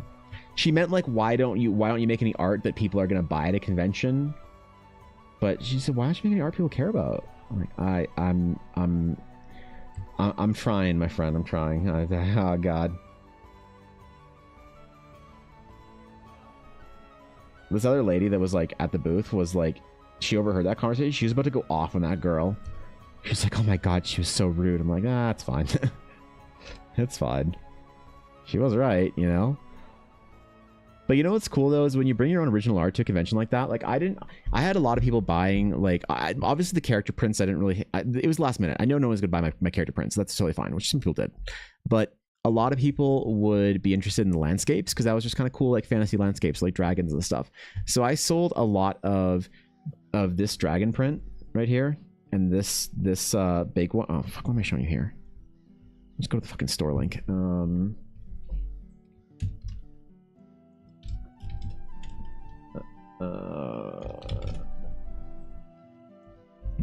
Yeah, so this is my print store. So a lot of people bought this one, the runes, piece, and a lot of people bought the dragon because they just thought it was cool, you know, on my store. So I bought these prints in person. That was really dope. Some people bought maps for whatever reason. That was really cool. But I mean, every time someone did want to buy any of my original art, like, it was so cool, man. They were just so nice and so supportive and so amazing and sweet about it and like excited. And it was like really, really cool when somebody, that's the one thing about doing original art for your own project or whatever, is that whenever you do have somebody interested in your art and they do want to buy it or whatever, they're so like interested in what you're doing, and then it makes you feel so like appreciated and gratified. I'd rather sell one original print than 10 fan art prints, because of the way it made me feel. So yeah, it was cool. It was fun. I don't suppose I'll do that well at conventions this year, but I'm doing it more as like to get my project out there and to talk to people.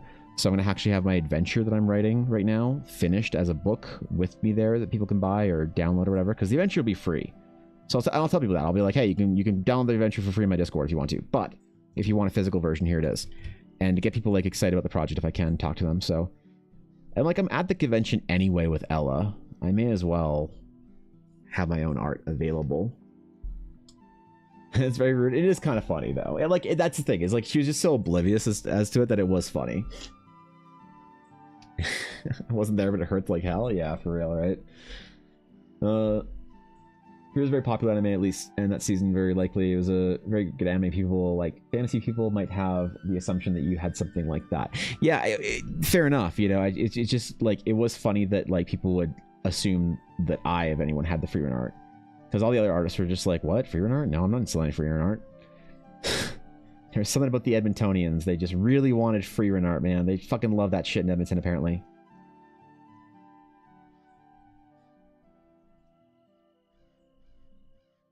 I mean, there's a lot of things that I know I could like sell more art if I did like freerun or like fan art and stuff like that, or Baldur's Gate art and whatnot.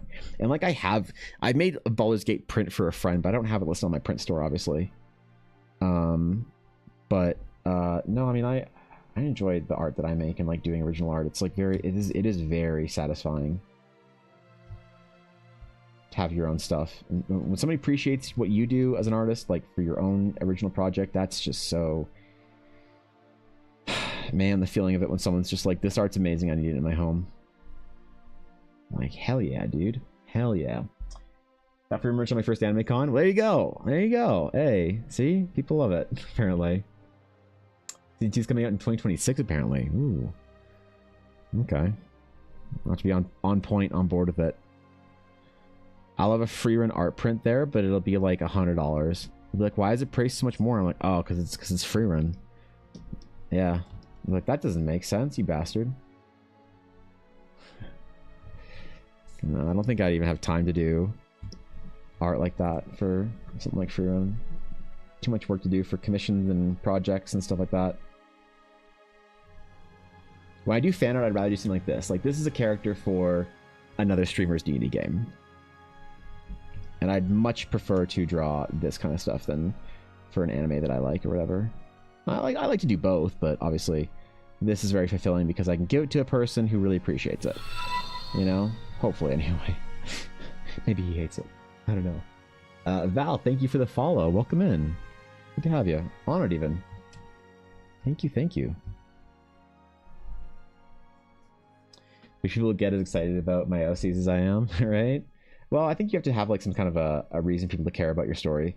And that's why I'm writing an adventure, is because my whole point that I'm trying to do as an artist is to build my own like world and stuff, and build my own place to make my own projects. And so when I make art for a character, it's like, well, who cares? Who gives a shit? And why should they? And I think about that and think about how to like build a project that people actually care about and do things that people want to see, and make my story into a D&D adventure where, you know, like not to draw OCs, but just Cs, just characters that are part of a story and a product and things that people give a shit about. So I mean, it's simply fascinating how you can just casually seem to draw and talk at the same time. I'd already failed at this point. Well, I mean, like, I don't do anything very difficult on stream, I don't think. Any kind of like preparation for projects, the really difficult stages, like check this out. This is the level of a piece that I walk into stream with. So this is my under sketch. So after we finish this piece, I'm gonna start working on this one probably. And this is like my sketch today was at this point. So I spent like maybe 20-30 minutes doing this sketch last night, so I'd have it ready in time for stream. So I don't want to have to think about any difficult things like perspective and anatomy, make sure it's all good while I'm streaming, because that's like, you know, obviously I'm kind of scattered my focus, like you said. So I don't really stress myself out with art on stream. I usually draw things that are pretty comfortable, like having, like, I mean, the first like 20% of a piece where you're drawing fucking circles and shit and trying to, like, you know, build faces and whatnot. Like, people generally don't care about this as much as the kind of the finished process or whatever. So doing all this kind of like construction stuff or whatever, like this shit people don't really, I find, engage with all that well. So when I am drawing a character and I'm like, you know, getting it ready for stream, I'm typically skipping through this kind of stuff so that you guys don't have to sit through me trying to figure out measurements and angles and, you know, nose highlights and whatever. That stuff is all boring to watch. So it's usually the fun stuff that's like talking about detailing and whatnot. So to be fair, I don't actually really stress myself out with projects on stream all that often, but also I do work way slower on stream. So this piece took me about 25 hours of stream time, and then probably another 5 hours off stream, so 30 hours. If I wasn't streaming the process, it would probably take me close to 20 hours instead of 30 hours. So I do work slower when I'm streaming, that's for sure, you know. And world building and doing art too, it takes time, but it's so worth it. Hell yeah, that's awesome, Val. Hell yeah. That's what I like to hear. Who's the unsketched one? Oh, this is going to be one of the NPCs for Horizon. I need to do a couple more NPC sketches. This is going to be Rose's main guard. So, or sorry, Luna. Rose is not in this adventure. This is going to be Luna Airlace's main guard. So that when you want to, as a party member, talk to Luna basically in the city, because you're not supposed to officially be working with her, you can go talk to her guards. And so generally I presented this guard, who's one of her head family guards, as the one the players will talk to if they want to deliver a message to Luna. Adventure wise, written into it, there's no reason for you to talk to Luna until the end of the adventure, but some players want to, like, I find, like, oh, we should ask Luna if we could do this or whatever. Who's Luna? The main NPC you're dealing with. I did the art for a little while ago. Lady Luna Airlace. So she's the person you're basically working for in Horizon. Yeah, the very important NPC. Actually, I mean, I can show you. She's literally in... this is Zephyrin, the NPC you're gonna be going with to the island, and then Luna is this character that I did a little while ago. Yeah. So that's who we're thinking about here.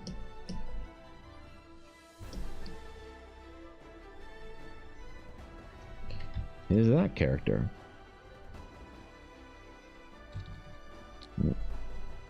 And that is one of her family guards for the Airlace Trading Company. For the Lady Viceroy. Because Luna's one half noble, one half merchant, whatever. You're chatting with others while streaming, so it's a win-win situation, but I get your point, of course. Yeah, I mean, I do have a lot of fun when I'm streaming. I definitely like streaming my art process. I do spend a lot of time, though, working on stuff on my own that I can't, like, be recording or focusing on other things, which kind of sucks. But, you know, I try and stream for about 25, 30 hours a week. And then work on my own for another 25 or 30 hours in that week on just art. And then obviously stuff to do with, like, the business side of things. It's very busy, a lot of time, but it's worth it. It's fun. I enjoy it quite a bit. Have you heard of DC20 TTRPG? DC20, I feel like it's been mentioned. That's, it's not Kobold Press's RPG, is it? Luna's guards, but does Luna have gourds? What? What? Elves don't eat gourds. What are you talking about? What's up, Steel? What's good? How you doing?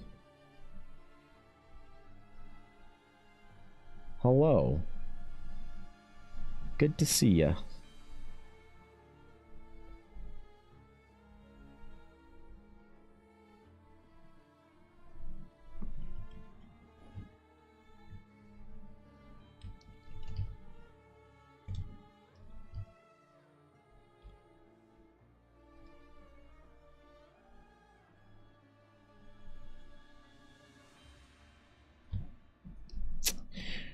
All right.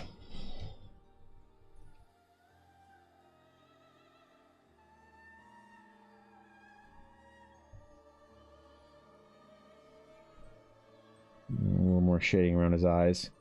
Give him that kind of sunken ASMR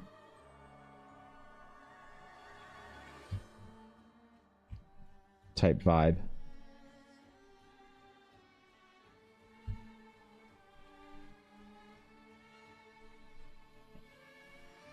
Glowy ASMR eyes.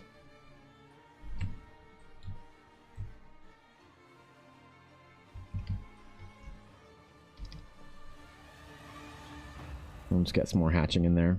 Build some more depth. The kind of sunken, gaunt features.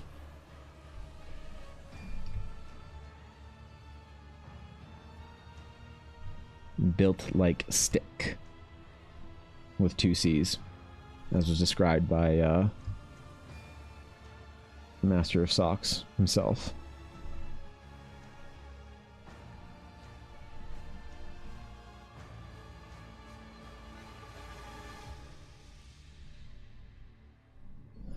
I really hope he likes this piece. I really hope he likes it.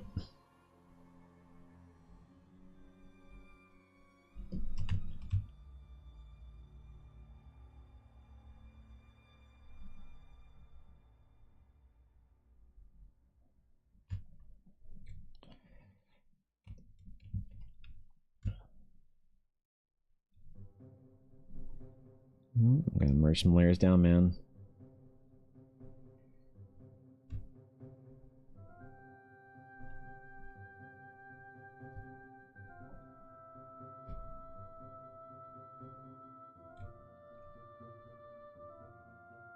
There's some of our hatching. We'll be good to go, man. We'll be good to go.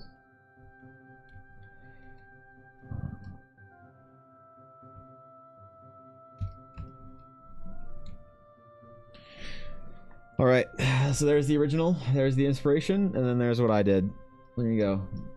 Original on the left or on the right, and my piece on the left. Boom. Based on the art for the War of the Realms game on Dice Cream Sandwiches channel. Boom. Mossy Socks. Oh, let me sign it. I forgot. I forgot.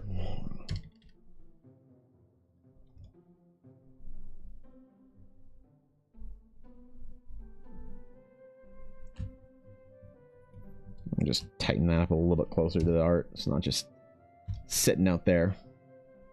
I love artists that carefully craft where their signatures go.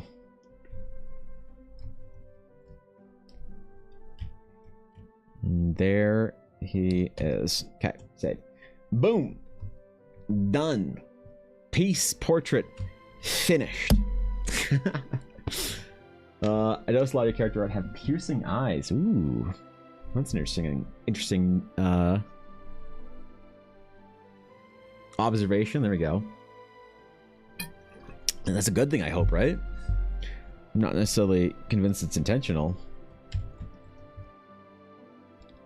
I like to communicate a bit of intensity in characters. So maybe that is intentional. I don't know.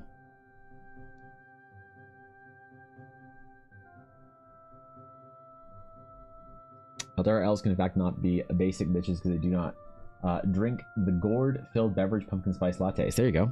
Steal those. Alright, there's Luan.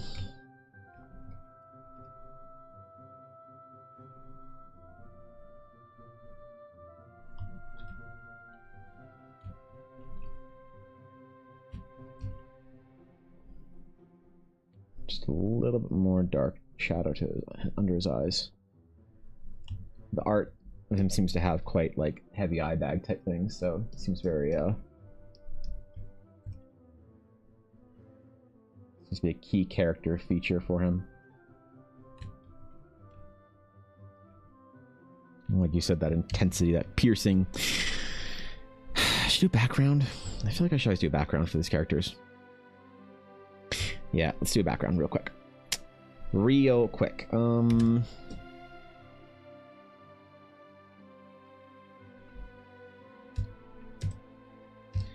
He's a cleric after all.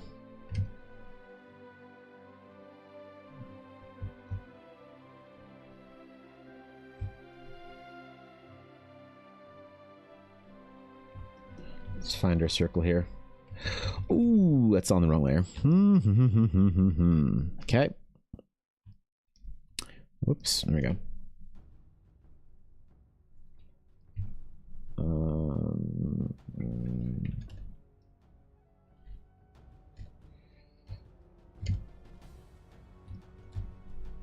There we go. Now I can erase the impunity.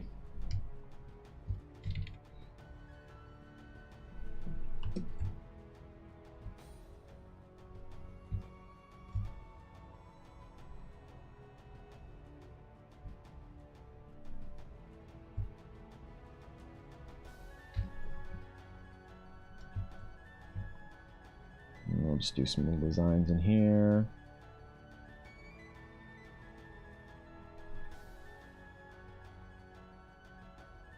Some little filigree to support the idea of the Moss Cathedral.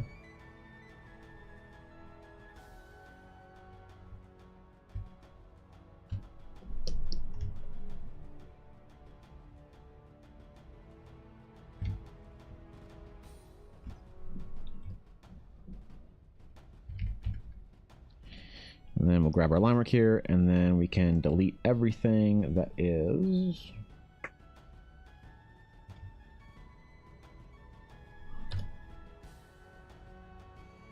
inside there. Oh, hold on, that's not great.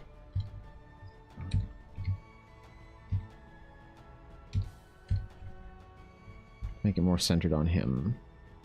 There we go. Okay. I like doing these little circle thingies around my characters. Just kind of helps out describe a little bit of depth and detail to them. And then we could always, if we want to, do a little background. A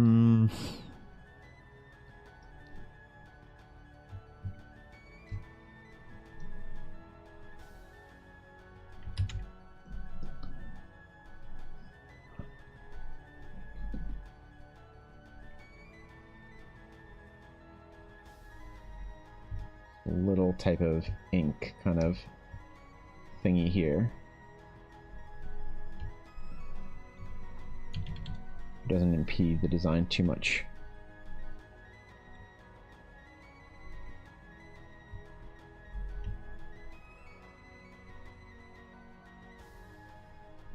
Yeah. Cool, man. All right, I think we're done. I think that's good enough. Little finishing touches are, they help. All right. The eyes hold the stories of the past and the intentions of the future. Yeah, that's interesting. I do hold it sacred in my art, I guess. Why is Keanu in a Rogers ad? Wait, what? Who? I guess I have to snip this out and.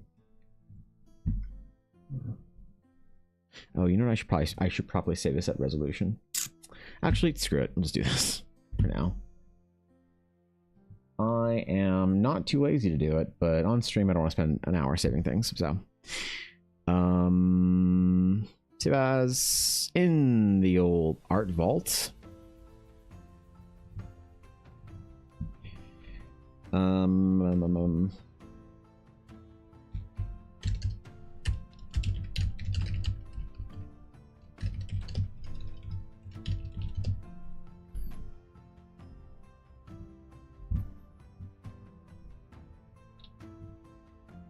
Okay. So, what do I always say about the process videos?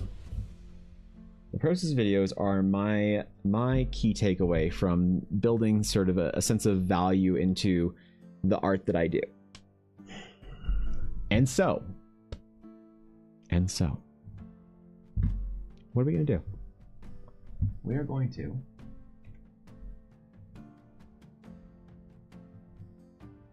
watch the process video. Shut up, Evan. Okay, so let's see if it's a satisfying process video or a absolute utter trash heap. Ready, go.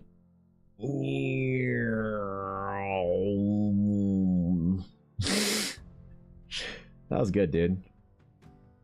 That was good. How's it going? Hell yeah. Look at it. Look how satisfying that is. Artists, record your process. Holy. I do think I need to fix one thing.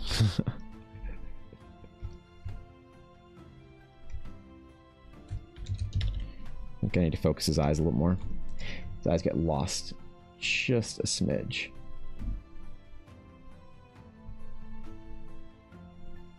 That upper sort of eyelash cluster. That's better.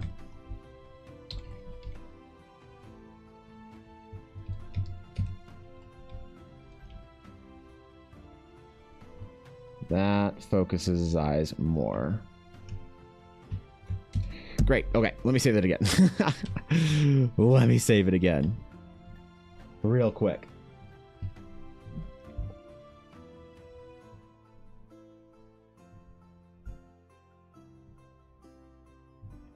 Save as. Where's Lorraine? There it is. Yes. Yes. Okay. Oh, man. Oh, that was a good one. That was a good portrait. That was a good piece, dude. Oh, man. That was a fun one. I like doing these little portraits, dude. They're kind of neat. They're very amusing. They're very fulfilling, very satisfying. Yeah, I mean, so I started, like, my whole thing right now I'm focused on, besides my journey in Eldar or whatnot, is my videos. Oh, I'm live on YouTube. Pog. What's up, YouTube? Sorry, I'm not paying attention to chat. I'm too dumb to look at two chats right now.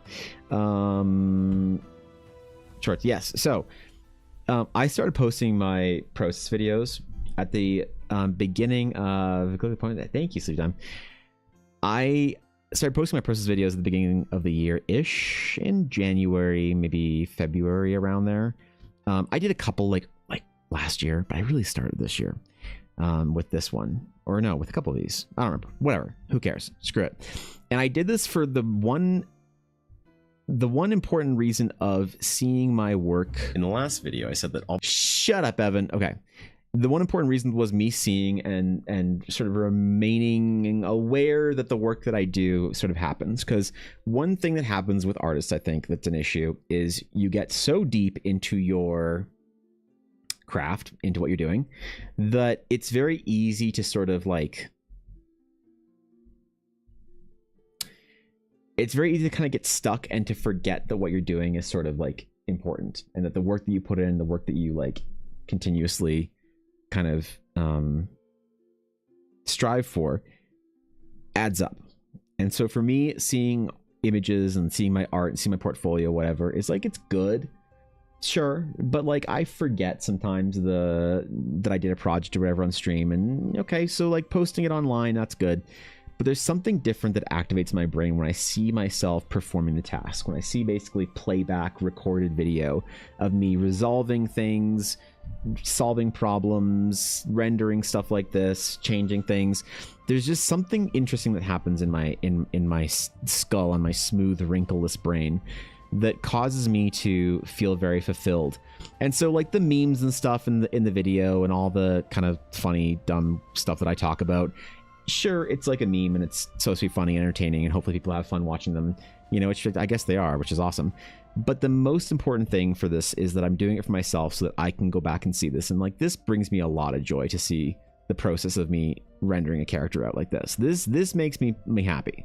I go into this and I see like all the work I put in, and then suddenly the 30 hours that I get lost in with this piece doesn't seem so bad anymore. It seems like I can kind of like, you know, appreciate the time put in more. So, Medium Answer, thank you for the follow. I appreciate that. Remember, I have a hate comment on the latest short. Do you have a hate comment? Let's see. Let's go farm our hate comments. All right. Garthen has a hate comment on the latest short. Let's see. What is your hate comment? Is it Oz a D player of lots of characters? No. It's so true. Evan drawing male characters is like a ranger character being useful. Oh, I liked that. I did see it.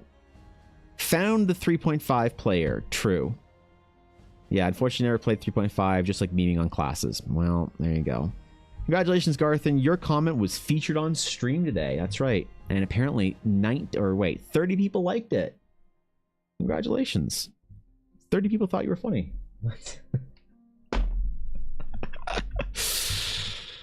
Hey. Hey. Are the first dagger and sword a set? Because the ring pattern in the gem in the middle makes it sure seem that way. Oh, wow, dude. People are seeing the work. People are seeing the work. I thought the brown in the corner was a shadow. You just did stop motion with a new photo every time you drew a line.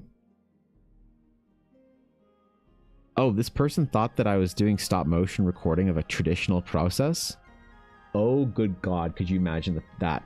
Holy fuck. I get this a lot from people. People saying that like, oh, I thought you were doing digital or you're doing traditional.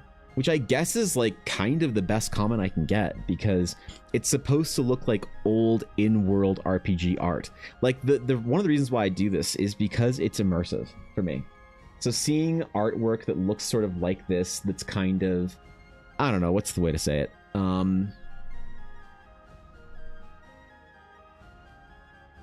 It looks like it could be made, ideally, I'm trying to make it look, like it could be made by somebody who's a character in the game world, who's making art of the heroes or whatever. So, I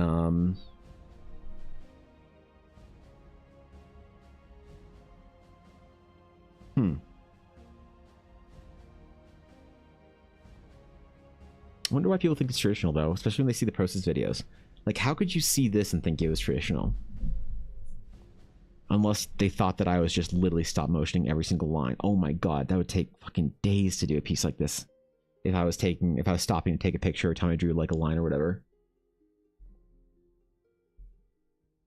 The traditional feeling of your art is what stood out to me when I found your content on YouTube. That's awesome. Well, I'm glad. I'm glad that you like the vibe because it's very intentional and I'm trying to go for something that feels like that. Dialectic might be the word you're looking for. Is that a real word? Sounds like a real word. I'm just too dumb to know what it means. You a self-insert for your game? Yeah, so in the realms of Eldara, which is the world that I'm building all this stuff for, there is a guild called the Dragon's Claim. The guild, the Dragon's Claim, is also the name of our community. So whenever you're adventuring in Eldara, it's going to start at the Dragon's Claim, which is a little adventurers guild in the corner of nowhere in a big city. And it's kind of our home in the world. So if you make a character, you can be a member of the Dragon's Claim. When people sub to the stream, I say, welcome to the Dragon's Claim. The sub badges you see, if you look next to Garthan's name, it's the emblem of the Dragon's Claim. It's a shield and swords. And there's a whole, like the whole Dragon's Claim logo is, where is it? Right here. This is just the sticker of it, but yeah, this is our in-game logo. Well, so because like I didn't know what to call our like community, right? A lot of streamers call their community something, and I couldn't find a not dumb name that I wanted to call us. So I refer to us, our guild Discord, as such, as a guild, because I wanted to format sort of the community around my stream more like a good MMO guild, where people are having fun and chilling and like, you know, making friends and stuff, rather than formatting it as like a fan Discord, because I think that's like entirely not what I want. So I call us the guild. Oh,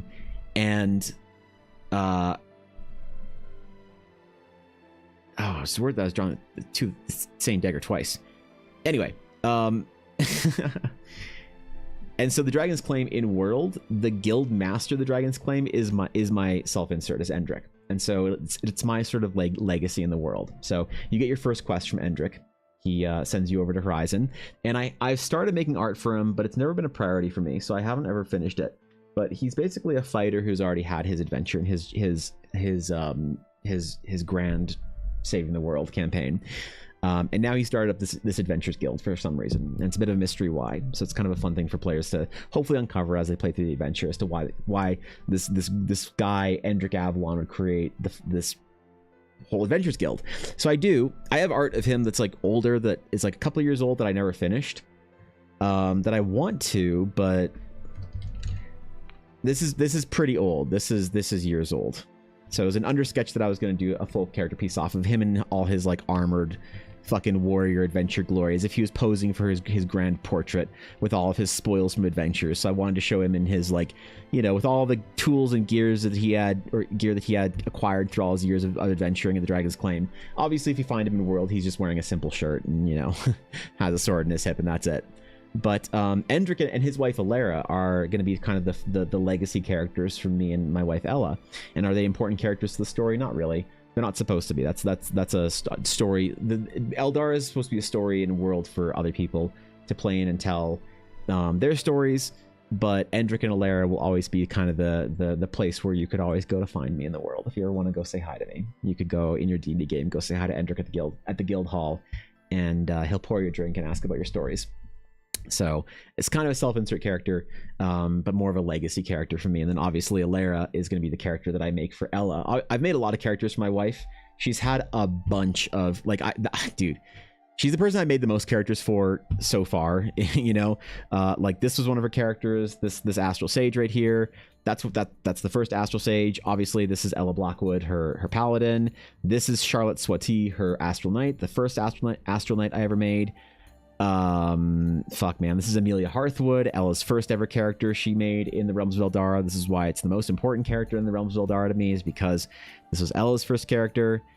Yeah, there's like a bunch that I've made for Ella over the years. This was Natalie, Ella's squire. You can find a lot of character art in here that I've made for my wife, but I haven't made her definitive piece that will be like the way the world remembers her in 20 years, which is Alara Avalon, Endrick's wife, who will also be a paladin, just like Ella's other characters, because Ella fucking loves paladins, man. You know, which is kind of silly to say, I guess, that I'm doing so much of that work that way, I guess, but yeah.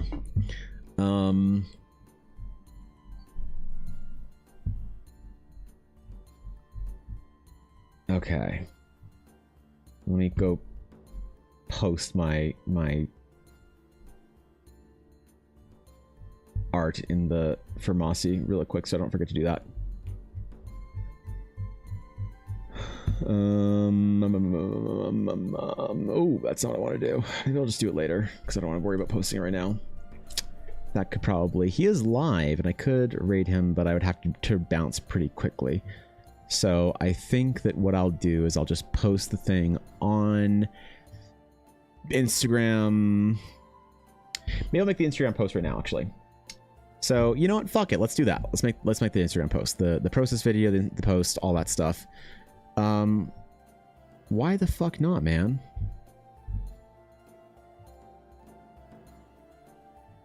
So.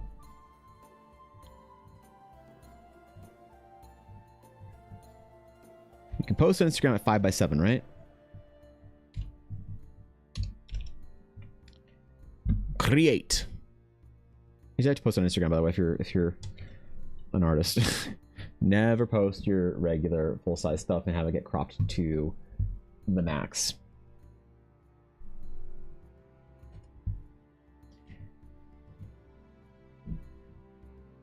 Here's copy, artwork, fan. Oh, I should do it over there. Fuck. Art for upload, PNG.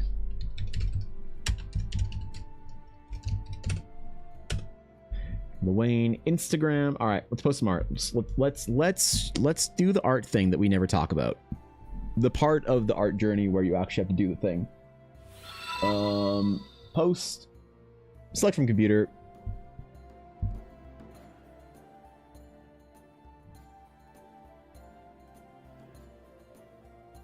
Where is he? Where is he? Where is he? Fang King, thank you for the follow. I appreciate it. Thank you. Welcome in, my friend. Luane. And we're going to change this to... Oh, it's 4x5. Well, I'm just dumb. It's not 5x7.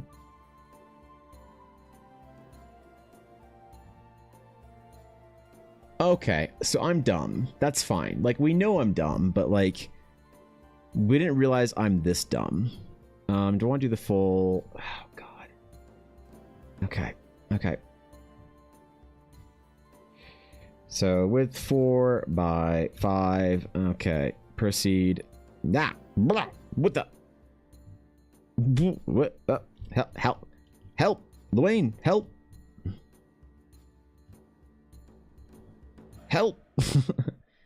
And then image size, we'll res it up a little bit. Oh no, it's 300 DPI, it's fine. Save as copy. PNG. Art for upload. Where is Luane Instagram?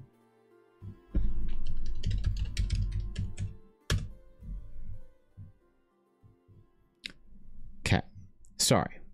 Re-upload. Discard post. Okay. So this is the less glamorous side of the art career, right? You gotta upload your art so the internet can see it. You gotta make sure that people know where your art is. Okay, quick fan art sketch of the mossy cleric, Master Luane of the mossy cathedral. Art for mossy socks. For the, I want to make sure I get the name, the handle ready properly. Instagram, for Dice Cream Sandwiches, War of the Realms. Let me just make sure I get that absolutely correct so I don't fuck it up. Not make sure it's like War in the Realms, but it's War of the Realms. War of the Realms, War of the Realms. War of the Realms. War of the Realms D&D adventure on Dice Cream Sandwiches channel. I've really been enjoying the game recently since Tank Tolman, my friend on Instagram, introduced me to the whole thing. I'll be making fan art of the entire group and posting the process videos as I go. Okay, quick fan art sketch of the oh, he's not a cleric. Fuck, he's a 4. No, sorry. Of the Master Luane of the Mossy Cathedral. He's a war, right? He was a cleric, and then okay. Happy to be here to find you on TikTok and love the art, dude. Thank you, Fang. I appreciate that. Honored to have you in here. Wow, look forward to the process video for this piece tonight. Then, thank you, dude. I appreciate it. Okay, quick fan art sketch of the Master Luane of the Mossy Cathedral. Art for Mossy Socks for War of the Realms D&D Adventure on Dice Cream channel. I've really been enjoying the game recently since Tank Tolman introduced me to the whole thing. I'll be making fan art of the entire group and posting the process videos as I go. Hashtag D&D. Hashtag art. Hashtag. Oh my god. Okay. This is the tough part, right? Hashtag dungeons, not Dungeness Crab. Dungeons and Dragons. Hashtag Twitch. Hashtag sketch. There's a whole bunch of like art hashtags you need to do. Art. Process. Hashtag OC. Hashtag D&D OC. We'll leave it there. Hashtag orb. If I hashtag orb, you all have to go like this then, okay? I will agree. Why is this a hashtag? Why is this a hashtag with 400,000 posts in it? Okay. I will begrudgingly. All right. Okay, let me read through this one more time so I don't fuck it up. Quick fan art sketch of the Master Luane. One sec. Luain. Yeah. Of the Mossy Cathedral. Art for Mossy Socks for the War of the Realm D&D Adventure on Dice Cream Sandwich's channel. I've really been enjoying the game recently since Tank Home introduced me to the whole thing. I'll be making fan art of the entire group and posting the process videos as I go. Okay.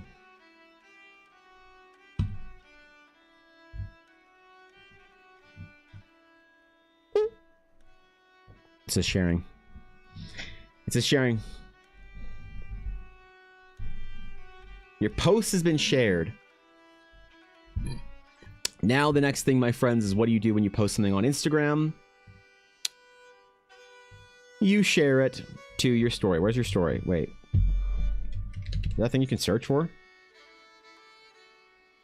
Oh my god, you have to see this from your phone? Really? You have to post this shit to your phone?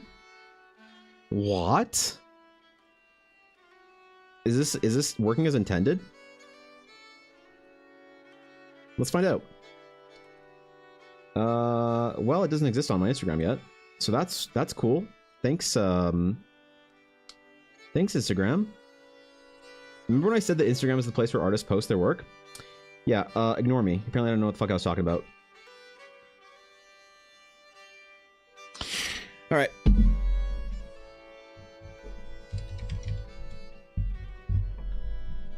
All right. Okay, we're gonna go tell the illustrious Mossy Socks of our success. So we're gonna go raid Mossy Socks. I gotta go to my appointment pretty quick here, so we're gonna end stream there. Which, thank you everybody for hanging out with me. Wish me luck on my eye appointment, and I'll see you next week with new glasses apparently. Where's my outro? So raid Mossy Socks. There we go. Okay, Mossy Socks is awesome. Dude's great. Love the work. Love everything about the individual and the whole War of the Realms team. So we're gonna go inform the good Master Socks that the Art of Luane is complete.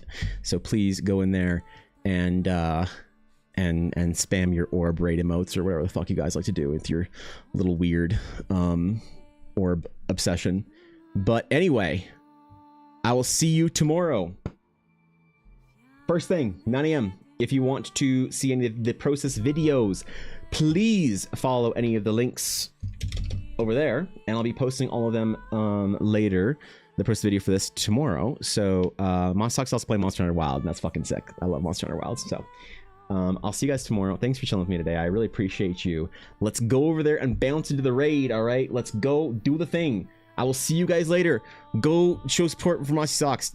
Amazing creator, does really cool shit, and you should all follow him. So, okay, bye. Love you all. Okay, all right, bye. Yep, whoop, bye.